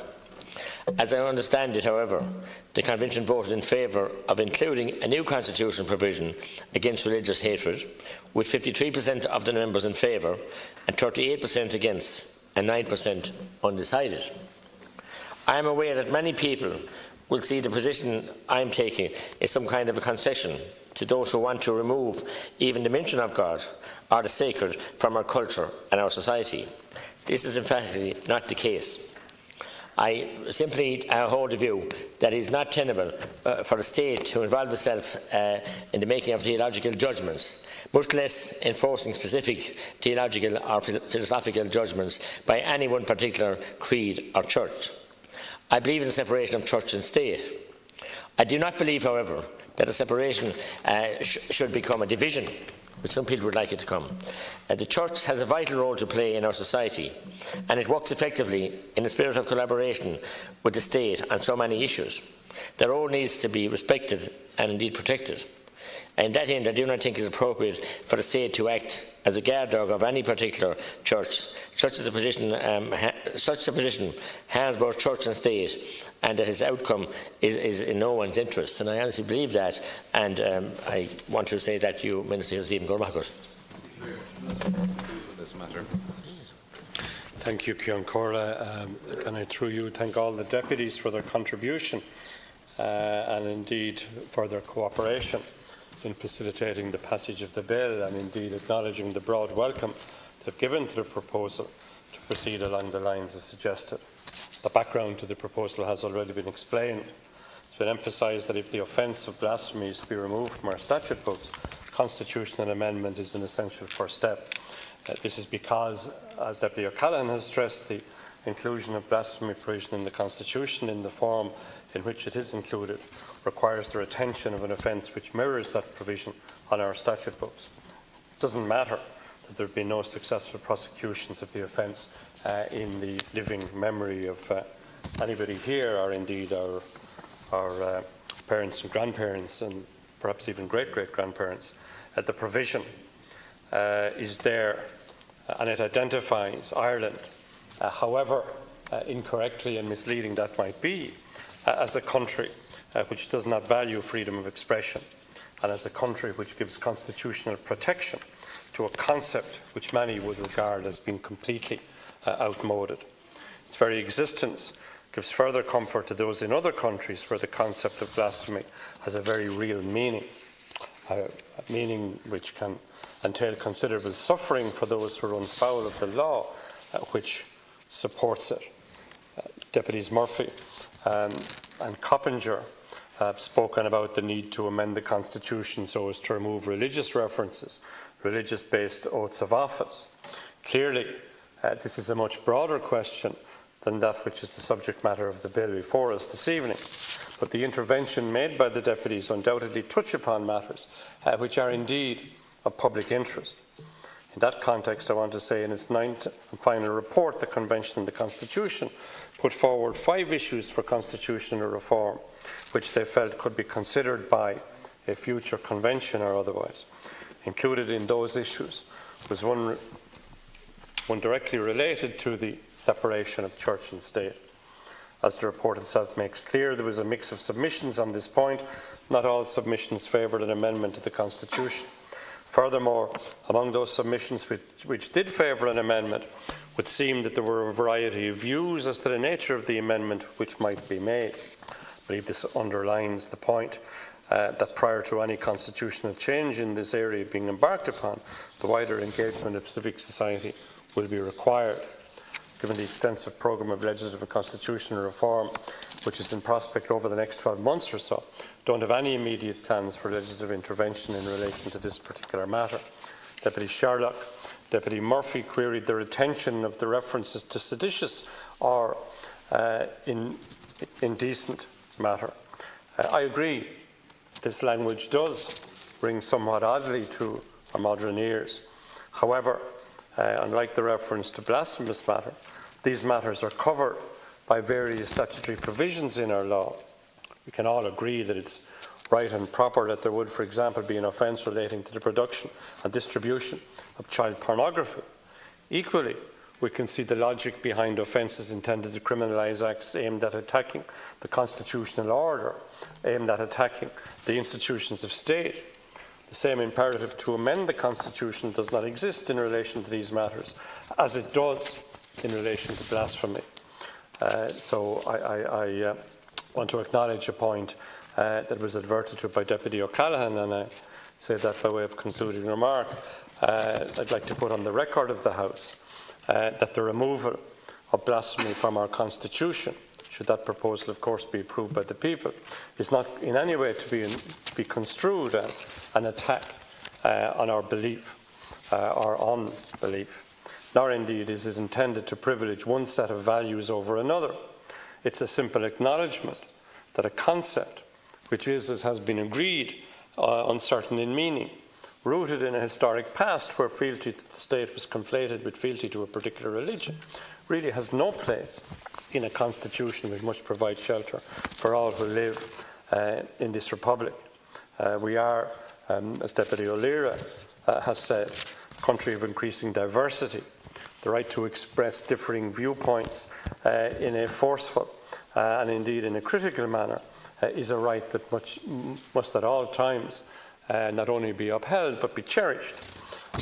So I want to acknowledge the support of Deputy McGrath, who allowed me say, Ceann Comhairle, how heartened I am that no deputy has spoken in favour of retaining the offence of blasphemy in our Constitution. So I want also to acknowledge the importance of cross-party support in the House for the action which the government is taking. So I hope that when the people vote on this proposal, they will see the merits of the proposed deletion. I want to acknowledge that it may have taken more time than many of us would have wished to bring forward the necessary proposal. However, we now have the opportunity to deal with this issue in a way that reflects the values we espouse as a modern democratic society. Thanks, Minister. Is it agreed that the bill be now read a second time? Is that agreed? It's agreed unanimously. Minister, can I ask you, when is it proposed to take committee stage? Take it now with the agreement of the House. Is that agreed? Okay, committee stage.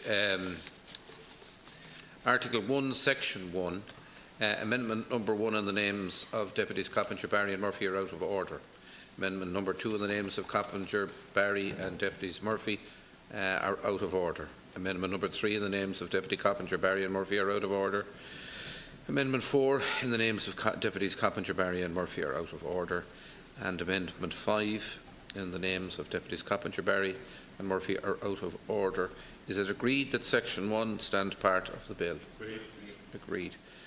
Article 2, Section 2, Amendment number 6 in the names of Deputies Coppinger, Barry and Murphy are out of order.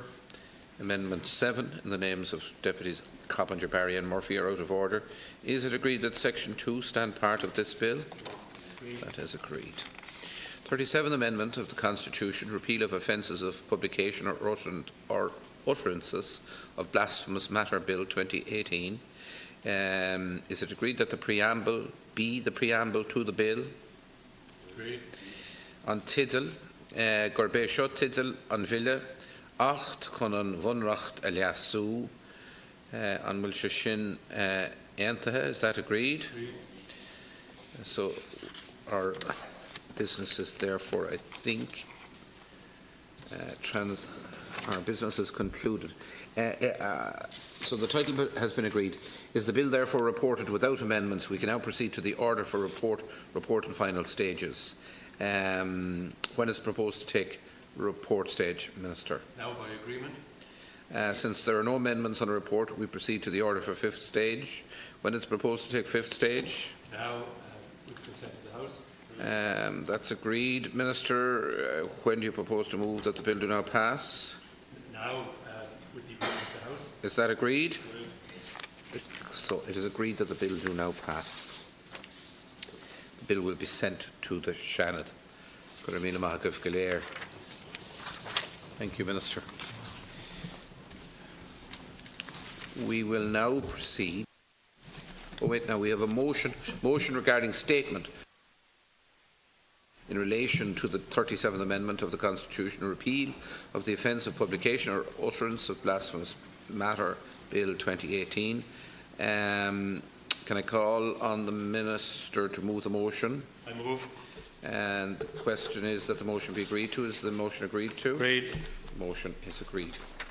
Thank you very much.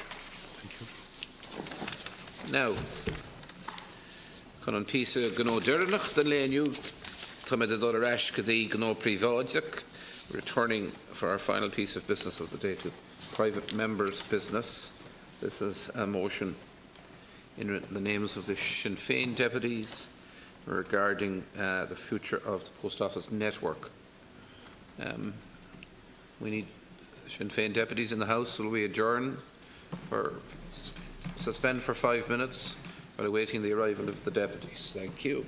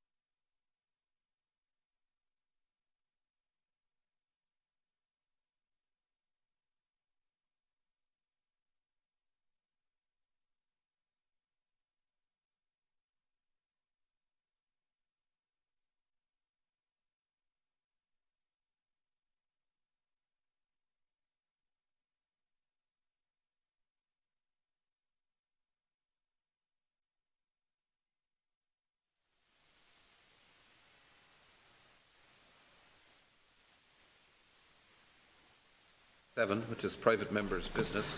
Motion regarding the future of the post office network. I note, given some of the events of the day, that many of the personnel from our whips offices must have decamped to the ploughing championship, because they're certainly not paying much attention to what's going on here. Anyway, Deputy Stanley, we're delighted to have you. Will you proceed? Well, I'm delighted to be here, even though the ploughing is happening down on my own patch. The reason that this is important, is that this is about rural Ireland, and it's about the future of services in rural Ireland. And today we had representatives of postmasters outside protesting on this important issue. And we don't see the post office as something just to have in a community, but rather we want to see it as something that is needed in the community. And it can, if we have sufficient government action. We need to see the post office in the community and part of that, and providing important services for the benefit of local people. And it can, with a long-term vision, where additional services are provided. There were two previous motions passed. There was previous motions passed 2 years ago, put by the Rural Independents, but little or no action was taken on that.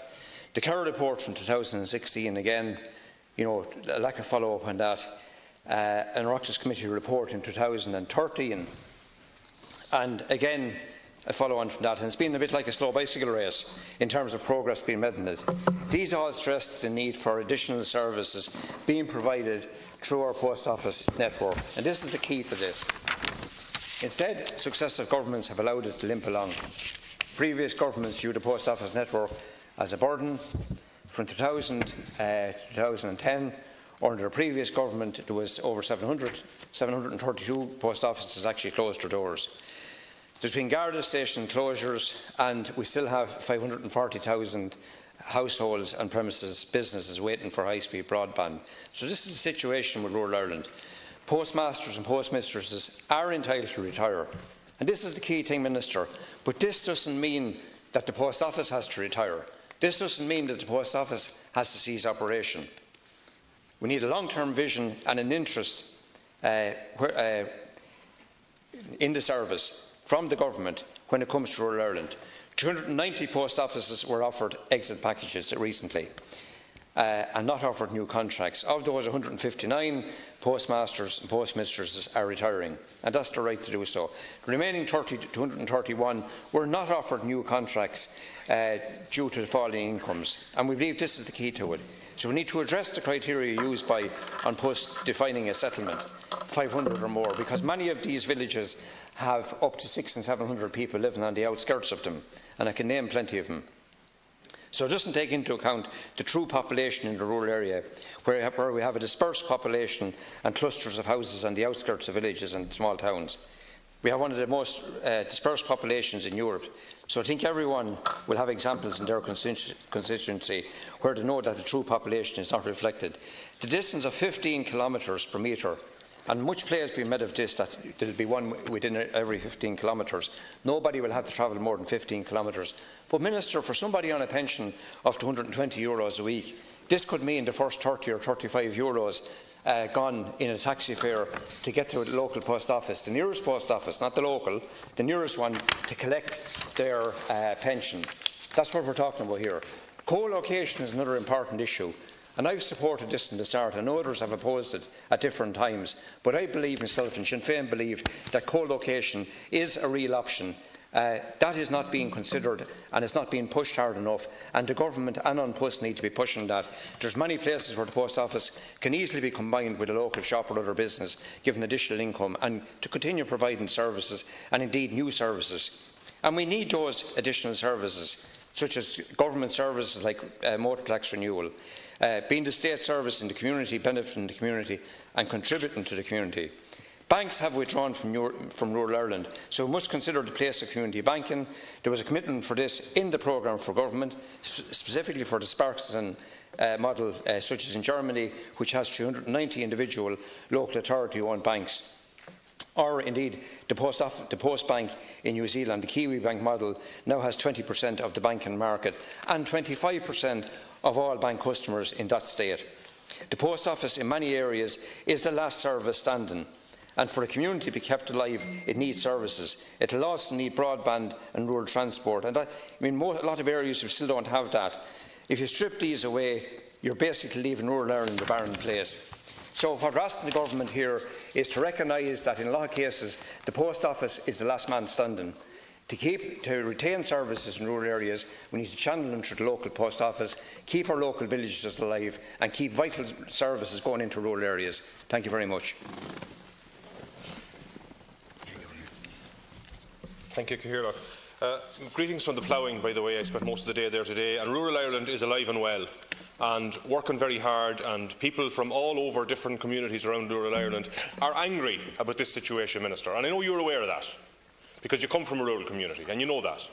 But people are angry because they feel that government has let them down. And in many of these small towns and villages where the post office is going, as my colleague said a few minutes ago, other services have been withdrawn over the past number of years. And we're not in this situation because of what happened in the last couple of weeks or couple of months, but what happened in the last 20 years. And we see that the post office service has been run down. And in fairness, Minister, I know you weren't there for the last 20 years to allow that to happen, but others have allowed that to happen. And the harp over the door in the post office is meant to be about the state providing services to the people. That's basically what it's about. And I remember maybe, 30, 40 years ago, it was called post and telegraphs. And it was, in other words, communication was considered to be a vital service that government provided to its people. Now, what happened to that? Communications is no longer a vital service provided to its people. Communications is something to be chopped and changed and privatised and hived off and cut back and made smaller and more compact, etc., etc. And government is getting smaller. And I know at the committee there, 2 weeks ago, Minister, I attacked and said, that I felt that it was part of a corrupt political system. And that wasn't being personal toward you or toward your department, but toward the entire system which we have in this country. We have a political system which is about small government, about government shrinking, and about government saying to the public out there, we won't interfere too much in your life. And it's a model that was championed by Maggie Thatcher and Ronald Reagan back in the 80s. And that's the model that we see and that people are experiencing around this country. And unless we change that, Minister, then we have no hope for rural Ireland, because the places in rural Ireland that will first meet the impact of that particular model of governance are the places that are under most pressure. And those are places like my own community in Oireachtas, where the post office has closed, and where there is little prospect of it getting a new contract in place, although it's co-located, it's with the bar and the shop and the post office. We see in a town down the road from me there in Killashandra, the same thing. The post office closed, other people looking to take it over. We see in Ballinaffull in County Sligo the same situation. We see in Gurchy in County Sligo the same situation. This is happening all over the country. And those communities deserve to have their post offices. And there are other individuals out there who want those contracts and who are prepared to apply for them and are prepared to run the post office in the community to the benefit of the community. And it is my view, and I don't think it's too much to ask, that government, who represent the people, who are, if you like, sent here as messengers of the people and are then elected into government, would do what the people need, would provide that service, a vital service for the public, the service of communications. That office, that public office that people can walk into with the harp over the door, is somewhere where that service is something that's in their community for them. So, Minister, and I want to just get into the issue which really a lot of communities have at the very coalface of all of this. When they got the word that their post office was going to close, they were told that the community could seek a review of that decision. And that review of the decision would look at what criteria was used to close the post office. And in general, and one of the things that is said in the letters was about the numbers of people in your community, that no community of less than 500 people will be left without a post office. Now, when we get into the detail of that, the problem is it actually says that no settlement of under 500 people will be left without a post office. And when I teased it out at the committee, and you were there yourself, basically it was acknowledged that they're using the definition of a settlement taken in the 2016 census. And that definition of a settlement is 500 people living in at least 50 occupied houses, none of which are more than 100 metres apart. Now, anyone who knows anything about Ireland knows that the vast majority of rural communities live in dispersed rural settlements. They lived in scattered dwellings. That's the way we have evolved over centuries, over probably thousands of years. And yet we use this stupid model to decide whether or not we're going to keep the vital post office service in place. And the first thing you need to do, Minister, is you need to go back to An Post and tell them that in the review of the postal services and to put post offices in place, that they need to change that criteria. They need to accept that, certainly in my parish, people, when they talk about the community or the settlement, they talk about the entire parish. In other areas, they talk at least of the village and a reasonable distance around it that people commute in and out of their postal services. So I think that particular, if you like, definition of a settlement is totally anti-rural and totally destroys everything that we're supposed to stand for if we're supposed to stand up for rural Ireland. And Minister, I acknowledge that you in the past have said that you would accept, and you told me privately, and I'm not going to get into private conversations people have, that post offices like mine in Oireachtas should have a fair chance of surviving because they have got a pub and a shop and other services in them.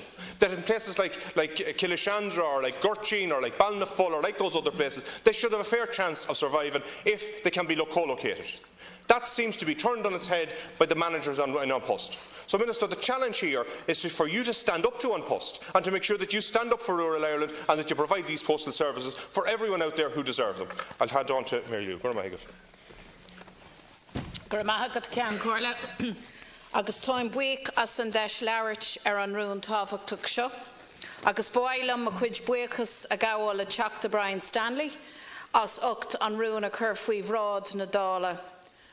Agus éirim takeíocht ó gach éon teachta den rún atás Órgóir. The programme for Government Minister contains a number of commitments in relation to the postal network, principally in respect of providing additional services through post offices, such as motor tax services, which would assist in safeguarding the future viability of the post office network. The announcement 3 weeks ago of the closure of 159 local post offices, however, flies in the face of repeated pronouncements that the Government is committed to the post office network. Post offices, as you well know, form a vital part of local communities. The fact is that their closure will have a devastating impact on many, mostly rural, in a lot of cases isolated communities. That is a direct result of government inaction, which has resulted in the decline of the post office network and has not allowed alternative services be established and expanded as promised in the programme for government. Now, Minister, Fianna Fáil, despite the rhetoric, are as complicit as those on the government benches, Ceann Comhairle. Between 2000 and 2011, Fianna Fáil closed 732 post offices. So it is a bit galling to listen to Fianna Fáil representatives talking tough now about post office closures, when the reality is that they will do nothing really to prevent that from happening. But we have a motion before the Dáil tonight. It's a common sense one, it's practical in its approach, and it calls on the Government to prevent closures by advertising new contracts, to reinvigorate the network by extending services that post offices provide and retaining existing services such as social welfare payments, to implement proposals contained in the Kerr report from 2016, which include the provision of financial and government services, and to commit to a new model of community banking. And these are meaningful actions which would go a long way to ensuring the future survival of our post office network. So, mar sin éirim gach teachta, na teachtaí Dála as Fianna Fáil freisin, takeú leis an rún ribh an Dála nocht. Go raibh míle maith agat. Pierce Doherty. Tam fear we have Jeshua Ogun Lorcher and our fear Howard Shaw because Gahari Tracy La and chatted Kenny her and Rune a score in the Dáil Shaw la she knew Mahena because Maj Kolyaki because Corin Shastag more Gahari or Mahonda Hena are and the wood shark and jig the Offigi Fush like Ridge Marial and Yamart at the Shibshi Jenny and some realtors Shaw because is NC Vilchina at home or Cantra Twaye Gahari or Cantra Gaeltarta and the wood go Lord and the Offigi Fushin Lonihe. Mar a dúirt an teachta Mary Lou MacDonald ó hiú an Clare Rialtas turann se galtnas go méid sibse ag críbhniú agus ag cáú na Offigi an Fusha. Your programme for partnership government makes a commitment to protect the postal network. But far from protecting the postal network, what you are doing is decimating the postal network, and in doing so, you are driving a knife through the heart of rural Ireland. And it is very clear from the meetings that I have attended in the last number of weeks that the people of rural Ireland will not stand for it, because they are on their feet, they are attending the meetings, and they're making their voices clear that they will not stand for another cut of services that they have in their local community. 159 post offices to be closed was the announcement that we heard, but we know that the post office and the services that it provides has long stood as a symbol of rural Ireland. The services that it provides have been the fabric of almost every aspect of community life, both economically and socially, for many years. But we also know that that fabric, that institution has been under sustained attack since the noughties. As Mary Lou said, under the Fianna Fáil government, 732 post offices closed down over a period of 11 years. Under that government, they closed down, or they overseen the closure of a post office on average every single week. And it visited my parish, communities like Crawley, communities like Gweedore Station, places where people wanted to keep their post offices and postmasters wanted to go in and make sure that there was a service there, and it was closed down. And then yous come in, and in Gweedore yous close the next post office, Dunlewy. And all during that time, you were trying to sell a pub to the public and saying, well, sure, you can go to the next post office, the Bunbeg post office, or the nearest one to you. But now, Minister, you plan to close those post offices too. Last night, I attended a meeting in Garthaharka, a population of 3,500 people who will not be left with a single post office. Joe McHugh, the Minister for the Gaeltacht, Cancer strategy fi bien Jane mai atala strategy fi bien mona wal service corre ar fuel o hi Gaelic day agus service at ar fuel sa Gaeltacht in Gaelic in sa Gantar sacuhen. Now will cart na corg me dinia Gantar, and Gantar is loed the Gaeltacht as a cheer and Gantar shna egal. Taken shala ar an major tishavijenu. So is Fager live in Rud Cartha Yenu? Is Fager live in Eistart la Glor, Pobble na Twihye? You can still do the right thing. You can listen to the voice of the rural communities. You can listen to the voice of the risen people, because they are on their streets. And they're sending a clear message to us tonight to deliver to your government that they will not take this lying down. Because they have seen what the closure of a post office means to communities. They have seen when Fianna Fáil closed the post offices, the 732 of them, many of them located in little shops and mini markets in rural Ireland, that after the post office went, the shop went. After the shop went, the bus service went. After the bus service went, another service went. And we are saying no more. It is time for you to do the right thing. It is time for Fianna Fáil to apologise for what they've done and to stand with us and support the motion and stand with the people of rural Ireland and defend the services that they have. Germaigat. Chuck de Brady. The decision to go ahead and close another 159 post offices across the state is a continuation of the flawed policy perpetrated by your co-partners in government, Fianna Fáil. But rural communities right across the state are not going to accept this lying down. They're mobilising and they're planning on fighting back for their own survival. In my own constituency of Wicklow, the Denard area, the Denard post office and Coolboy post office have been planned to close. But I'll tell you, the communities in those areas have other plans, because they are fighting for their very existence. Denard has already seen their local Garda station closed down by our friends in Fianna Fáil. There are plans, seemingly, to reopen it. We still have to see that while plans progress on reopening Step-Aside. Needless to say, that has been shelved. There are genuine fears in rural parts of this state. In Denard, they are genuinely concerned. They've mobilised, they held a massive public meeting. Over 120 people showed up at that public meeting and vowed for their own survival to fight these flawed plans. And I say they're flawed because when you have a look at the criteria laid down by An Post, they talk about settlements.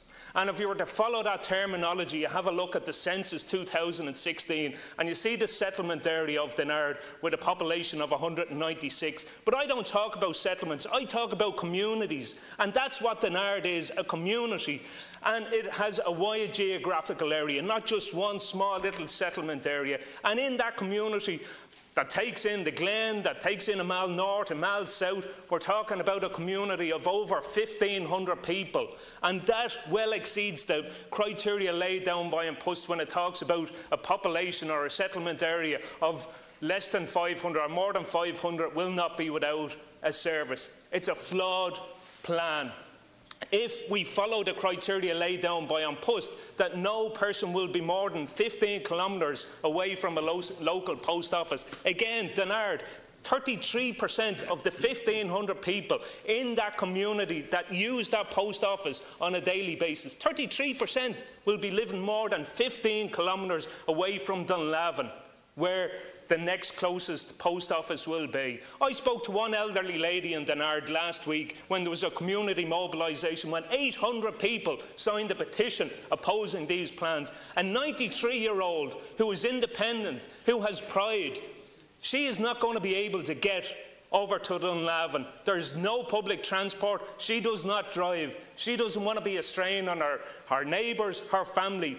Minister, what are you going to say to that elderly person? And she is one person, and there are many thousands like that right across the state that will be affected if these plans go ahead. Rural Ireland are fighting back. They're not fighting back for the sake of it. They're fighting back for their very survival, Minister. Minister, please. Thank you, Cancórla. I move amendment number 1 to delete all words after Dáil Éireann and substitute the proposed counter motion, which I think has been circulated. I want to thank the House for the opportunity to address this issue this evening. Minister, just to be clear now, according to my notes, your amendment is amendment number 3. Sorry, amendment number 1 is the rural independence. Amendment number 3. Can I move, move amendment number 3? It will be a realignment. Yes. We're saying amendment number 3. Amendment number 3. Firstly, can I thank the postmasters, the length and breadth of the country, for the dedicated service that they have given to rural and urban communities over many years. As members are aware, some postmasters have taken the difficult decision in recent weeks to leave the business, and I'll return to that issue in a few minutes. Some people have mischievously given the impression that I do not understand or care about the issues of rural Ireland. As many members are aware, I represent the most rurally dispersed constituency in the country and have consistently raised the issue of our post office network here in Dáil Éireann over many years. I have first-hand experience of the concerns and the issues involved. I understand the concerns of older people and that it is an anxious time for many of them. I've watched the gradual demise of the post office network over many years. More than 500 post offices closed during the peak of the economic boom in this country between 2002 and 2007, while people sat on their hands and allowed the post office network to fall into decline. No new investment, no new services were put into it, and I don't want that to continue. And my objective is to keep as many post offices as possible viable and open across this country. But to put on the record here, as I've already pointed out, some of these post offices have very minimal transactions. In fact, one post office is issuing 11 social welfare payments a week. And we all know the length and breadth of this country where people are moving with their feet, bypassing the local post office and going elsewhere. And that is a reality that cannot be ignored. The postmasters of this country and the communities they serve deserve a clear future and plan to be put in place for the development of and investment into the post office network and its services. Such action cannot be taken has not been taken by a series of governments down through the decades. Although government after government promised to do something, nothing was done. We've now set out a clear path and a future for the post office network, and by the middle of next year, every single post office in this country will have access to high-speed broadband. As a member of Dáil Éireann, I have for many years put forward constructive solutions to bring new business into the post office network. I'm now in the lucky position that I can actually implement some of those solutions. I point out to members here, some of whom have been members of this House for a considerable number of years, that I was one of only 5 members of Dáil Éireann to make a submission to the Kerr report. And I want to take this opportunity to thank Bobby Kerr for his meticulous work on this issue. An Post has confirmed that it has already implemented just over 17 of the 19 recommendations appropriate to that company in the Kerr report. In addition, Government has recently agreed to look at a new offline avenue for all government online services. This work has started and Government will be updated on progress before the end of the year. We want to have a sustainable post office network that is available to all our citizens, both urban and rural, in the medium and long term. Although I accept that the closures will have an impact on communities served by the post offices in question, the background to this issue has not been well represented. It is important to put it on the record that the An Post announcement in relation to the changes of the post office network in context. 98 weeks ago, I was presented with a future for An Post and the post office network that was uncertain and extremely bleak. And I was determined that the company would not go under. And there was a real possibility that that would happen because of the failure by successive governments to act. The potential for a complete shutdown of the postal services with the loss of thousands of jobs was undeniable. Immediate action was needed because of the need to ensure the survival of An Post. We also needed to safeguard the post office network. That was necessary to protect thousands of jobs across the country. 9,000 people work in An Post. Those imperative requirements needed decisions. And I can tell the House that those decisions have been forthcoming. I didn't shirk my responsibility as Minister as my predecessors did. We have worked tirelessly to restructure the company in order to save it. And I'm sure members will recall the urgent need to introduce legislation to facilitate the increase in the price of the stamp. That was an essential first step to avoid a cash crunch for the company and give An Post time to construct a plan for a sustainable future. The challenges facing An Post were recognised across all of the political parties, and I want to acknowledge the support that I received from colleagues on all sides of the House to put that legislation in place and provide a much-needed window for An Post to put its strategic plan in place. I also worked hard on securing a government investment of €30 million in An Post to safeguard the 5-day-a-week mail service and the collection service, and to protect the post office counter services. 2 years later, critically important decisions have now been made. An Post has been stabilised because of the action that has been taken and is now one of the few mail services in the world that is actually expanding its service from a 5-day-a-week letter service to a 6-day-a-week parcel service. The fabric of services that An Post delivers has been strengthened. The company is changing from a 19th century model to one that has relevance and resonance in the 21st century in both rural and urban areas. In fact, the current postmaster's contract dates back to 1907, and we all accept that things have changed dramatically since that. While the future is not as bleak for An Post, the underlying challenges remain. Mail volumes continue to decline. E-substitution and the move to online payments and online banking continue to have an impact on the post office network. There is widespread acceptance that the post office network requires modernisation to build, to maintain and to protect a service that meets the needs of communities across this country. An Post's strategy for the An Post network, or the post office network, centres on the availability of new services in a modernised, revitalised network. These services must include a better range of government services, financial services and e-commerce services for shoppers and small businesses. Since taking office, I have been driving the offline avenue with my officials, with my cabinet colleagues and with the management team in An Post and the Office of Government Procurement and other agencies. I recently received government approval to look at an offline avenue for all government online services. This work has started, and Government, as I say, will be updated on progress before the end of this year. Investment of €50 million on the post office network is now going to take place, which is equivalent to €45,000 per post office, and is based on getting communities to use the enhanced services that their local post office will provide through a modernised network. These measures are meaningless unless the public use the service that An Post provides. Key to the survival of the network is a willingness for us all to use it. Government funding of €80,000 has now been allocated to roll out the Digital Assist programme.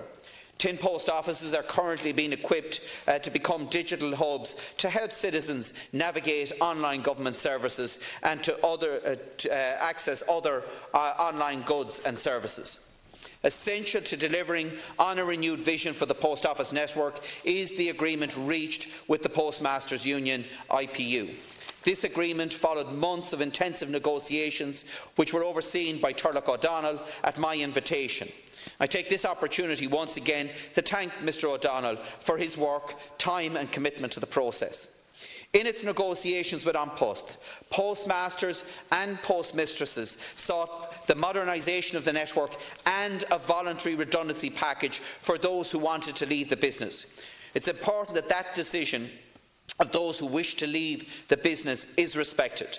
The decision on whether to accept the package or not was an individual one for each postmaster, and all closures have been on a voluntary basis, and the IPU has publicly confirmed that. It's also important to remember that when a post office closes, 70% of that business will transfer to the neighbouring office. The reality is, by facilitating those who wish to exit the business, neighbouring offices will be further supported, thereby ensuring the sustainability of the network as a whole. Deputies will be aware that an independent appeals process has been put in place to enable communities that have to review the decision of An Post, and retailers have the opportunity to look for those new and additional services, and that can be independently reviewed as well. Deputy Dooley, I understand you have an arrangement with colleagues. My time is shared and Charles already has the time slots. Minister, you have taken the wrong approach to this debate right from the very start. You have taken the position of An Post and based the closure of post offices around viability. We know that 159 and far greater number of post offices are not profitable. We accept that. People have changed the way they live their lives. Some people do their transactions online. Some people email. They don't use the services of the post office. And you think the solution is to embarrass more people into using the post office. For sure there are more services that can be delivered. But there's no guarantee that if you follow this profit and loss approach that you seem to have bought into, that these locations will ever be financially viable. But their closure and their elimination go to the ruination of the communities that they serve. You should be looking at the viability of the communities, looking at the needs of the people, looking at what services they need.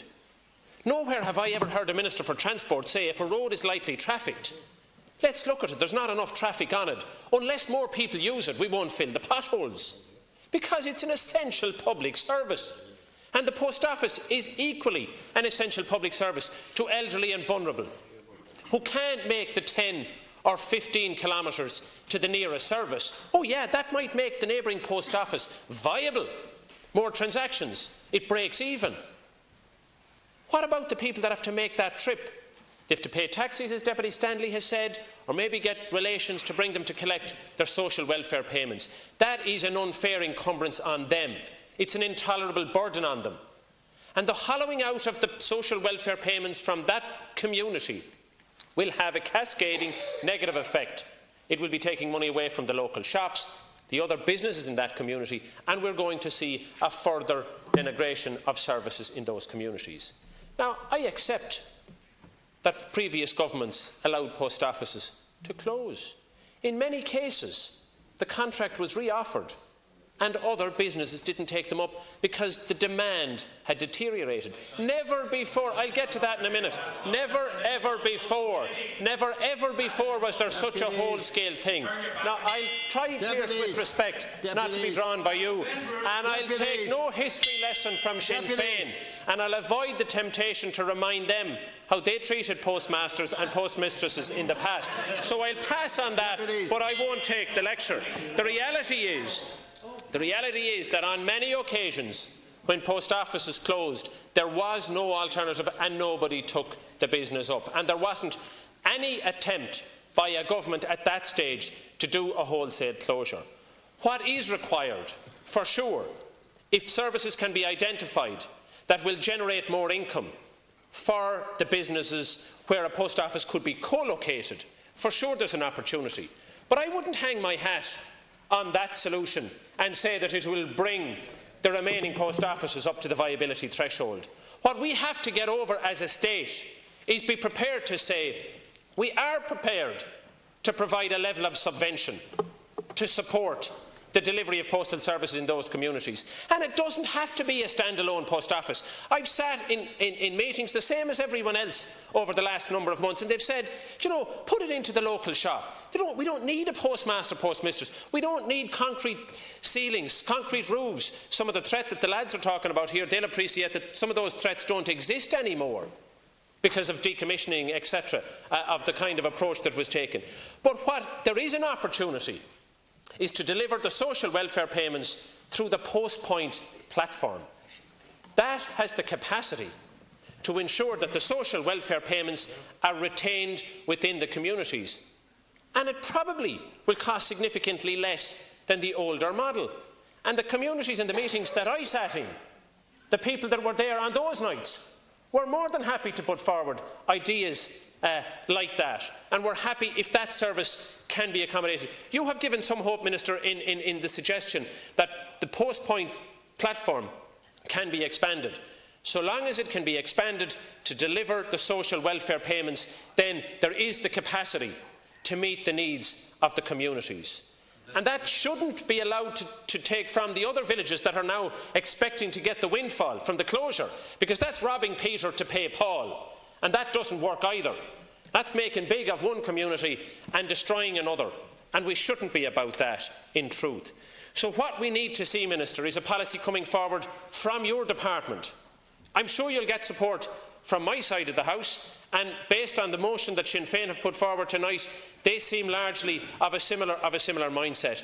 To support the idea of state subvention for the smaller post offices, which wouldn't be viable no matter what business model you come up with. Because you know the small communities, the ones that are for closure in Clare, and I'll conclude on this, places like Dunbeg, Curraclare almost closed, but they've managed to retain it with a deal with the local postmaster. So you have Dunbeg and you have Cree, you have Kilfenora, you have Lissycasey and you have Fenor. These are places where we absolutely need to retain the service. They're synonymous with similar post offices right throughout rural Ireland. I don't think the network can be condensed anymore. I'm of the view we protect what we have. And for sure, there might be a fall-off in business over the future years. But just because there's a fall-off in demand doesn't mean that we eliminate the service for the elderly and the vulnerable that's so much needed. Thank you very much. Thanks very much. I want to welcome Tom O'Gallan from the Independent Postmasters here this evening, and also representatives of the Save Ballinfull Post Office in North Sligo, who represent the many that were outside today on this very important issue. Minister, increasingly you and your colleagues in the government look more like chairman of the GAA club. You get to stand in for the photo on ceremonial occasions, say a few words, but you really have nothing to do with running the club. Increasingly, it's about, well, that's a matter for An Post. That's a matter for the HSE. That's a matter for HICWA. That's a matter for Transport Infrastructure Ireland. That is a matter for everybody but me. So I'm beginning to wonder, as the presidential election begins to kick off, about the much ceremonial role that is, about the 15 ceremonial positions that you and your colleagues are adopting in government. You allowed on post, and we know they have a commercial mandate. We know they have to balance the books, and there's ways and means of achieving that.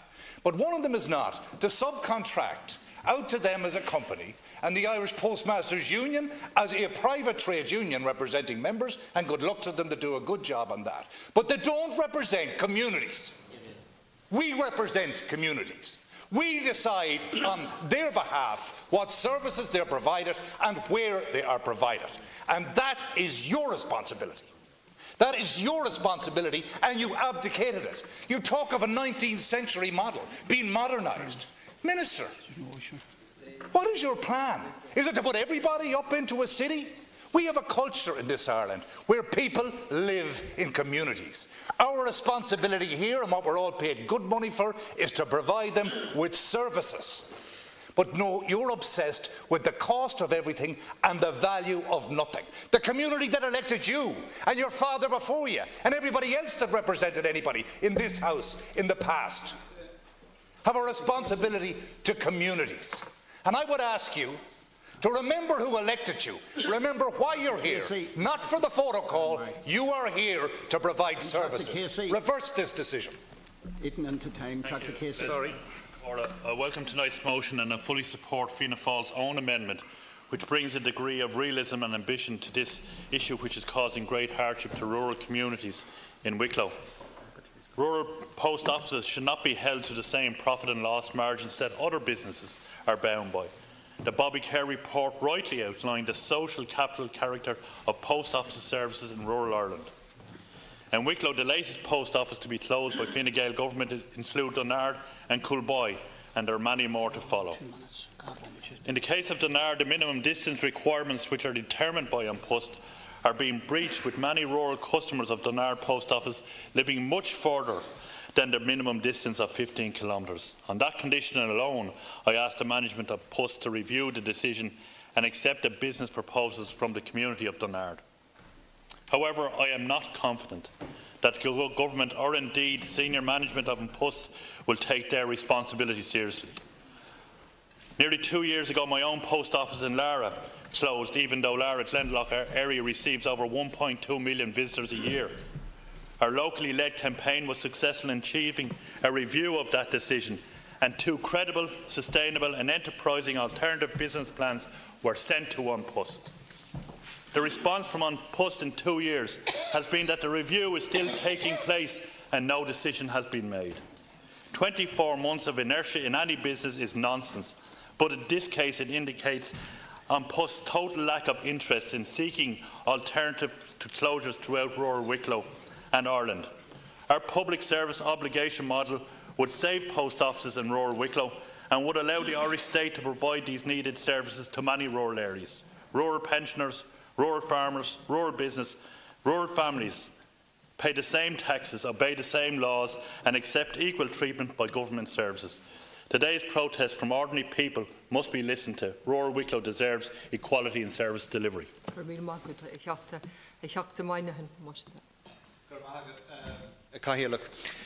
I suppose I rise on the debate. Our postmaster in Kishgame refused to take the voluntary redundancy, and we had to pay a huge tribute to him for holding the post office and trying to hold the post office in our community. But I do think that the debate that we're having in it, and we have the commercial sensitivity and all the rest of it, An Post is a social contract with the people. And we have to fundamentally understand that. Every community that have lost post offices, they lose the heartbeat of their community, and they lose the social contract with their communities. And we have to make up our mind as a people whether we are going to continue to make sure that these rural communities are vibrant into the future. And if we start losing services, we are curtailing their ability to be relevant going into the future. I know that many of my colleagues want to speak on this, and I will give them as much time as possible. But I do think what we need to do is make sure that the social contract is there, and that underlines why we are in favour of holding post offices in each and every community that we can.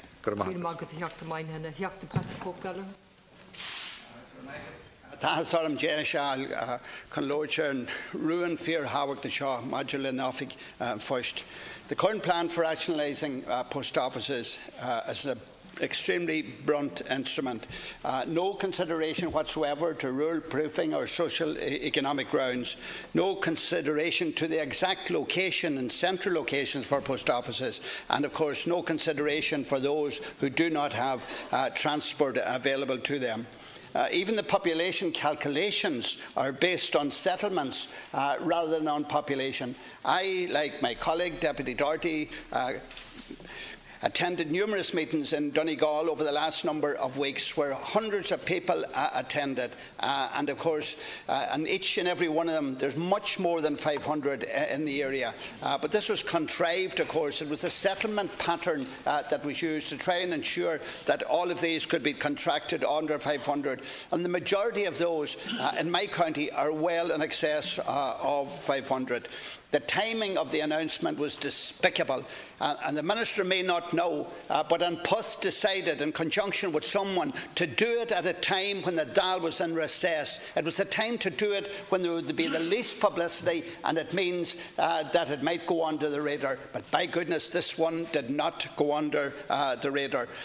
In the case of Donegal, we have been extremely hard hit. And who took the decision? It wasn't An Post that took the decision. They forced the postmasters and postmistresses to take the decision. So it wasn't done on any objective analysis whatsoever. I believe you have to go back to the drawing board, and our party are happy to support a public service obligation which might cost in the region of 8 million to ensure that we have a continuation of these excellent services that have been provided over the years. And those who have been offered it are quite entitled to take it, but there has to be a decision taken to offer those in areas where there's co-location, and would immediately reduce by 50% many of the overheads that are part of the losses.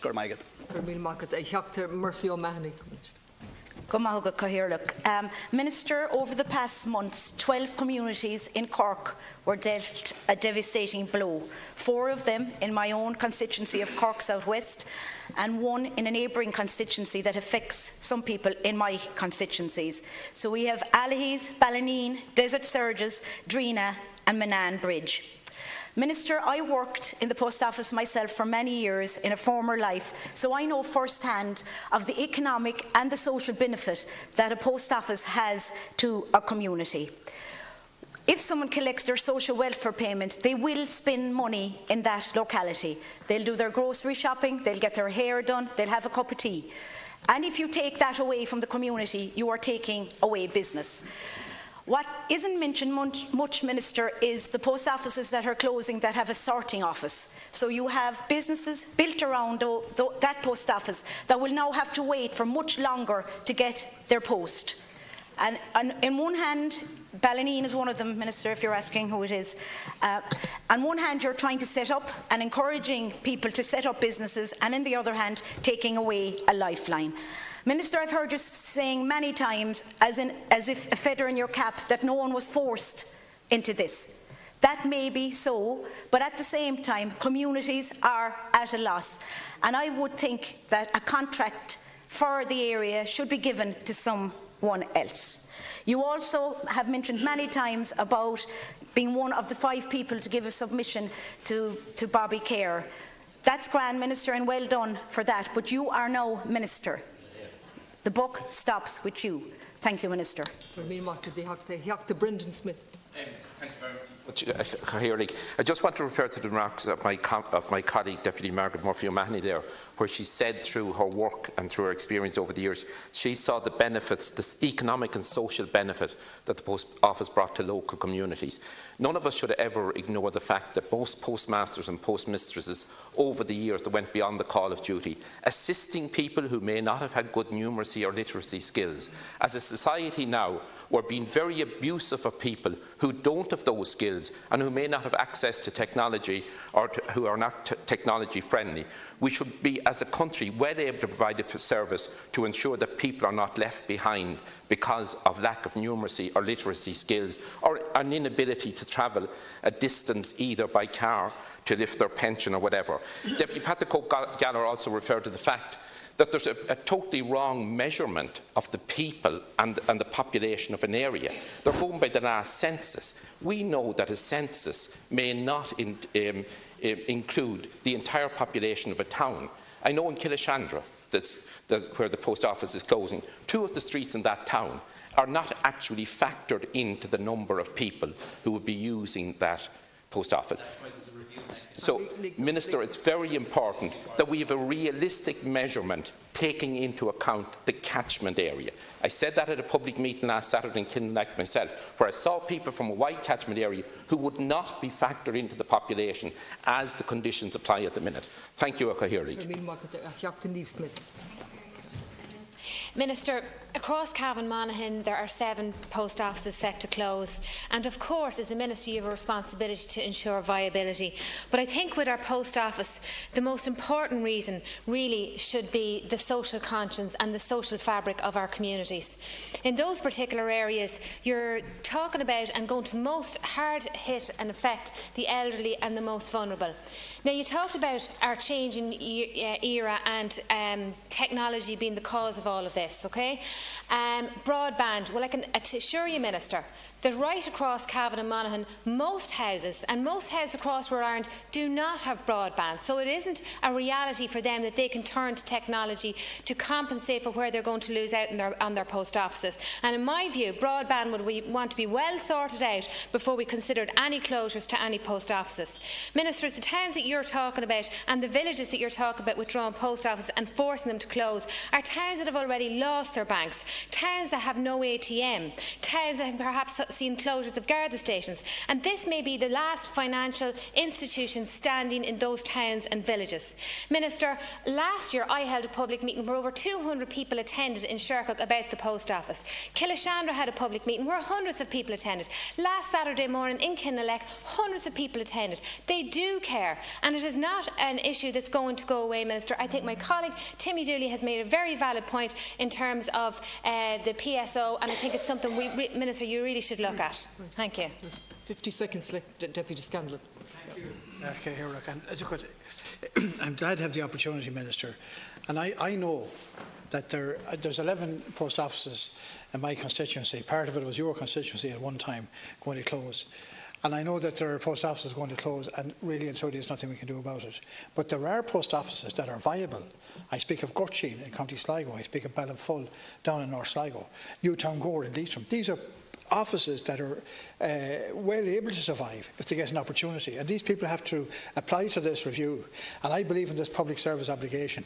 If it's needed, we're running buses here in Dublin, there's no problem there. With this public service obligation, we need that money to run these services for the elderly people that we're trying to deal with, because they're being discriminated against in relation to what's happening in this. Thank you. Let's go.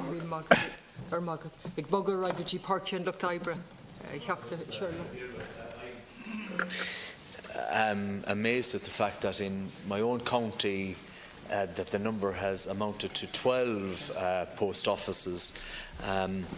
I can understand that where capacity has reached a low ebb in relation to activity levels in some of those, that the postmaster or postmistress might make a decision to exit, if you will, and that is understandable as well, and those reasons are very personal to those people in those circumstances.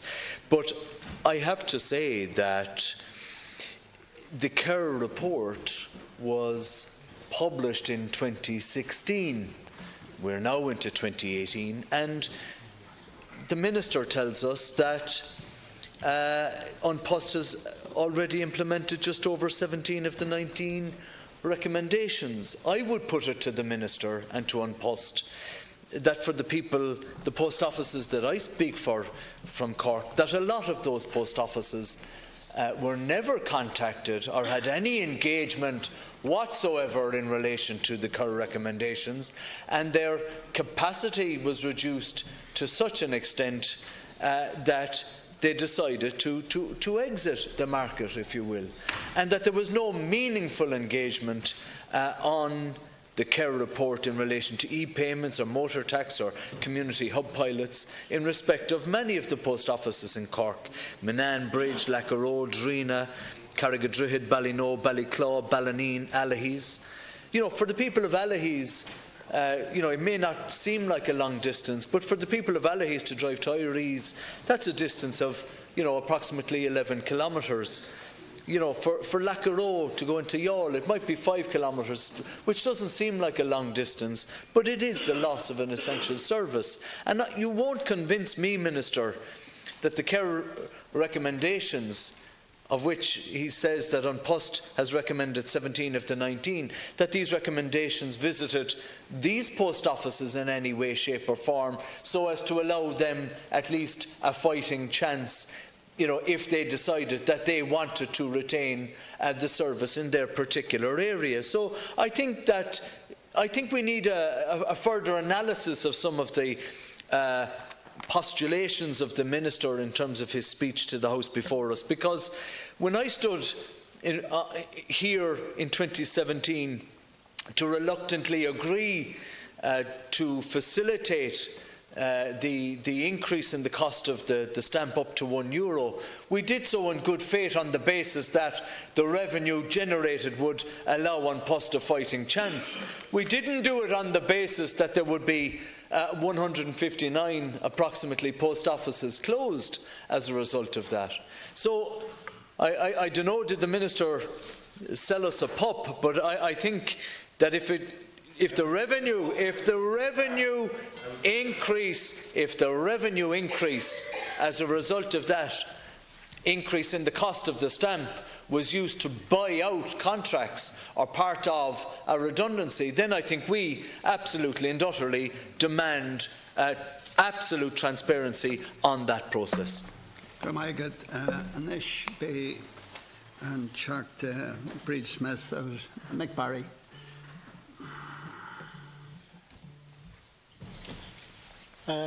Count. This is a real blow to rural communities. It's a real blow to pensioners, a real blow to people who are dependent on social welfare. It's the biggest cull of post office services in the history of the state. 159 closures at effectively one fell swoop. The post office in Allihies has been mentioned.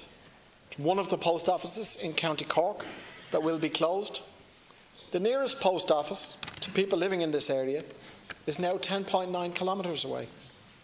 This makes it difficult for people with disabilities or people who do not drive to avail of the postal service. Now, the media tonight are trying to say that the movement to resist post office closures is on the wane, and they're pointing to the size of the protest outside the Dáil today. I think the protest outside the Dáil today was not at all insignificant, given that it's a working day, given the ploughing championships and so on. But I think a more accurate picture of the level of resistance to these post office closures is shown by the size and the scale of the protest meetings that are being held in communities right throughout rural Ireland. I received correspondence from a community campaigning to save their local post office in Gorteen in County Tipperary. 500 people attended the public meeting in opposition to that, and I think that is an indication of the level of resistance. And there's talk of a general election in the air. Will Leo roll the dice? Will Leo not roll the dice? Etc. I think there are a number of issues that the Taoiseach would want to be really mindful of if he's considering going down that road. I think the biggest one nationally is housing, where people will vote for change and vote against the government.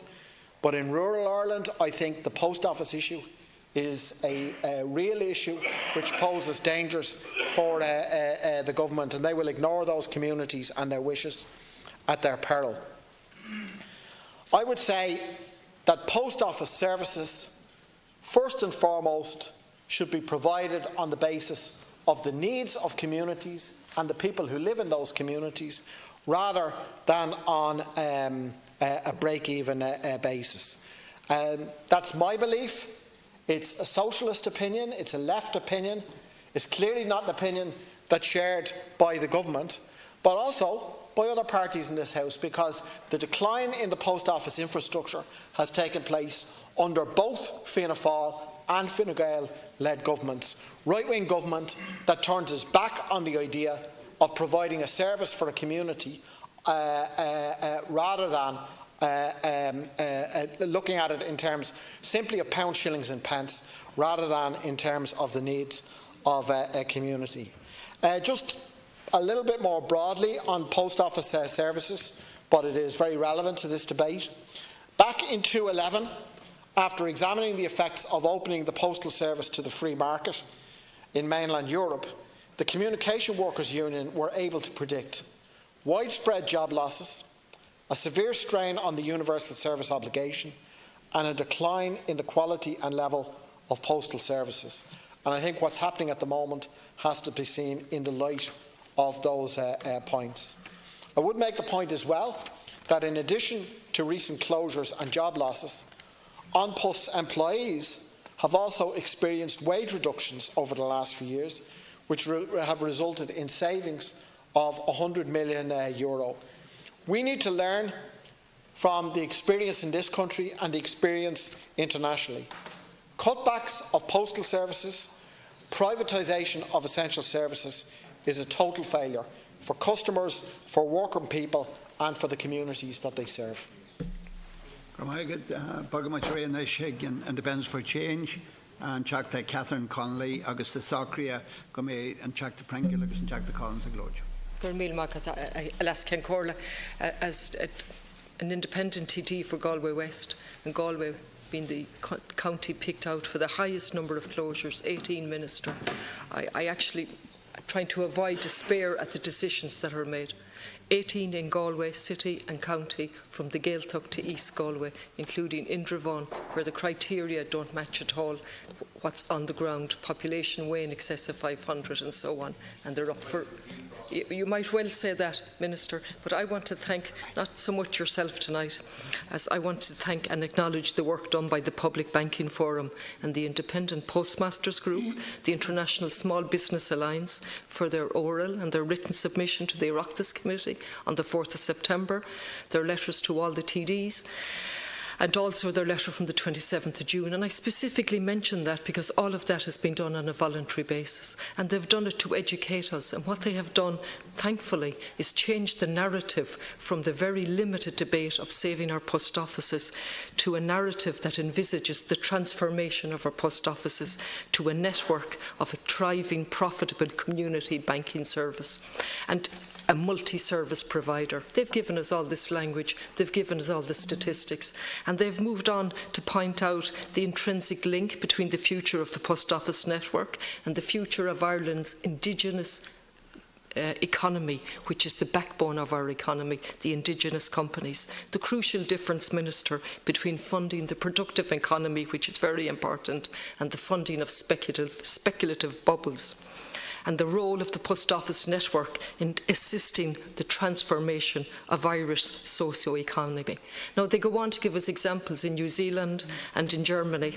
And indeed, your own programme for government committed to looking at a community banking model. And you set up, and we have a report which I have read and I have in front of me, Local Public Banking in Ireland. And quite extraordinarily, it highlights exactly what those organisations that I've mentioned have said. And they point out the actual advantages and the returns to the community of these type of models. But it goes on to say that there's no case for rolling them out in Ireland because it would involve the spending of public money. I think 170 million is mentioned. Now, coincidentally, I'm on the Public Accounts Committee, and tomorrow we'll be examining the billions paid to the banks,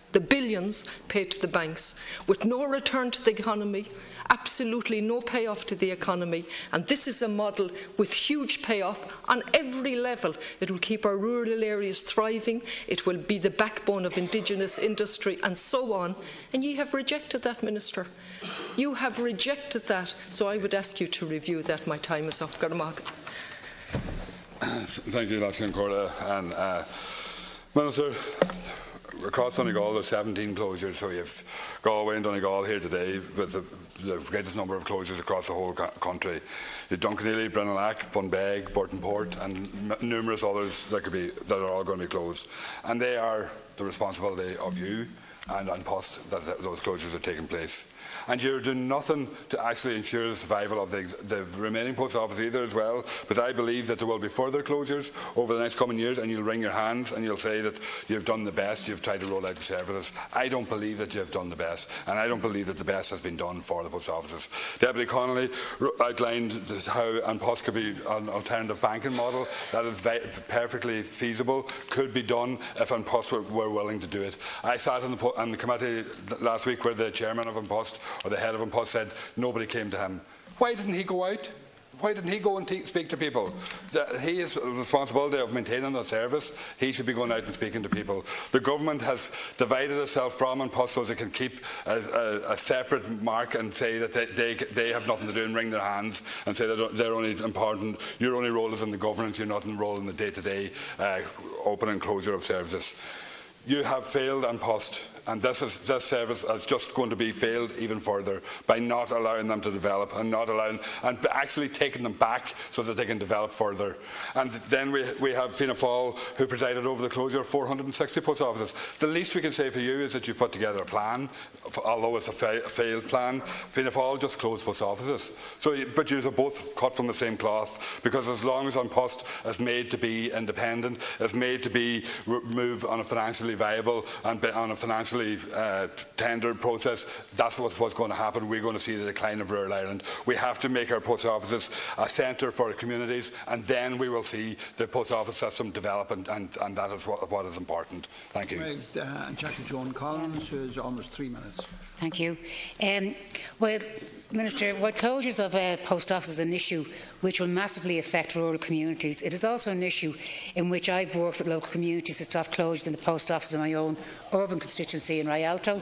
And recently we've heard that the Bluebell post office could be under threat with the retirement of a postmaster. And I've been in contact with the An Post, and they're trying to get that out for tender now. But then again, there's always the difficulty of getting rent, what sort of rent price is going to be, and all that comes into it. So it begs the question of how government, as we said here tonight, should be supplying services by need, and what sort of intervention has to be given to provide those services. And we're in a situation today where many of our local and vital public services are under threat, whether it's post offices or bus services, and both in rural and urban areas. We have a government which is fixated on the notion that market forces, the private sector and profits are the only way to provide the service that people need for a decent life. We only have to look at the housing crisis to see where this fixation has led to. It is now 10 years on from the great financial crash of 2008, a banking system obsessed with huge profit speculation, bonuses and favoured clients such as big property developers brought this country to its knees. Another crash is entirely possible. It's been spoken about internationally, and I don't feel very confident at all, and I don't think other people do, that things have really changed in the world of too big to fail private banks. And that's the reality. We need an alternative way of doing things, and an alternative that says there's a right to housing, there's a right to affordable and efficient public transport, there's a right to live in viable and sustainable communities in both urban and rural settings. Central to any such alternative is the idea of public, not-for-profit banking. I think this is where this is really failing down on its knees.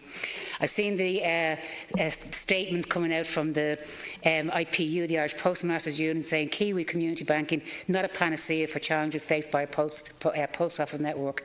Well, I think it would play a crucial role in maintaining the post office network if that public banking was brought into it. The public banking is a very good, very sensible and completely workable proposal for such an alternative banking system. And they have been working successfully in Germany, as we know. We have had the German community banking in the Dáil here in committee talking to TDs.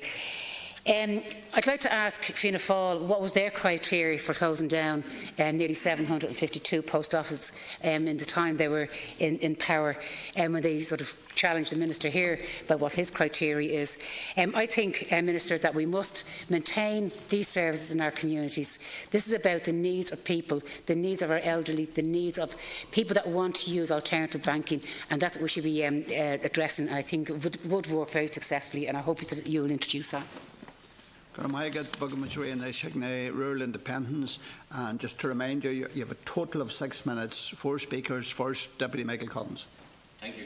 So about a minute and a half each. Yes. Minister, I did hope that this government had learned the lesson of the errors of the previous government, but obviously the fact that we're here fighting for the save our post offices tonight, nothing's changed. Minister, this year I've seen 5 post offices targeted for closure in West Cork, in my own constituency. A 3-generation post office in Eddie's will be closing in January.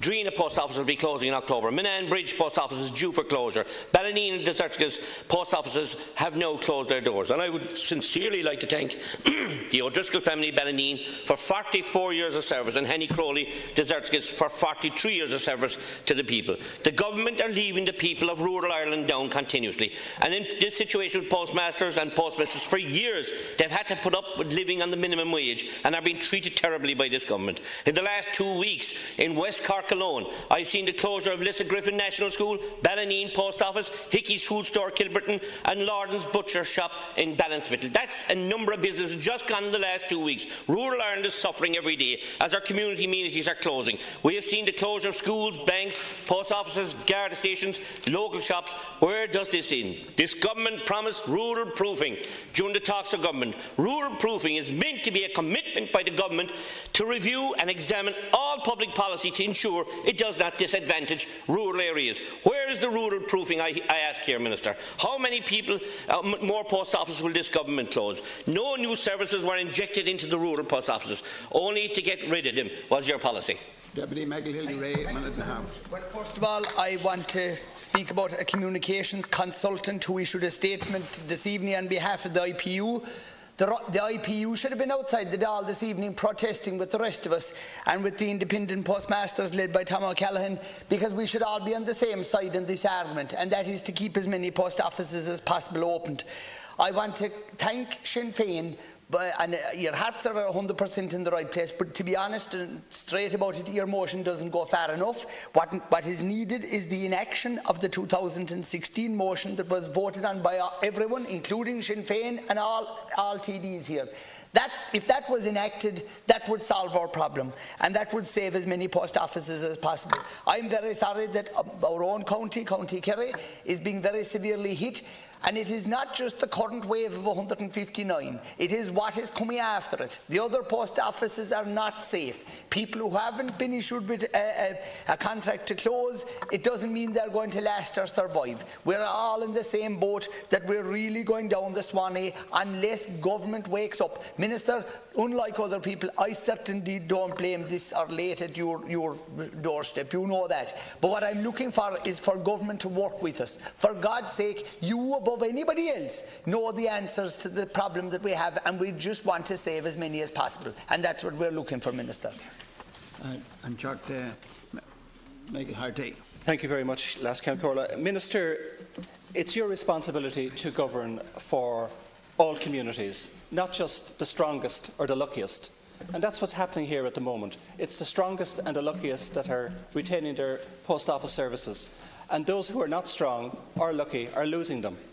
And it is your responsibility and the government's responsibility to not just be an economy, but also to look at the societal issues that this brings up. And this brings up very fundamental societal issues.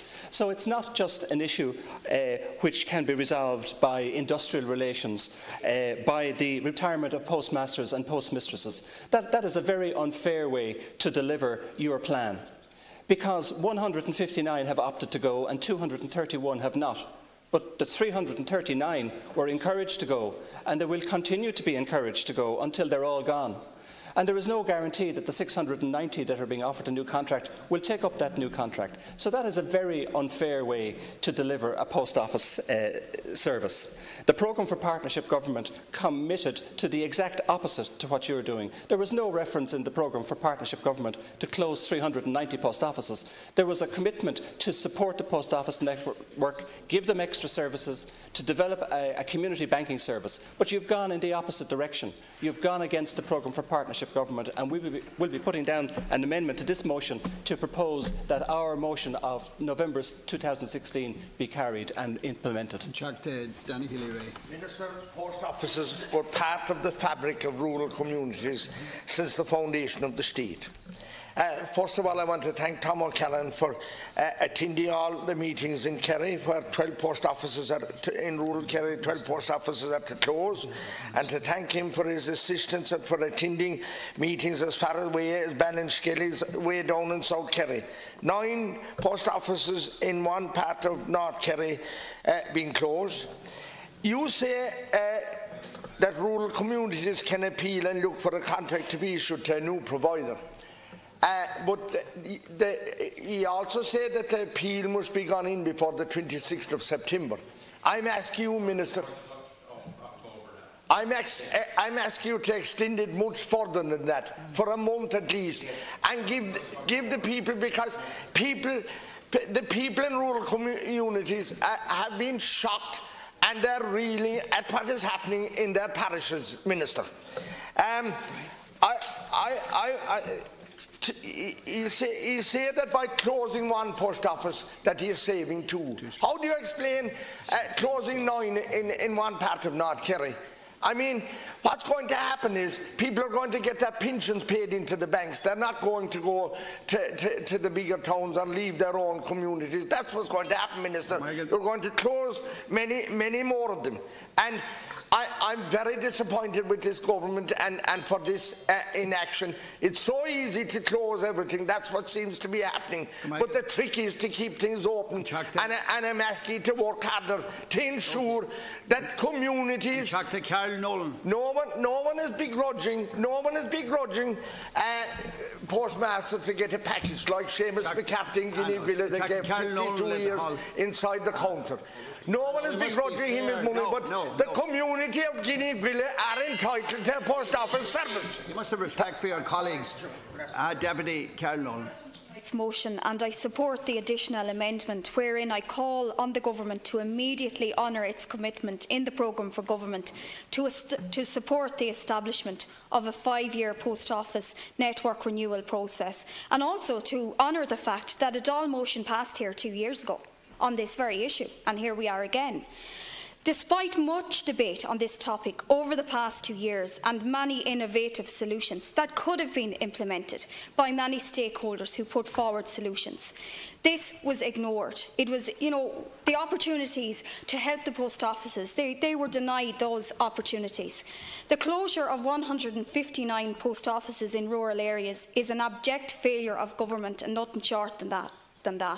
And I'm calling on the Minister here to acknowledge his failure and that of his department, and to effectively respond to and address the continued decimation of the rural post office network, which is a testament to his government's inability to lead change or develop innovation delivery models for the post office and community banking services.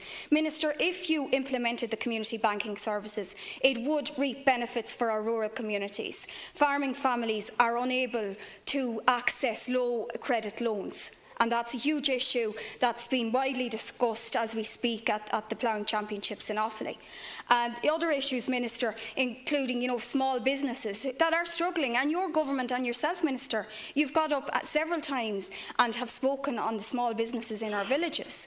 I mean, a community banking system would certainly benefit those businesses and indeed our farming families who are struggling. And we need to look at those solutions. The solutions are there, Minister. It's now up to you to take action.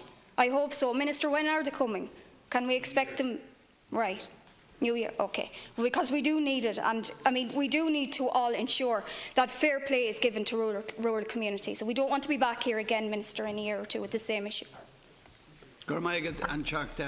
Seamus Healy, who has kindly given 2 minutes of his time to Deputy Michael Fitzmaurice. So I want to confirm my support for this private member's motion on the post office network, the future of the post office network. And I want to say, first of all, that this issue raises the whole question of democracy in this country and of the relevance of this Dáil. The motion passed here in November 2016, agreed unanimously by this House,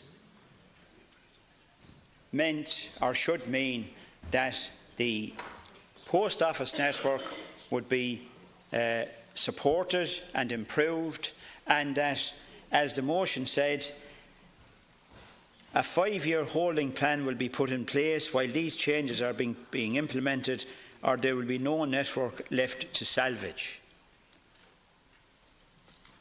The whole House unanimously agreed that particular motion in November 2016, including the Minister and the Fine Gael party and every other party and every other independent in this House. So what is the relevance of Dáil Éireann if a motion unanimously accepted by the House is simply thrown aside and An Post carries on as if it never happened? Surely the Minister has something to say about that. Surely this Dáil has something to say about that.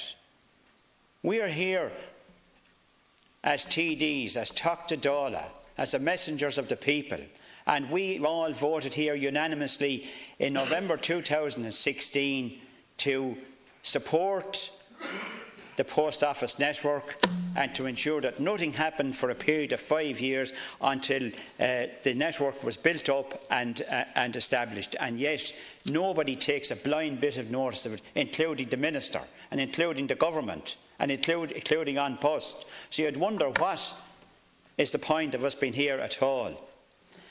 I want to thank and compliment as well the postmaster in Kishgame, who has refused to take the package and has stood up for his local community and has said that this is a step too far.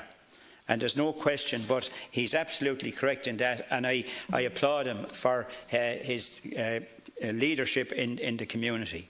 I want to say as well as Ceann Comhairle that there's no financial necessity for the closures that we are seeing. And remember, the closures are only the beginning. David McRedmond, the CEO, told us very recently that in 2018 there would be a minimum of €20 million profit. €20 million profit in 2018, and possibly, he said, closer to €30 million profit. And that was on top of a profit of €8.4 million in 2017. So there's absolutely no reason whatever from a financial point of view for these closures. The postal service is a public service. It is not a commercial operation. And that means that making profit is not the priority of the postal service, of An Post. Providing a public service is the priority of An Post. And that means that if An Post needs to be subvented by the state, then that should be done. Because there is an obligation on the state to provide public service, postal services to local communities. There's no doubt that it's absolutely time to cry a halt on this, because we have a situation now where the Minister, the government, nor An Post will accept the will of the people, will accept the will of this Dáil. And now we have a situation where we have 159 post offices closing. There's 390 who are effectively going to close over a period of time if this plan goes ahead. In my own constituency, we have 8 closures. Clogheen, Ballingarry, Templetewey, Littleton, Newcastle, Coolbawn and Upperchurch. Many of them, last Ceann Comhairle, with more than 500 residents in their area. And as everybody here knows, the local post office is the heart and soul of the local community, of local towns and villages. Not just from an economic point of view, but from a social point of view as well. And that's very important. Because the local communities look to the post office, look to the weekly visit to the post office, you know, to keep in touch with everything that goes on in the community. And many of these towns and villages have already lost Garda stations and banks, and if they lose the post office, there's going to be the knock-on effect of the local shop, of the local cafe, of the local hairdresser, because if people aren't collecting their social welfare payments at the post office, they won't do their other business in the local village either. So, Cathaoirleach, I think it's incumbent on the Minister and on this Dáil to ensure that this is reversed immediately. First of all, I want to support the motion and indeed the amendments that's put to it. Last Concorla, 62% of all the closures are along the west coast from Kerry right up to Donegal. 42% are in the west of Ireland. 1 in 6 post offices closing is in counties Galway and Roscommon. We sat it, and one thing that needs to be debunked, and I'm hearing it day in, day out, that these people had a choice. Well, the fact is that they got a letter to state that they no longer form part of their plans. Second of all, some of them were sick, some of them were very elderly, and had they not a right, in every walk of life you have a right to take a pension. These people were trying to cling on for the simple reason An Post would not give it to their sons or daughters in every town and village that we talk about. We sat with Mr McRedmond, every one of us here, in the last few weeks. No reply has been yet when he was asked the question, the 231, will they be given the new contract? If in these 231, if somebody unfortunately gets sick or dies, will they be replaced? He didn't answer that yet. And Mr McRedmond said no more post offices will be closing. Well, Minister, I can tell you in our constituency, the same one as you and I are in, I'm after hearing this evening that there's another one to go. So that's Mr McRedmond. Everything that he has said seems to be untruths. Will there be an extension? And this was asked to him from the 27th of September. Will there be an extension put to the appeals? Will the formula be changed? And will you make An Post to make sure we have a computer and we have a safe in those that are closing? If there is a business beside it that's willing to help those people in those communities and keep a shop or a business open, will you make sure that that's transferred? Also, I've heard of, in the last few weeks, Imelda Burke's name was mentioned. Well, I can tell you that she has put out a new, she has written to all her people, as you rightly pointed out, and has got great response. The Postmasters Union has come out with a statement this evening. They should have been outside that door today, because the facts are that neither An Post or the Postmaster Union represents the people across rural Ireland. And the one thing I would say is the appeals mechanism, Minister, you have to get involved in this for the simple reason the terms of reference that are in it are absolutely going to whitewash any hope of people getting a proper set-up. And there's one solution to this, and a quick one in my opinion. Deputy Dooley rightly pointed out that if there's a road in an area that there isn't many people on, do you fix the potholes? Well, he's dead right. You need to fix the potholes. You'll be the driver of the lorry in the next few weeks when the budget is being put together. Your party will be the ones that can stand up under confidence and supply and either support the government closing post offices or not. Sorry, no, you can at least I didn't go in under false pretences. You can have your I wasn't in one way and out another. No, but at least I was able to stay out, Tim. Deputies, please. Plenty of room at the back of the chamber.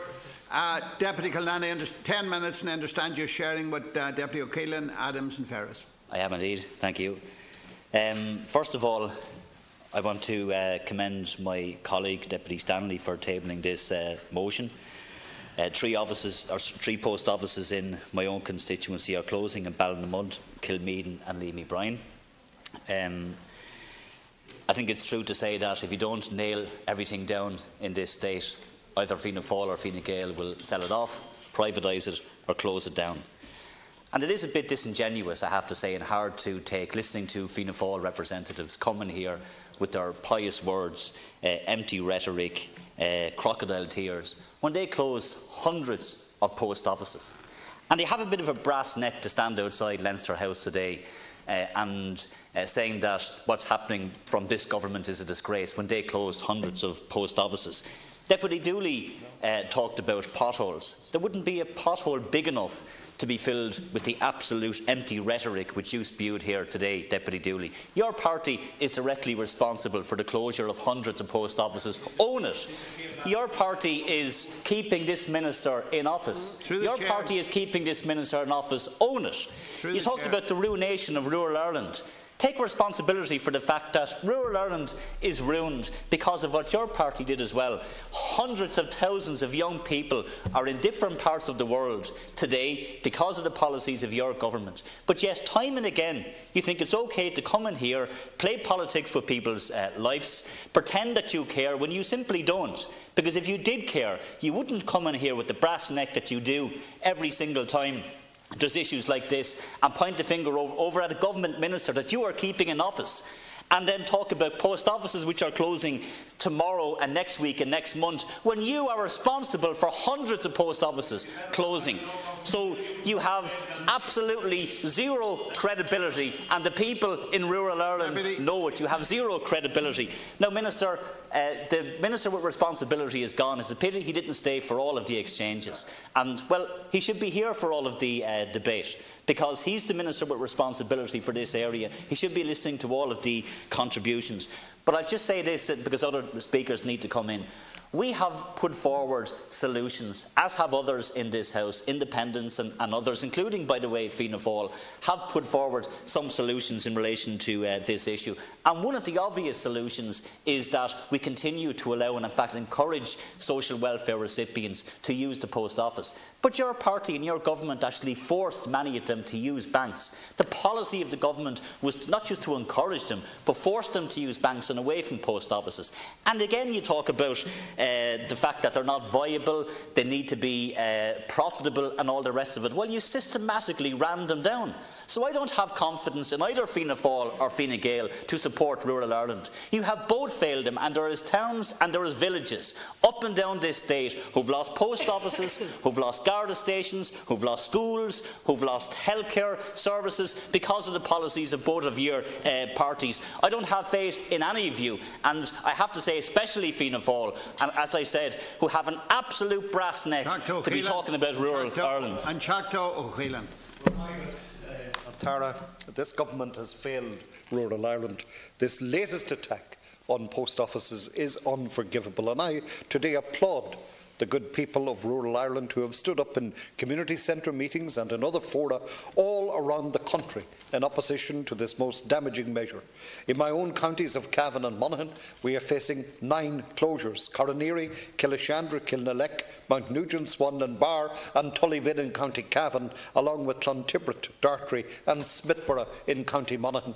Make no bones about it, this is totally unacceptable, and it is also unnecessary.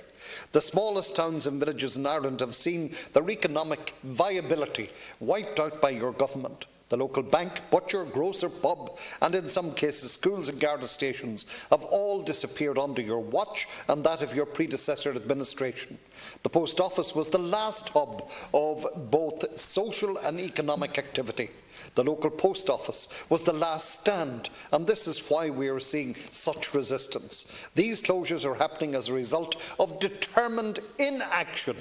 It is said that these closures are happening because these particular offices are unviable. Minister, I put it to you that these are unviable because your government has, by your inaction, made them unviable. Your programme for government in relation to post offices has reference to, and I quote, e-payment accounts and community banking, unquote. You have sat in your hands. Your rural action plan published in 2017 stated you would, and again I quote, enhance local services through support for the rural post office network to adapt to a changing business environment. Your Cabinet was due to discuss the introduction of a public banking model last January. What was the outcome of these discussions? Officials from the German Sparkassen model offered to act as advisors, and I fear that the mainstream banks have scuttled this proposal. The very same banks that have also abandoned rural Ireland and, by and large, the people of Ireland, the very people who bailed them out when the crash occurred. Minister, I leave you with this. Our most marginalised towns and villages need and deserve support, not closures. Neglect them at your peril. I commend the Sinn Féin motion to the House.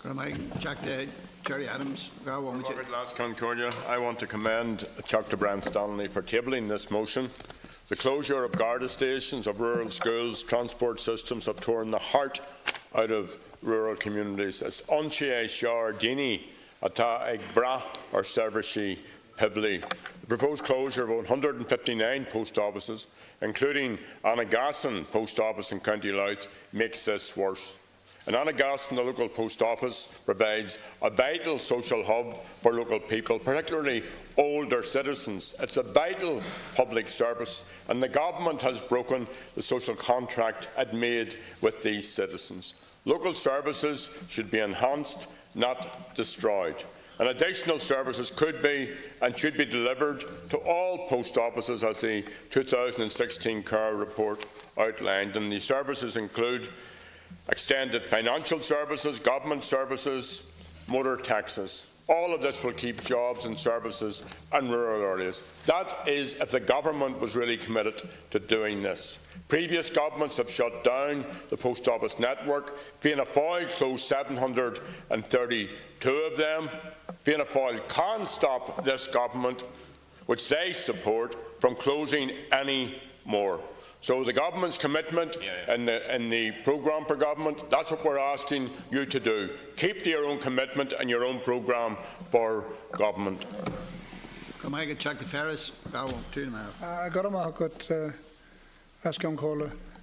to thank Deputy Brian Stanley for bringing this motion forward, and all of us who are rural TDs in particular will be very taken by the debate that is taking place here, because we live there and we know the consequences of the closure of the post office are to small villages, because if you close the post office, you effectively close the only pub that's there probably and the only shop. So the knock-on effect is quite significant. And all this is done in the name of viability. They're no longer viable. This wonderful word that's been used by unpushed and used by the government. They're no longer viable. But what is viability? What about social viability? What about the viability of elderly people who live in the community, like we were down along with the Deputy Healy raised the two of them during the week down in Ballinskelligs. Ballinskelligs is about 14 miles away from Carsavine. It's a peninsula. And I suppose there was nearly 400 people there. If it counted people who was locked out, couldn't get in. And they know the viability of that post office. The viability was this. The closure of that, the closure of Mastergiga. Two post offices that are in a Gaeltacht area, the only Gaeltacht area in South Kerry, are being closed. Now, Minister, that is a nice statement to give to those who are trying to promote the Irish language and trying to ensure that it survives, and doing a very good job there down there, because it was very heartening to see the conversations that took place at that meeting, both in Oscailga as well as in English, but in particular Oscailga. And the people that are going to lose their post office, there's one shop, there's a pub, there's a community centre, there will be a knock-on effect. The same in Mastergiga, the same in Ballylongford, the same in my van. There's 16 post offices due to close in Kerry on this great word viability. So, Minister, I was very taken by Deputy Seamus Heaney's presentation here when he spoke about the motion that was passed here in 2016, and that motion doesn't work the papers that it's written on, because neither the government nor its partner in government, Fianna Fáil, have done nothing about the implementation of it. So that's another failing of the political establishment in this state. What could be done for the survival of post offices? Community banking has been mentioned, to ensure that the social welfare payments are paid out of there. To ensure, as well as we've done here in 2011, when Deputy Angus O'Snadig, he asked the Minister to pay by electric fund transfer for all involved in state payments. an excellent idea, particularly all those. There was 80,000 people involved in this and social and community work within rural Ireland. And if all of those were paid into the respective post offices, that would have an effect on ensuring their survival or helping them to survive. Community banking is another way of doing that. So, Minister, it's in your hands and it's in Fianna Fáil's hands to ensure that our post offices are protected. Mr. Shancain. Like many of the deputies here, first of all I want to pay tribute to the service of postmasters up and down the country for the job that they do and have done for many years. In April this year, Post announced its renewed vision for the post office network, which centres on the availability of new services and a modernised, revitalised network. The announcement was supported by an agreement reached between Post and the Irish Postmasters Union Executive following months of intensive negotiations and was subsequently endorsed by 80% of IPU members. The IPU agreement represents a necessary first step in reinvigorating our national post office network and making it a viable, sustainable, modern and vibrant network for the future, capable of adapting to the changing environment in which it operates by providing a service that meets the needs of communities across the country and particularly in rural areas. In its negotiations with Post, postmasters sought both the modernisation of the network and a voluntary redundancy package for those who wanted to leave the business. Some of those have now taken the decision to leave. It is important that these decisions are respected. They have not been taken lightly or without good reasons.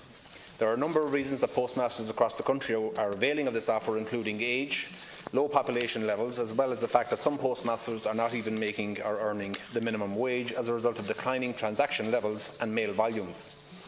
Post has advised that where a post office closes, 70% of the business transfers to a neighbouring office. The reality is that by facilitating those who wish to exit the business, neighbouring offices are further supported, thereby ensuring a more sustainable network for the future. As part of a strategy for modernising the post office network, Post has established a dedicated business unit within Post Retail. Investment of €50 million in the network by Post, which is equivalent to €45,000 per post office, is about getting communities to use the enhanced services in their local post office that will be provided through a modernised network. Additional services that Post proposes to introduce to the network include a better range of government services, financial services and e-commerce services for shoppers and small businesses. There is already a rapid expansion of banking services happening with the smart current account and enhanced foreign exchange facilities. Post offices will have credit card services and will be able to provide loans to small business and personal loans. Post is committed to ensuring that our post offices will be equipped with a range of services that will attract and retain footfall, but these measures are meaningless unless the public use the services provided. There has also been an expansion of postal services in the past 2 years. Post vans can now be seen in rural communities on Saturdays. That is because Post now provides a parcel service to every townland in rural Ireland 6 days a week. And there was concern a number of years ago that we wouldn't be able to retain the 5-day postal delivery service. The agreement with the IPU removes a level of uncertainty that has existed as a result of the piecemeal approach associated with the closures of post offices for the past 30 years. The IPU has publicly acknowledged that. Post has given a pledge to retain a post office network right across the country. However, we must of course be cognizant of the declining transactions in recent years that reflect the reality of the world we live in today. We must equip post offices with a range of services that will attract and retain footfall, but those measures, as I said, are meaningless without people using them. Government business is the backbone of the post office network. The intimate service in respect of state savings and the social welfare contract are the two big financial drivers for the overall network. In April this year, the Minister for Employment Affairs and Social Protection renewed her department's contract with Post to provide pensions, child benefit and other social welfare payments at post offices. While government policies to offer government services online, there will always be a segment of the population that is not comfortable or proficient accessing online tools or services. The Post Office network is the obvious choice as the offline gateway for citizens, with its nationwide network and existing strong relationship with the offline citizens. Government funding of €80,000 has been allocated to roll out a pilot scheme for digital assist that will see 10 post offices equipped to help citizens with online government interactions. Government approval has been secured to explore how further services might be made available to our offline citizens. This would be delivered via a centralised procurement framework. A working group comprising representatives across government departments will be established to consider this issue and will report back to government by the end of this year. Standing still is not an option. If politically we tread water or if we shirk decision making, we will not have a stronger post office network, we will have a weak one, and potentially, ultimately, we will have no post office network at all. The Minister is determined to embrace change because change is required to deliver for post offices and a postal service for the future. Change is especially required in rural areas. There is widespread acceptance that the post office network requires modernisation to build, maintain and protect a service that meets the needs of communities across the country and into the future. While much has been achieved in An Post over the past 2 years, there must be a clear focus on continued delivery for the future. That is critical to ensuring the long-term success of the national postal operator and a sustainable post office network to serve future generations.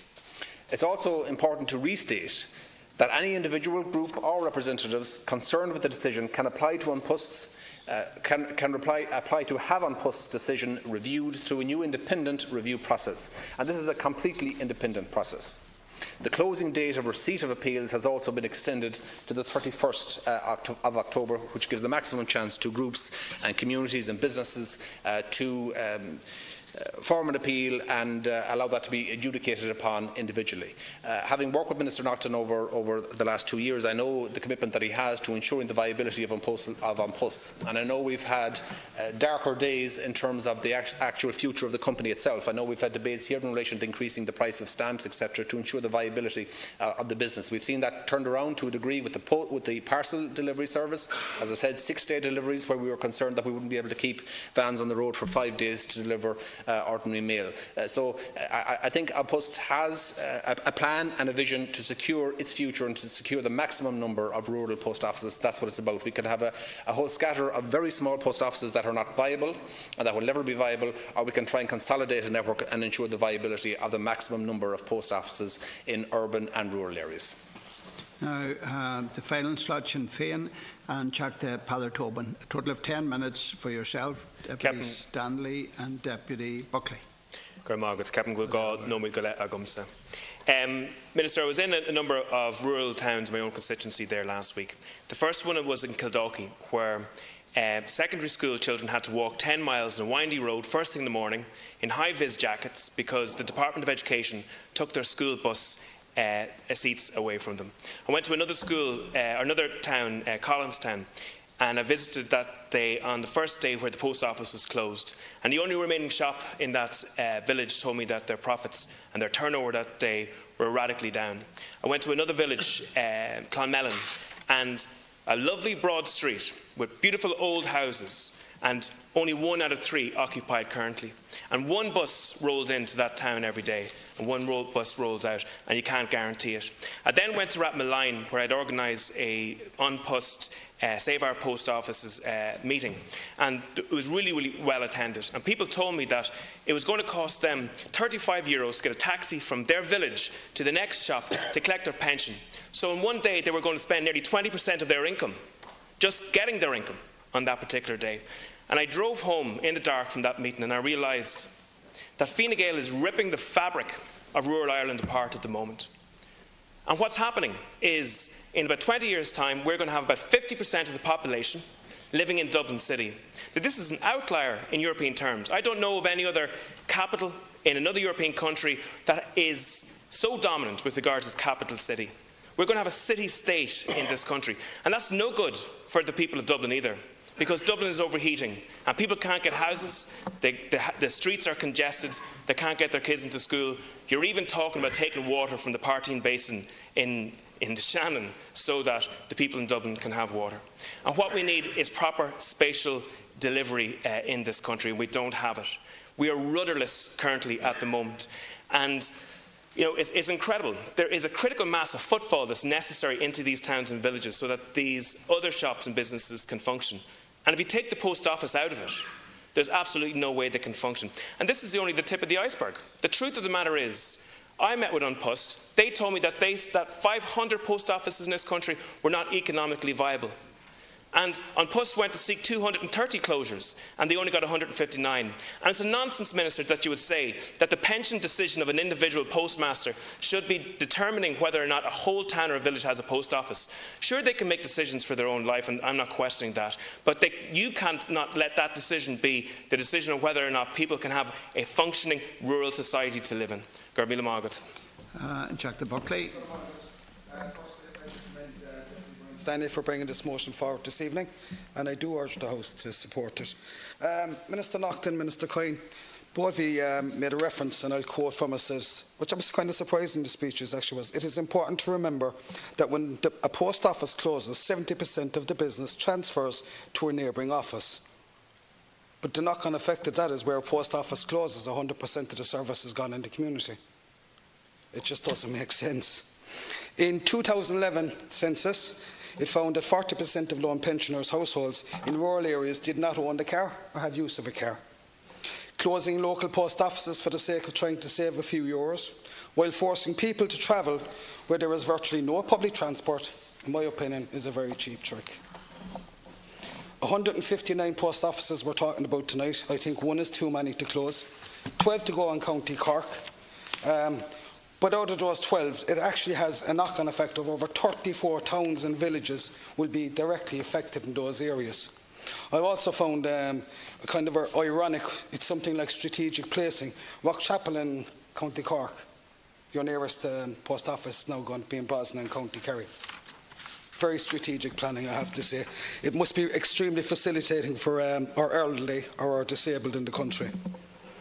The other, I suppose, thing that really, does affect the people in rural areas, but even as a service as the post office supplies. In your post office, you talk to your postmaster or postmistress. They help you with filling out forms. That's gone. They're paying the €5 off the ESB bill. That's going to be gone, or any other bill. We're losing services. Another worrying one is rural isolation. The post office was probably the last local little hub left, because the Garda station is gone, the pub is gone, and now we have possibly our post offices and shop gone. Some of these people living in rural areas, this might be the only point of actual one-to-one human contact once a week, or if they're lucky, or maybe once a month. You don't realise the actual detrimental knock-on effect of what's going to happen rurally when this public service, which is a public service. You mentioned, Minister, a while ago that one post office made 9 social welfare payments. It doesn't matter how many it made. They were public services. That's what we're supposed to do. I'll finish in this because I'm very conscious. All I will say is you're closing rural Ireland down, and I can tell you that loneliness in older people and people that are disabled can kill. Remember that. Jack Stanley, Coalition, Minister, you need to get the message here tonight that you're not a bystander or a commentator in these matters. You're the shareholder on behalf of Joe and Mary Public, the citizens of this state. There have been many proposals put forward in relation to what should be done. Sinn Féin, for my part, for the last over 2 years, and our party and my predecessor Michael Kilreevy has put forward many sensible proposals in terms of expansion of services, community banking, co-location. We've been very open in terms of recognising the need for flexibility and the need for change. But in regard to the government amendment, you call it for the government services to stay in the network, but you're not given the additional services as recommended, such as motor tax renewals, rates payments, etc. You've ignored this. And you also call for additional service to ensure the viability. You said that nearly all of the Kerry report, 17 out of 19 of the recommendations have been implemented. I have some of them here in front of me that shows that hasn't been done. Network renewal, basic payment account, motor tax, financial services strategy, credit unions, with the exception of a pilot scheme. So, despite the commitment in the programme for government, that hasn't happened. The political will has been lacking, and this is the key issue here.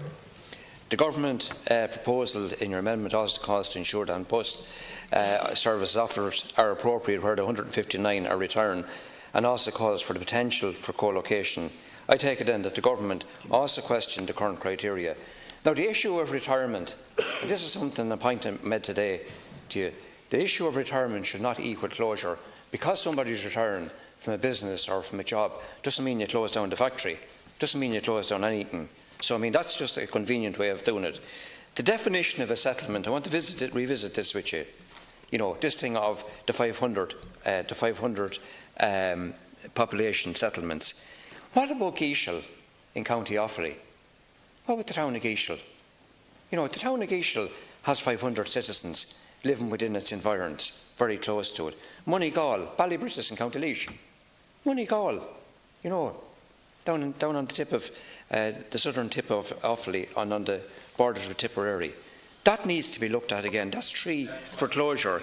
And if you're extending the deadline to October the 31st, you know, what happens to the post offices that are due to close before then? What about those that have already been closed, Minister? You know, in County Laois alone, you have Ballinackill, Ballybrittis, Cretty Yard was up to Macarlow. It's actually in County Laois, but we won't split hairs in that. Offaly, you have Geishel, Moneygall, Mount Lucas, Pulla and Welsh Island. They're all substantial communities, and it's going to be a huge loss to them. You have not committed to community banking. What you're proposing to do is to use the post offices. The banks have withdrawn from rural Ireland, and what you want to do is to allow the pillar banks to use the post offices to provide limited services, but the pillar banks withdraw the profit out of them. The pillar banks that we bailed out. What we need to be doing is putting in place either the Sparkson model or the Kiwi Bank model, where the profits are reinvested in the local community or in government services in rural areas, such as happens they have the option of that in New Zealand. And the case of the Sparkson model can be used directly by local government in regions of Germany. The whole process of reform, of reform of the post office network, it's like watching pay and try. It's been a bit like a sort of a slow bicycle race over the last 7 years. You know, it has been grinding on and grinding on. The committee was talking about this, the Dáil committee, back in the last term of the Dáil Éireann, that Dáil term. And, you know, it has just been grinding on since then, whereas, you know, I have to agree that, you know, there has been inaction for decades on this, but there was clearly a need for quick action on this in the years, you know, 12, 13 and 14. There needed to be quick action. And that hasn't happened. But here we are now still watching this slow bicycle race taking place. What we need to be doing is, and you know, we're looking at here 159 definitely closing and one more mentioned tonight. There's the possibility and the likelihood of another 230 that haven't been offered a new contract. This is affecting the most marginalised rural communities. But the thing to remember, Minister, it's actually affecting the most marginalised people within those communities, those people who are elderly and those people who are on the smallest incomes. That's who it's going to hit hardest. And I've heard people saying, you know, they can get a taxi or they can, you know, do a round trip to a post office within 15 kilometres. That's the first €30 gone out of a pensioner's income, 25 or 30 euros for a taxi. And that has to be borne in mind here. And also bear in mind that people over 70 are now having huge difficulty getting car insurance. So a lot of elderly people in rural areas that I know no longer can drive. You need to get a hands-on approach on this. You're not a bystander in it. You're representing the public on this. You are the shareholder, the sole shareholder. You need to get a grip on this and stop these closures. That concludes the debate, so I am now obliged to put the question, and that's amendment number 3, moved by the Minister. The question is that the Minister's amendment be made. It should have done a war up this ta. It should have done a gun up this Neil. Shilling will in cash richer. The division is postponed till the weekly division time on Thursday in accordance with Standing Order 72. Dáil Éireann Majinamara.